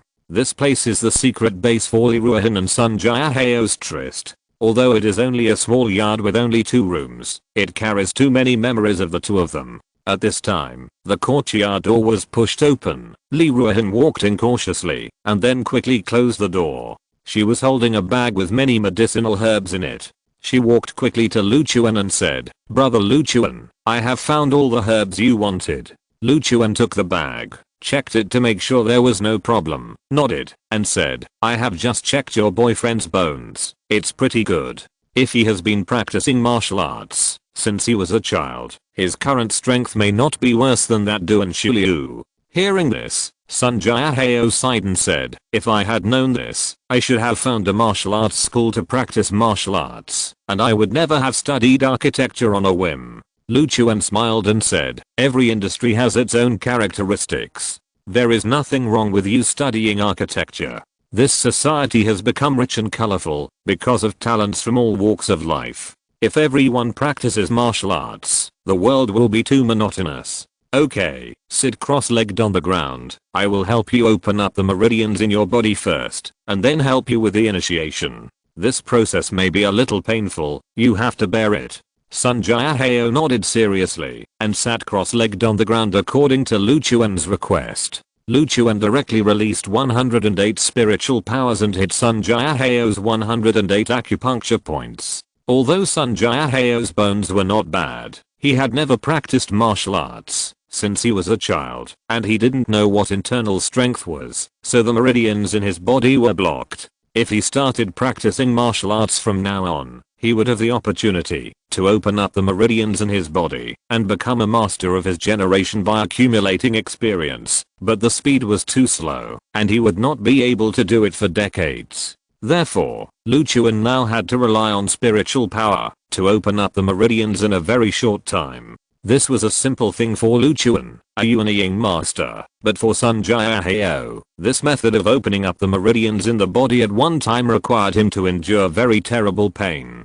People with weak wills might even be tortured to death by this pain. The moment the spiritual power hit his body, Sun Jiaheo frowned, and then he felt a piercing pain, and he almost cried out directly. But in order to be with Li Ruohan forever, he was willing to endure the pain, so he endured it without making any sound. Cold sweat instantly soaked his clothes, his expression became distorted, his face turned pale, but he didn't make any sound from beginning to end. Seeing him like this, Luchuan said, "If it hurts, just scream. Holding it in will cause problems. I know you want to prove your determination, but it's stupid not to scream when it hurts." Sun Jiaheo was embarrassed when he heard it. He thought to himself that the real ruthless people he saw in martial arts novels before were all like this, so why would he be stupid when it happened to him? But at this time he really couldn't help it, and immediately screamed heartbreakingly. Li Ruohan looked at Sun Jiaheo's painful face and her palms were even full of sweat, but she understood that if she wanted to gain strong strength in a short period of time, how could she not suffer some hardships? So she could only pray silently in her heart. About an hour later, Luchuan took away the spiritual power that hit Sun Jiaheo. At this time, all the meridians in Sun Jiaheo's body had been opened up, and the pain was gone. He only felt a sense of comfort all over his body. Compared with before, his body became extremely light and full of vitality. Luchuan said lightly, "The meridians in your body have been opened up. Next, I will give you the initiation.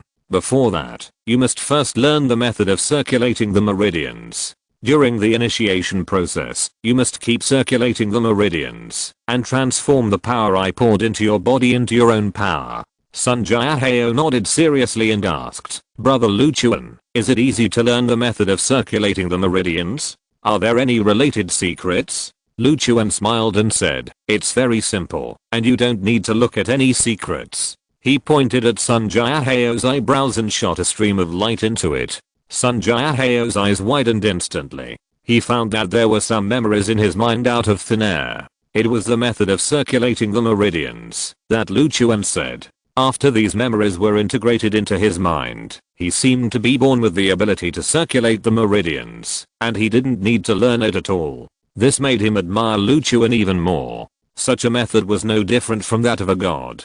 He really encountered a great opportunity this time. Focus, I will give you a crown, Luchuan said. Tsundere sat down immediately, closed his eyes, and kept thinking about the method of running the Zaoshan. Luchuan stretched out his hand to take the 1,000-year-old spiritual medicines, and then quickly burned all the impurities in them with the sun's true fire, leaving only a ball of rich power source. Then he directly injected this ball of power source into Tsundere's head. A breeze appeared in the yard, blowing the corners of everyone's clothes. Li Ruohan looked at Luchuan's dazzling operation, and her distrust of him completely dissipated.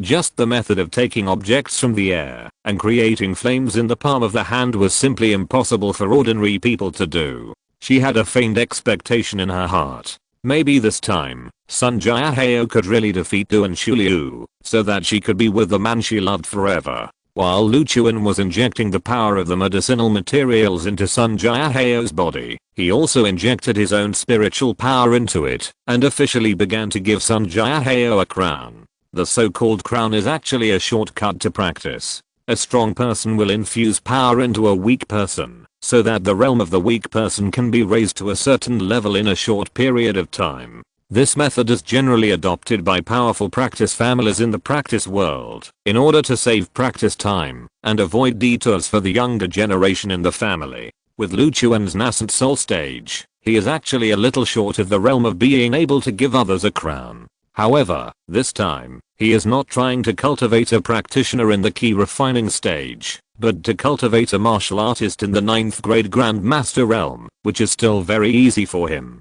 Of course, this also requires a lot of his yuan li, and he can recover by taking pills afterwards. The process of the crown lasted until dark. Not long after night fell, Luchuan took his hand away from Tsundere's crown, breathed a sigh of relief, and said lightly, okay, the initiation is over, get up. Tsundere opened his eyes, stood up from the ground, carefully feeling the changes in his body. He found that he was completely different from the past. Luchuan glanced at him, and asked with a smile, how do you feel? Tsundere clenched his fists and said excitedly, I feel that I'm full of strength now. At this time, Li Ruohan ran over, stared at Tsundere and turned around, and said, I feel that the aura on his body has become a bit similar to Duan Shuliu. That momentum even has the momentum to surpass Duan Shuliu. Luchuan smiled and said, in terms of realm, the two of them are indeed at the same level. Jiaheo is now 9th grade master. Tsundere looked at his hands in disbelief and murmured, I'm also a 9th grade master now? This is simply incredible. Luchuan continued, although you are not weaker than Duan Shuliu in strength now, you know nothing about fighting, so even if you go on the ring, you will still be beaten by Duan Shuliu. But don't worry, in the next few days, I will teach you some combat experience and more powerful martial arts. Duan Shuliu will never be your opponent in the future. Tsundere was so excited that he almost cried. He never dreamed that someone would help him to this extent.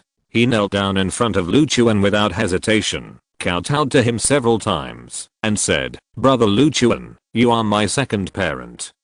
I really don't know how to repay your kindness. Seeing this, Li Ruohan also knelt down in front of Luchuan and said gratefully, Brother Luchuan, if Jiaheo can defeat Duan Shuliu this time, even if you let us work like slaves for you, we are willing. Luchuan quickly waved his hand and said, don't be like this, I'm also for the gem. Our business is mutually beneficial. You don't have to thank me so much.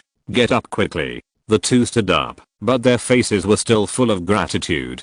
Obviously, Lu Chuan's help to them has exceeded the value of the gem. Li Ruohan calmed down and looked at Lu Chuan and said, "Brother Lu Chuan, you must be very tired after helping Jia Heo with the initiation. I have prepared the room for you and Sister Sissy. You can go and rest after dinner." Hearing this, Lu Chuan turned his head and glanced at Yu Sissy, who was sitting on a stone bench peeling melon seeds, and whispered, "Well, can you prepare a room for me alone?"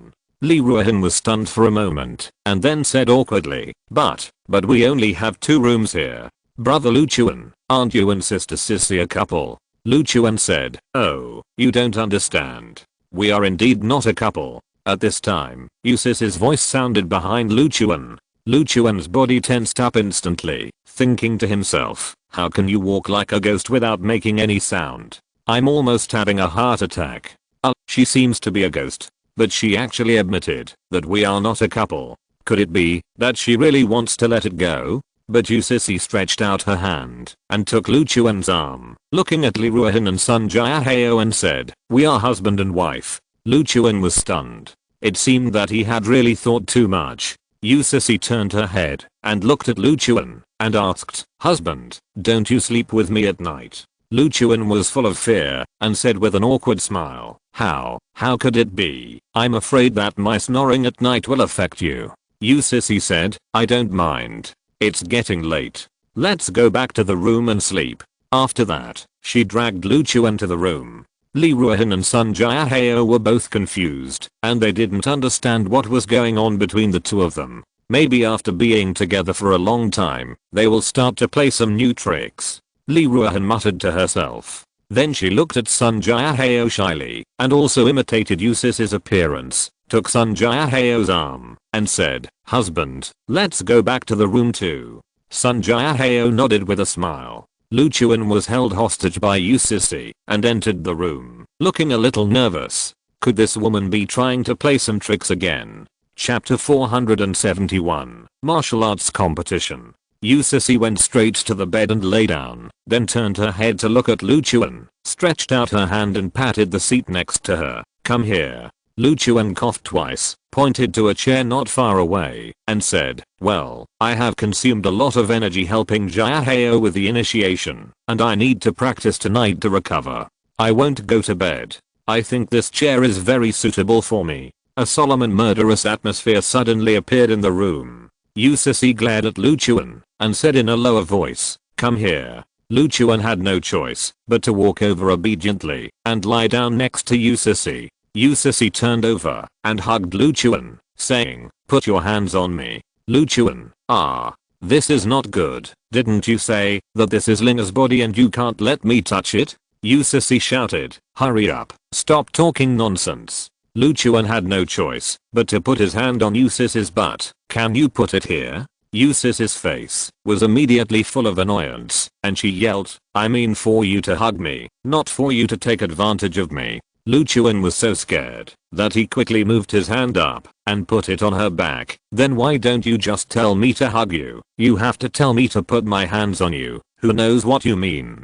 Yu Sissy looked at Lu Chuan angrily and once again had the urge to beat this guy up, and then she opened her mouth and bit his shoulder. Lu Chuan howled in pain, shouting, "Why are you still biting me?" After Yu Sissy vented her anger, she felt better and continued to hug Lu Chuan, saying, "Hold me and sleep." Lu Chuan's face was full of grievances, but he didn't dare to say anything else. He reached out and hugged Yu Sissy. Yu Sissy rested her head on Lu Chuan's arm, closed her eyes, and slowly fell asleep.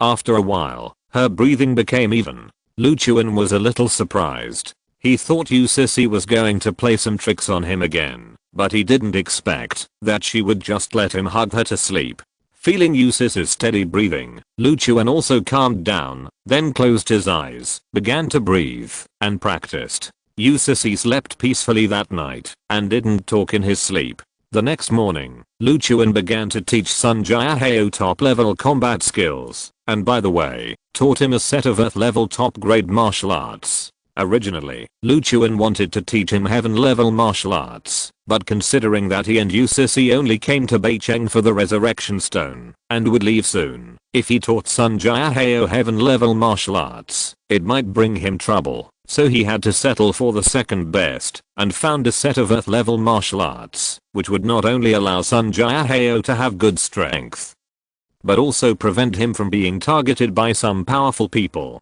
Moreover, the low-level martial arts that Lu Chuan taught to Sun Jiahao was a combination of skills. When separated, each of them had the power of earth-level martial arts, and when he mastered this combination of skills, he could even exert the effect of heaven-level martial arts. 3 days passed in a blink of an eye. Under Lu Chuan's teaching, Sun Jiahao had a very strong confidence in his strength. He even mastered a move from the earth-level martial arts, which was enough to show that he did have some martial arts talent. During these 3 days, Yu Sisi would hug Lu Chuan to sleep every night, as if this would make her feel comfortable. Naturally, Lu Chuan did not dare to have any objections. He honestly hugged Yu Sisi to sleep every day, and did not dare to do anything out of line. The last day of the martial arts competition, in front of the Wencheng Martial Arts Hall, Du and Shuliu sat cross-legged on the ring, looking bored. Because in the previous few days, those who were confident to challenge had already come, so on this last day, the whole day was almost over, and no challenger was waiting. However, although no one came to challenge, more and more people came to the ring, because Li Wenqing had already released the news that after today's martial arts competition, he would announce Du and Shuliu's marriage to his daughter, and he would give everyone wedding candy at that time. These people came to join in the fun. The eldest senior brother of the Wencheng Martial Arts School is really powerful. He has been guarding the arena for 7 days in a row, and no one in the entire Beicheng can beat him. It seems that Li Wencheng's beautiful daughter will be the daughter of this guy. I have to say that Li Wencheng's daughter is beautiful, and has a good figure. If I were not over the age limit of 30, I would at least go up and challenge her. I heard that the reason why Li Wencheng held this martial arts competition to win a husband is because his daughter has someone she likes. Logically, that person should come to challenge Du and Shuliu. How come so many days have passed, but we haven't seen him? You don't know this, right? The guy that Li Wencheng's daughter likes is a doctor and a researcher, not a martial artist. If he comes to challenge Du and Shuliu, he will be beaten to death. When will this martial arts competition end? Anyway, no one comes to challenge, so you might as well announce the end earlier. I'm still waiting to grab candy. Not long after, Li Wencheng, the owner of the Wencheng Martial Arts School, walked out with a group of disciples from the school. Now there was only half an hour left before the scheduled end of the martial arts match, so he came out to announce the marriage of Du and Shuliu and Li Ruohan. Du and Shuliu saw Li Wencheng coming out, and quickly stood up, clasped his fists and bowed, and then said, "Master, it seems that no one will come to challenge today. I think everyone is a little impatient. Why not announce the end of the martial arts match in advance? Anyway, there will be no changes if we wait any longer." The people who were watching the excitement also followed suit, and urged Li Wencheng to announce the end of the martial arts match. They were still waiting to eat wedding candy. Li Wencheng saw this, and thought it was okay to end it early, so he smiled and said, "Okay, since everyone can't wait, there is no need to waste another half an hour, so I will announce that this martial arts match will be held. Wait a minute, I want to participate in this martial arts match." At this time, a shout rang out, interrupting Li Wencheng. Everyone turned their heads and looked over. The people who came were Lu Chuan, Yu Sisi, Li Ruohan and Sun Jiahao who had hurried over. And it was Sun Jiahao who was shouting, "Isn't that the boy who is in love with Li Wencheng's daughter? Isn't it said that he is a penholder and has never practiced martial arts? How dare he challenge Du and Shuliu? He must be crazy. I guess he wants to make a last fight for the person he likes, but this is simply impossible. How can a person who has never practiced martial arts beat a 9th grade master? I thought this martial arts competition was about to end, but I didn't expect to encounter such a good show. It's really worth coming here today." Li Wencheng frowned when he saw Li Ruohan and Sun Jiahao, stepped forward and shouted, "You are simply making a fuss. You want this boy to participate in the martial arts competition. Aren't you afraid that he will be beaten to death?" Li Ruohan raised his head and said, "This martial arts competition is open to all men under the age of 30 in Beicheng. Why can't he participate? And it's not over yet. You can't stop him from participating just because you have an opinion about him."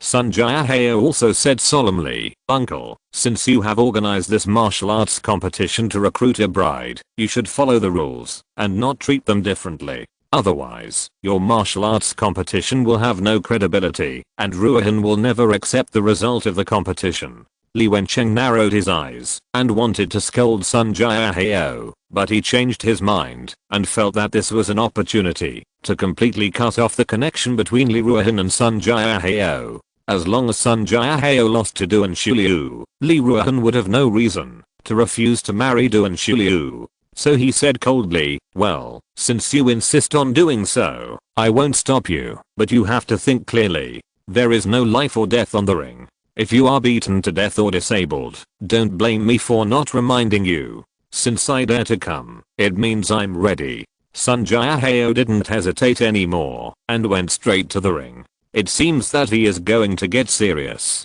I doubt that the weak boy can't even withstand one of his moves. It seems that this is Duan Shuliu's true strength. In the previous challenge, he still held back. The 9th grade master is really scary. Li Wencheng really accepted a good disciple. Duan Shuliu rushed towards Sun Jiahao without any hesitation. He didn't intend to hold back because he wanted to let Sun Jiahao know that he was not qualified to be his opponent.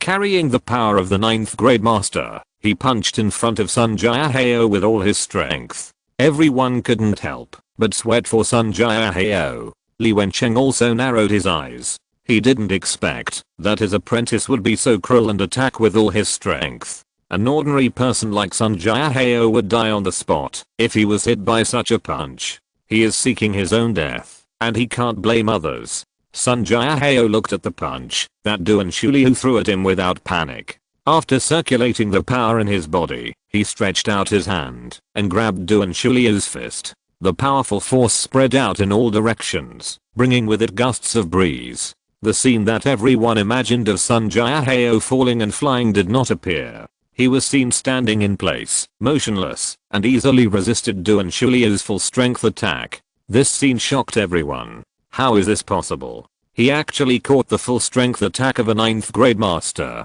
Am I really not seeing things?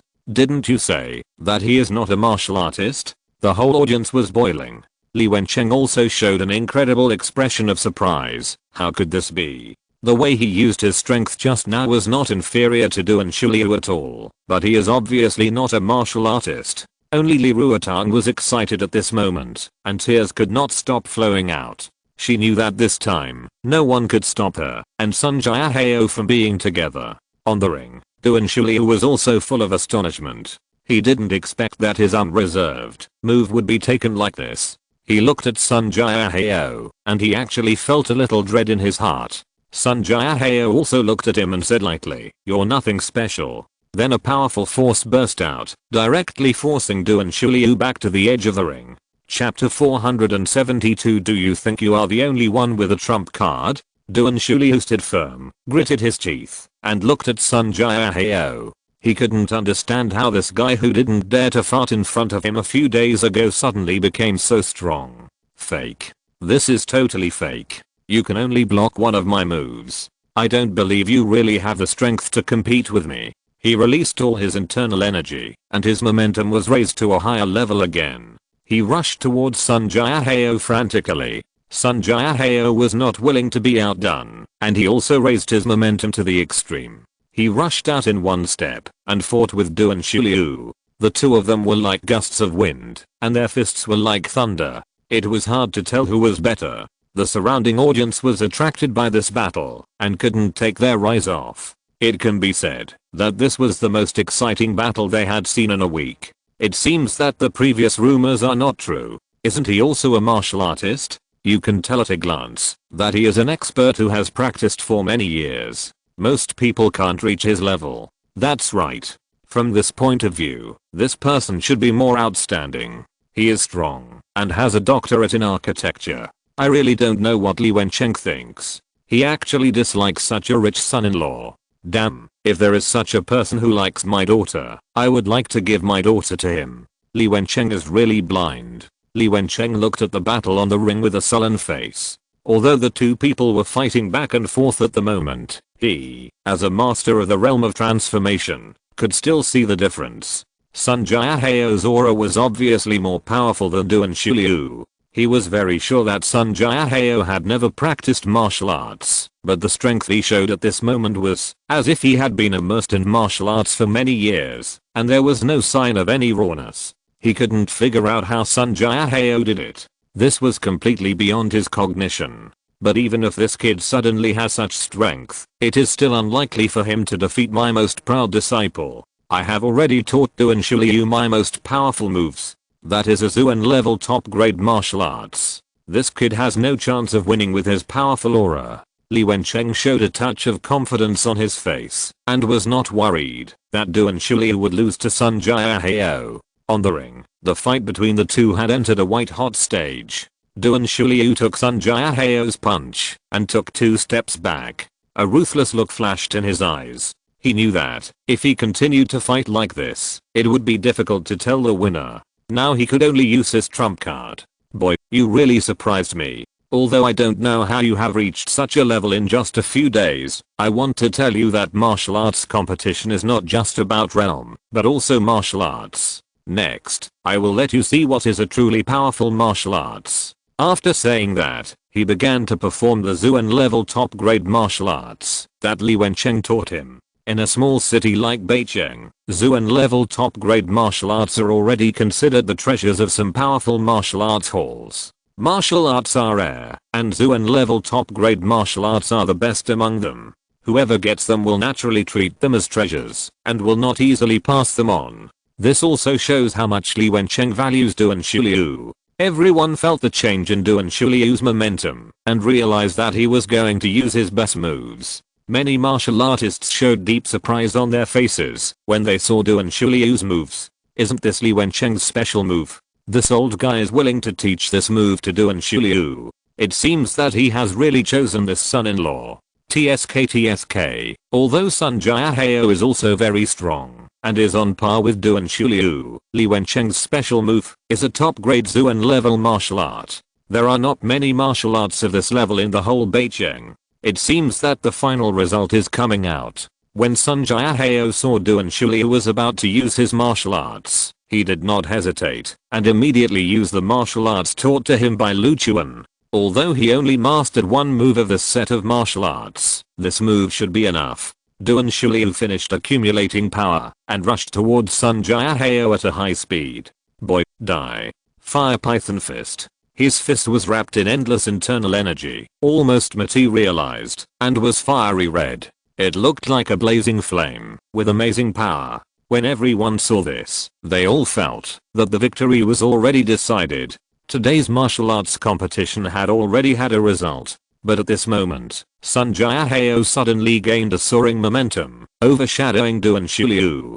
Do you think you are the only one with a trump card? Everyone was shocked and focused their attention on Sun Jiaheo. Golden light appeared around Sun Jiaheo, like a dragon, surrounding him. Then he suddenly made a move, and threw a punch. A powerful aura with the power to destroy the world appeared and rushed towards Duan Shuliu. Rising Dragon Fist. Everyone exclaimed. Earth level martial arts. This is definitely an earth level martial arts. My god, I can actually see earth level martial arts in my lifetime. I came here for the right time today. Earth level top grade. This martial arts is definitely earth level top grade. It's too scary. And even in Beicheng, there is an earth level top grade martial arts. Li Wencheng narrowed his eyes and clenched his fists tightly, revealing an incredible expression, because he was extremely sure that what Sun Jiaheo displayed was the earth level martial arts he had dreamed of all his life, and it was also an earth level top grade martial arts. Who taught him this? Li Wencheng's voice was low, and his back teeth were almost broken. Duan Shuliu was also shocked by the martial arts displayed by Sun Jiaheo. Feeling the power of the opponent's fist, he knew that his Zuan level top grade martial arts could not take on the opponent's moves. However, it was too late for him to hide at this time, and Sun Jiaheo's fist was already in front of him. The two men's fists collided, and Sun Jiahao broke Du and Shuliu's moves with overwhelming force, and then hit the opponent's chest with a bang. Du and Shuliu's body flew backwards like a cannonball, smashed into the wall of Wencheng Martial Arts Hall, and fell to the ground after a big hole was smashed. After a large mouthful of blood spurted out, he looked at Sun Jiahao unwillingly, and then fainted. The whole audience was silent. Only Li Ruohan cheered excitedly. Sun Jiahao put away his moves, breathed a sigh of relief, then turned to look at Li Wencheng, and bowed to him. Master Li, the result can be announced. Li Wencheng looked at Sun Jiahao with a solemn face, and was silent for a long time. In the end, he could only say loudly, this martial arts competition is officially over. The one who will marry my daughter is Sun Jiahao. Sun Jiahao's face suddenly showed excitement. He jumped off the ring, and rushed to Li Ruohan, hugging her tightly. I did it. Ruohan, I did it. Li Ruohan was excited, and burst into tears. We can be together openly in the future. Everyone was moved by the two people's happy appearance. Not far away, Lu Chuan and Yu Sisi looked at this scene, and showed gratified expressions. At this moment, Li Wencheng spoke again, but Sun Jiahao has no background. He is just a child from an ordinary family. He is not a good match for my Wencheng martial arts school. So if you want to marry my daughter, you can only marry into my family. If you don't agree, then this marriage will be invalid and there is no room for negotiation. Sun Jiahao and Li Ruohan, who were originally in joy, frowned instantly when they heard this. Chapter 473. Am I kidding, or are you kidding? Li Ruohan looked at Li Wencheng and shouted unconvincedly, why? If the winner of this martial arts competition is Du and Shuliu, would you let him marry into the family? Li Wencheng said coldly, their situations are different. Shuliu's family is also a martial arts family, and his ancestors have produced several prestigious masters. They are a good match for our Li family. He doesn't need to marry you into the family. But Sun Jiahao is just from an ordinary family, without any background, and there are no famous people in his family. He marries you, which is a high-class marriage, and it is normal for him to marry you into the family. And he must give the Earth-level top-grade martial arts that he used at that time to our Li family as a betrothal gift. Otherwise I still won't agree to you two being together. Li Ruohan's tears began to roll in her eyes. She never thought that her father would be such an unreasonable person. When the people watching the excitement heard what Li Wencheng said, they couldn't help but stand up for Li Ruohan and Sun Jiahao. This Li Wencheng is so shameless. He defeated his most proud disciple. Just this strength and talent alone are already 1 in a million. Such talents are the most sought after, no matter where they are. Maybe many people will directly send their daughters to him to marry. As a result, Li Wencheng actually let him be his son-in-law. I really don't know what he was thinking. That's right. He is not satisfied with having such a rich son-in-law. He even covets his Earth-level top-grade martial arts. Is he marrying his daughter, or using her as a bargaining chip?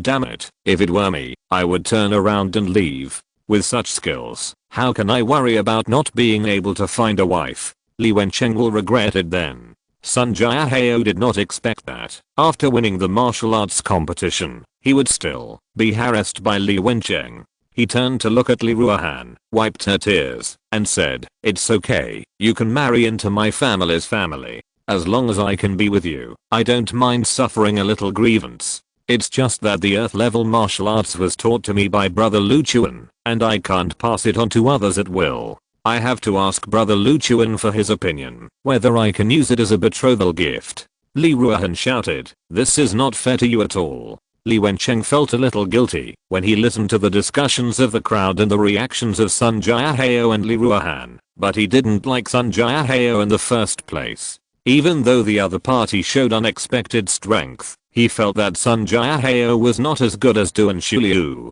It was already generous of him to agree that the two of them could be together, so it was reasonable for him to make some requests. Thinking of this, he suddenly felt confident again, and didn't care what others said about him. He said shamelessly, anyway, this kid has no status and no background. If he wants to marry my daughter, he must agree to my conditions, otherwise there is no room for negotiation. At this time, a voice sounded slowly, who said he has no background? Li Wencheng turned his head and found that the person who spoke was the young man who came with Sun Jiahao. A trace of contempt suddenly appeared on his face, and he said, I have already investigated his background clearly.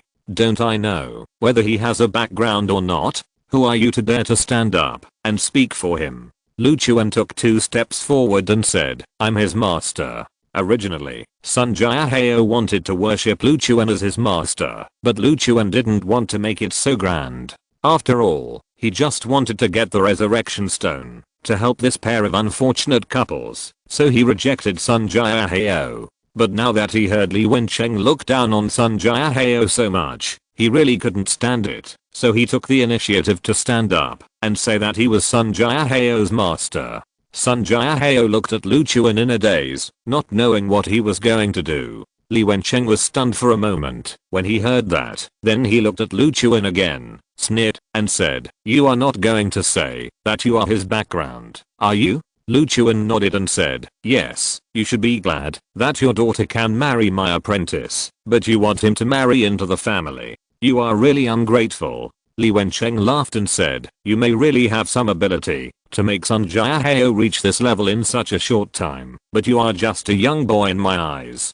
Do you think you can make up for the gap between our 2 families? Stop being funny. Lu Chuan did not hesitate and directly released the terrifying pressure of a Yuanying stage master and said lightly, am I kidding, or are you kidding? Li Wencheng felt this pressure and his face changed abruptly. The palpitations from the bottom of his heart made his whole body covered with cold sweat. If he had not gritted his teeth and persisted, he even had the urge to kneel on the ground and beg Lu Chuan for mercy. He had the honor of meeting a legendary master of the mysterious realm before, and now the pressure from Lu Chuan was much more terrifying than that master of the mysterious realm. This meant that the young man in front of him, who looked about the same age as Sun Jiahao, was even more terrifying than that master of the mysterious realm. For a small place like Beicheng, the mysterious realm was already a figure that could only be seen in legends. Li Wencheng was often proud of having met a master of the mysterious realm and often boasted to others. After feeling the pressure from Lu Chuan, the people around him were also extremely scared. Some people thought that Lu Chuan must be joking when he said he was Sun Jiahao's master at such a young age. Now that they felt this pressure, no one dared to doubt it anymore. Li Wencheng looked at Lu Chuan with fear. He couldn't afford to offend a strong man of this level, but he didn't want to surrender.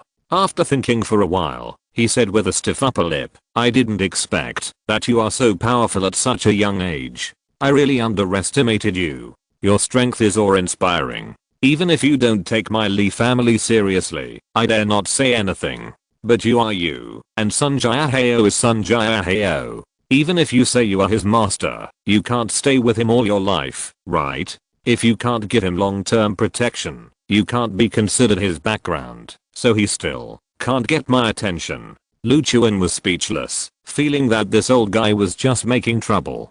He had no choice but to say, then if I tell you that I'm the president of the Jiangbai Martial Arts Association and the leader of the Zuan sect, and Sun Jiahao is my apprentice, can I get your attention? Li Wencheng curled his lips and said, can you stop joking? I'm not a 3-year-old child. You can't fool me by saying 2 identities. It's a fantasy for you to sit in those 2 positions at your age. Moreover, the headquarters of the Martial Arts Association has just updated the information of various associations and sects. I can find out if you are lying by just checking. Only fools will believe your tricks. Lu Chuan said lightly, then go and check it quickly. Don't waste time. Li Wencheng frowned, seeing that Lu Chuan didn't seem to be joking, and began to mutter in his heart, but he felt that no matter how capable this kid was, he would definitely not be able to falsify the information released by the headquarters of the Martial Arts Association. It didn't matter if he checked it, so that he could be embarrassed in front of everyone. So he arranged for a disciple beside him to check the information of the president of the Jiangbai Martial Arts Association and the leader of the Zuan sect. The disciple quickly entered the martial arts hall, and after about 10 minutes, he came out with a document. But compared to when he went in, this disciple came out with a panicked face and unsteady steps, as if he was frightened. He glanced at Lu Chuan while walking, and when he found that Lu Chuan was staring at him, He was so scared that he stumbled and fell directly in front of Li Wencheng and fell flat on his face. Chapter 474 Leaving.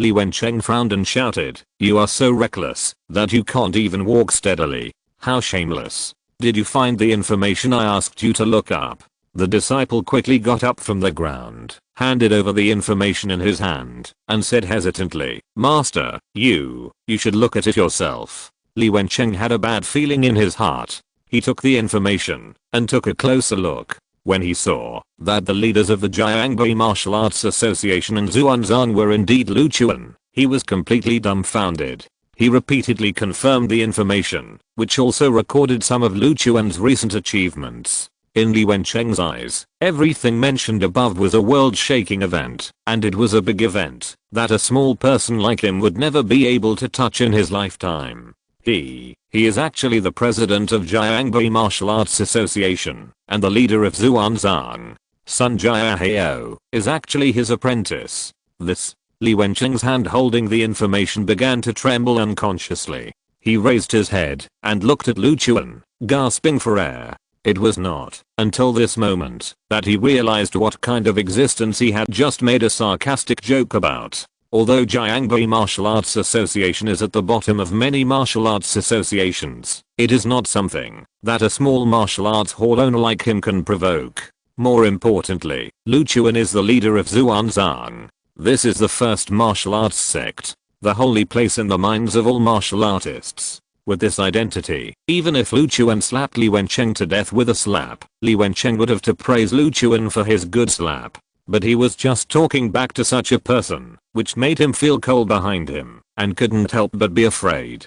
At this moment, everyone also wanted to know whether what Lu Chuan said was true. They were all waiting for Li Wencheng to announce the results. Seeing that he didn't speak for a long time, they all became anxious. At this time, Li Wencheng walked towards Lu Chuan with a serious expression, and his eyes looking at Lu Chuan became straight, making it impossible to tell what he was thinking. It's over. Looking at Li Wencheng like this, it seems that he wants to do something to that kid. It seems that this kid is really bragging. He is not the president of Jiangbai Martial Arts Association and the leader of Xuanzang at all. I feel the same. Looking at Li Wencheng's eyes, it seems that he wants to eat someone. It is very likely that he thinks that kid is bragging and wants to deal with him. Oh my god, then won't we be able to see another exciting battle? Lu Chuan didn't understand what Li Wencheng meant by staring at him with his eyes straight, and thought to himself, could it be that the information he found was false?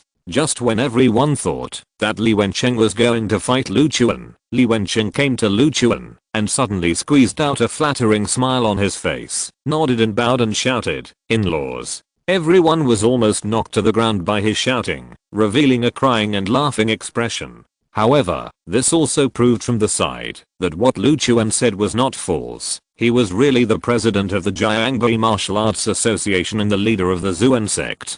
These two organizations, no matter which one, are unattainable in their eyes, and Lu Chuan is the boss of these two organizations, which makes everyone look at Lu Chuan with admiration. Lu Chuan also looked at Li Wencheng speechlessly, thinking that I thought you were going to hit me just now, but after all the trouble, you came to admit your weakness. He coughed twice and said, "Who says I'm your relative?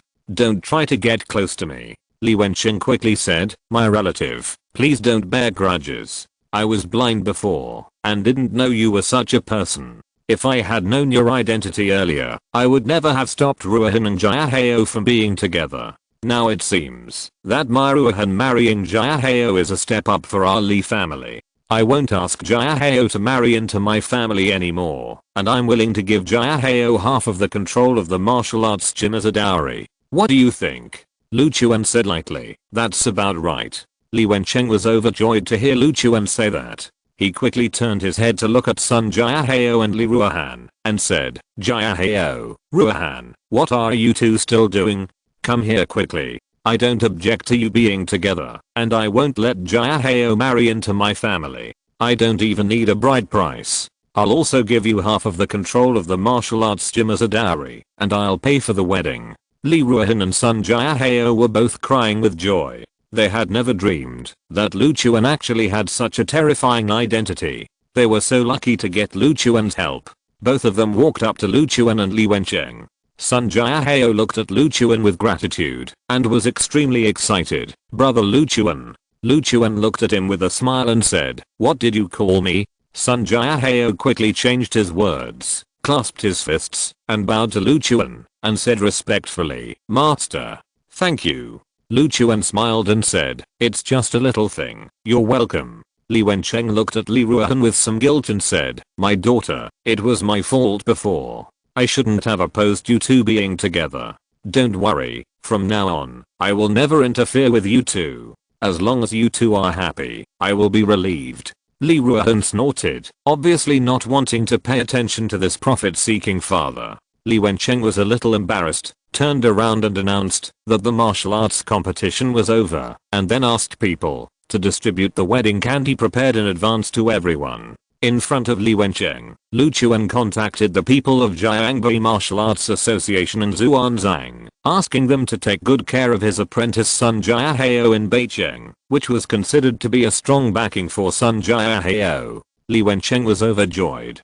Being able to climb up the two thighs of Jiangbai Martial Arts Association in Zhuanzang was like reaching the pinnacle of his life. Even if he suffered some dislike for this, it didn't matter. Li Ruohan handed the resurrection stone to Lu Chuan as agreed, and sincerely thanked Lu Chuan and Yu Sisi with Sun Jiahao. Although Lu Chuan and Yu Sisi still had important things to do, they were not too anxious. They decided to have another meal with Sun Jiahao and Li Ruohan, and continue their journey after a night's rest. Everyone walked towards the martial arts hall together, but Duan Shuliu, who had fainted, was forgotten in the corner and no one cared. The next morning, Lu Chuan and Yu Sisi said goodbye to Sun Jiahao and Li Ruohan, and continued on the road to the magic cave. 2 days later, in the deep mountains and old forests, where few people went, Yu Sisi observed the surrounding environment, and determined that they would reach the magic cave in one day. Then she took out the resurrection stone and murmured, "It seems that it is time to use this resurrection stone." Hearing this, Lu Chuan immediately came to Yu Sisi. He was very curious about what Yu Sisi wanted to do with the resurrection stone. Hearing that Yu Sisi was going to use this resurrection stone, he felt a little bit of anticipation in his heart. Chapter 475 Yu Sisi returns to life. Yu Sisi saw Lu Chuan approaching, glared at him and asked, "What are you doing?" Lu Chuan chuckled and said, "I'm curious about what you are going to do with this thing." Yu Sisi curled her lips and said, "This is the resurrection stone. I use it to naturally return to life for a short time." Lu Chuan asked, "What about after I return to life?" Yu Sisi said, "After I return to life." Her pretty face suddenly blushed, raised her head, and looked at Lu Chuan proudly. "Resurrection first. Go and find out if there are any caves nearby. If there are, clean them up.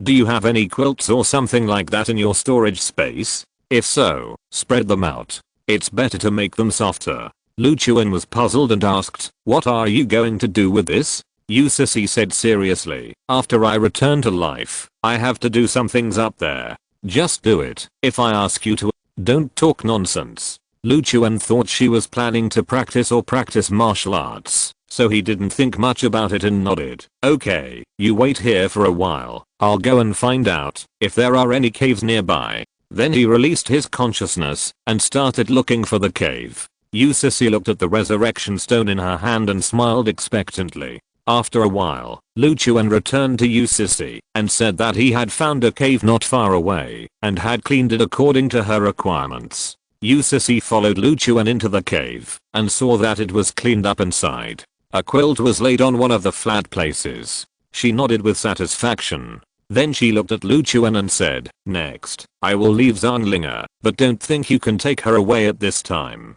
I have left a backup on her. As long as you take her away, I can take her life in an instant." Lu Chuan smiled and said, "Don't worry, I'm not a person who goes back on his word. I won't have any other thoughts before I fulfill my promise to you. After all, I still have to follow you to the magic cave to find the extremely yin water." Yu Sisi snorted and then slowly floated out of Zhonglinger's body. A phantom figure with a white veil, graceful figure, long flowing hair, and indescribable beauty appeared in front of Lu Chuan. This is exactly what Yu Sisi really looks like. The white veil on her body can only barely cover her private parts. The pair of beautiful legs and the looming waves on her chest made Luchuan swallow his saliva. Really? It's really 3060. Because of the possession of Zhonglinga before, Luchuan always thought that Sissy was also a quirky little girl. Now that he saw her true face, he realized that she was such a sexy queen.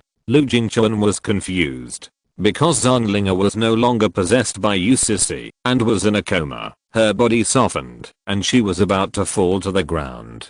Seeing this, Luchuan hurriedly supported Zhonglinga. Sissy glanced at Luchuan and said, "Carry her out, and then come in to find me." The voice was full of queen temperament. Luchuan was puzzled and asked, "Why?" Sissy glared at him. "Just do it, if I tell you to." Luchuan had no choice but to hold Zhonglinga and walk out of the cave. Who made him owe her in his previous life? Sissy took out the resurrection stone and swallowed it. Rays of light emanated from Sissy's body, making her illusory body solidify little by little. Luchuan placed Zhonglinga outside the cave. In order to prevent her from being taken away by jackals, tigers, leopards and other things, he set up layers of restrictions around her. After making sure there was no problem, he turned around and returned to the cave. At this time, Sissy's body had completely solidified and became no different from a normal person. She half lay on the quilt that Luchuan had laid out, with her legs crossed.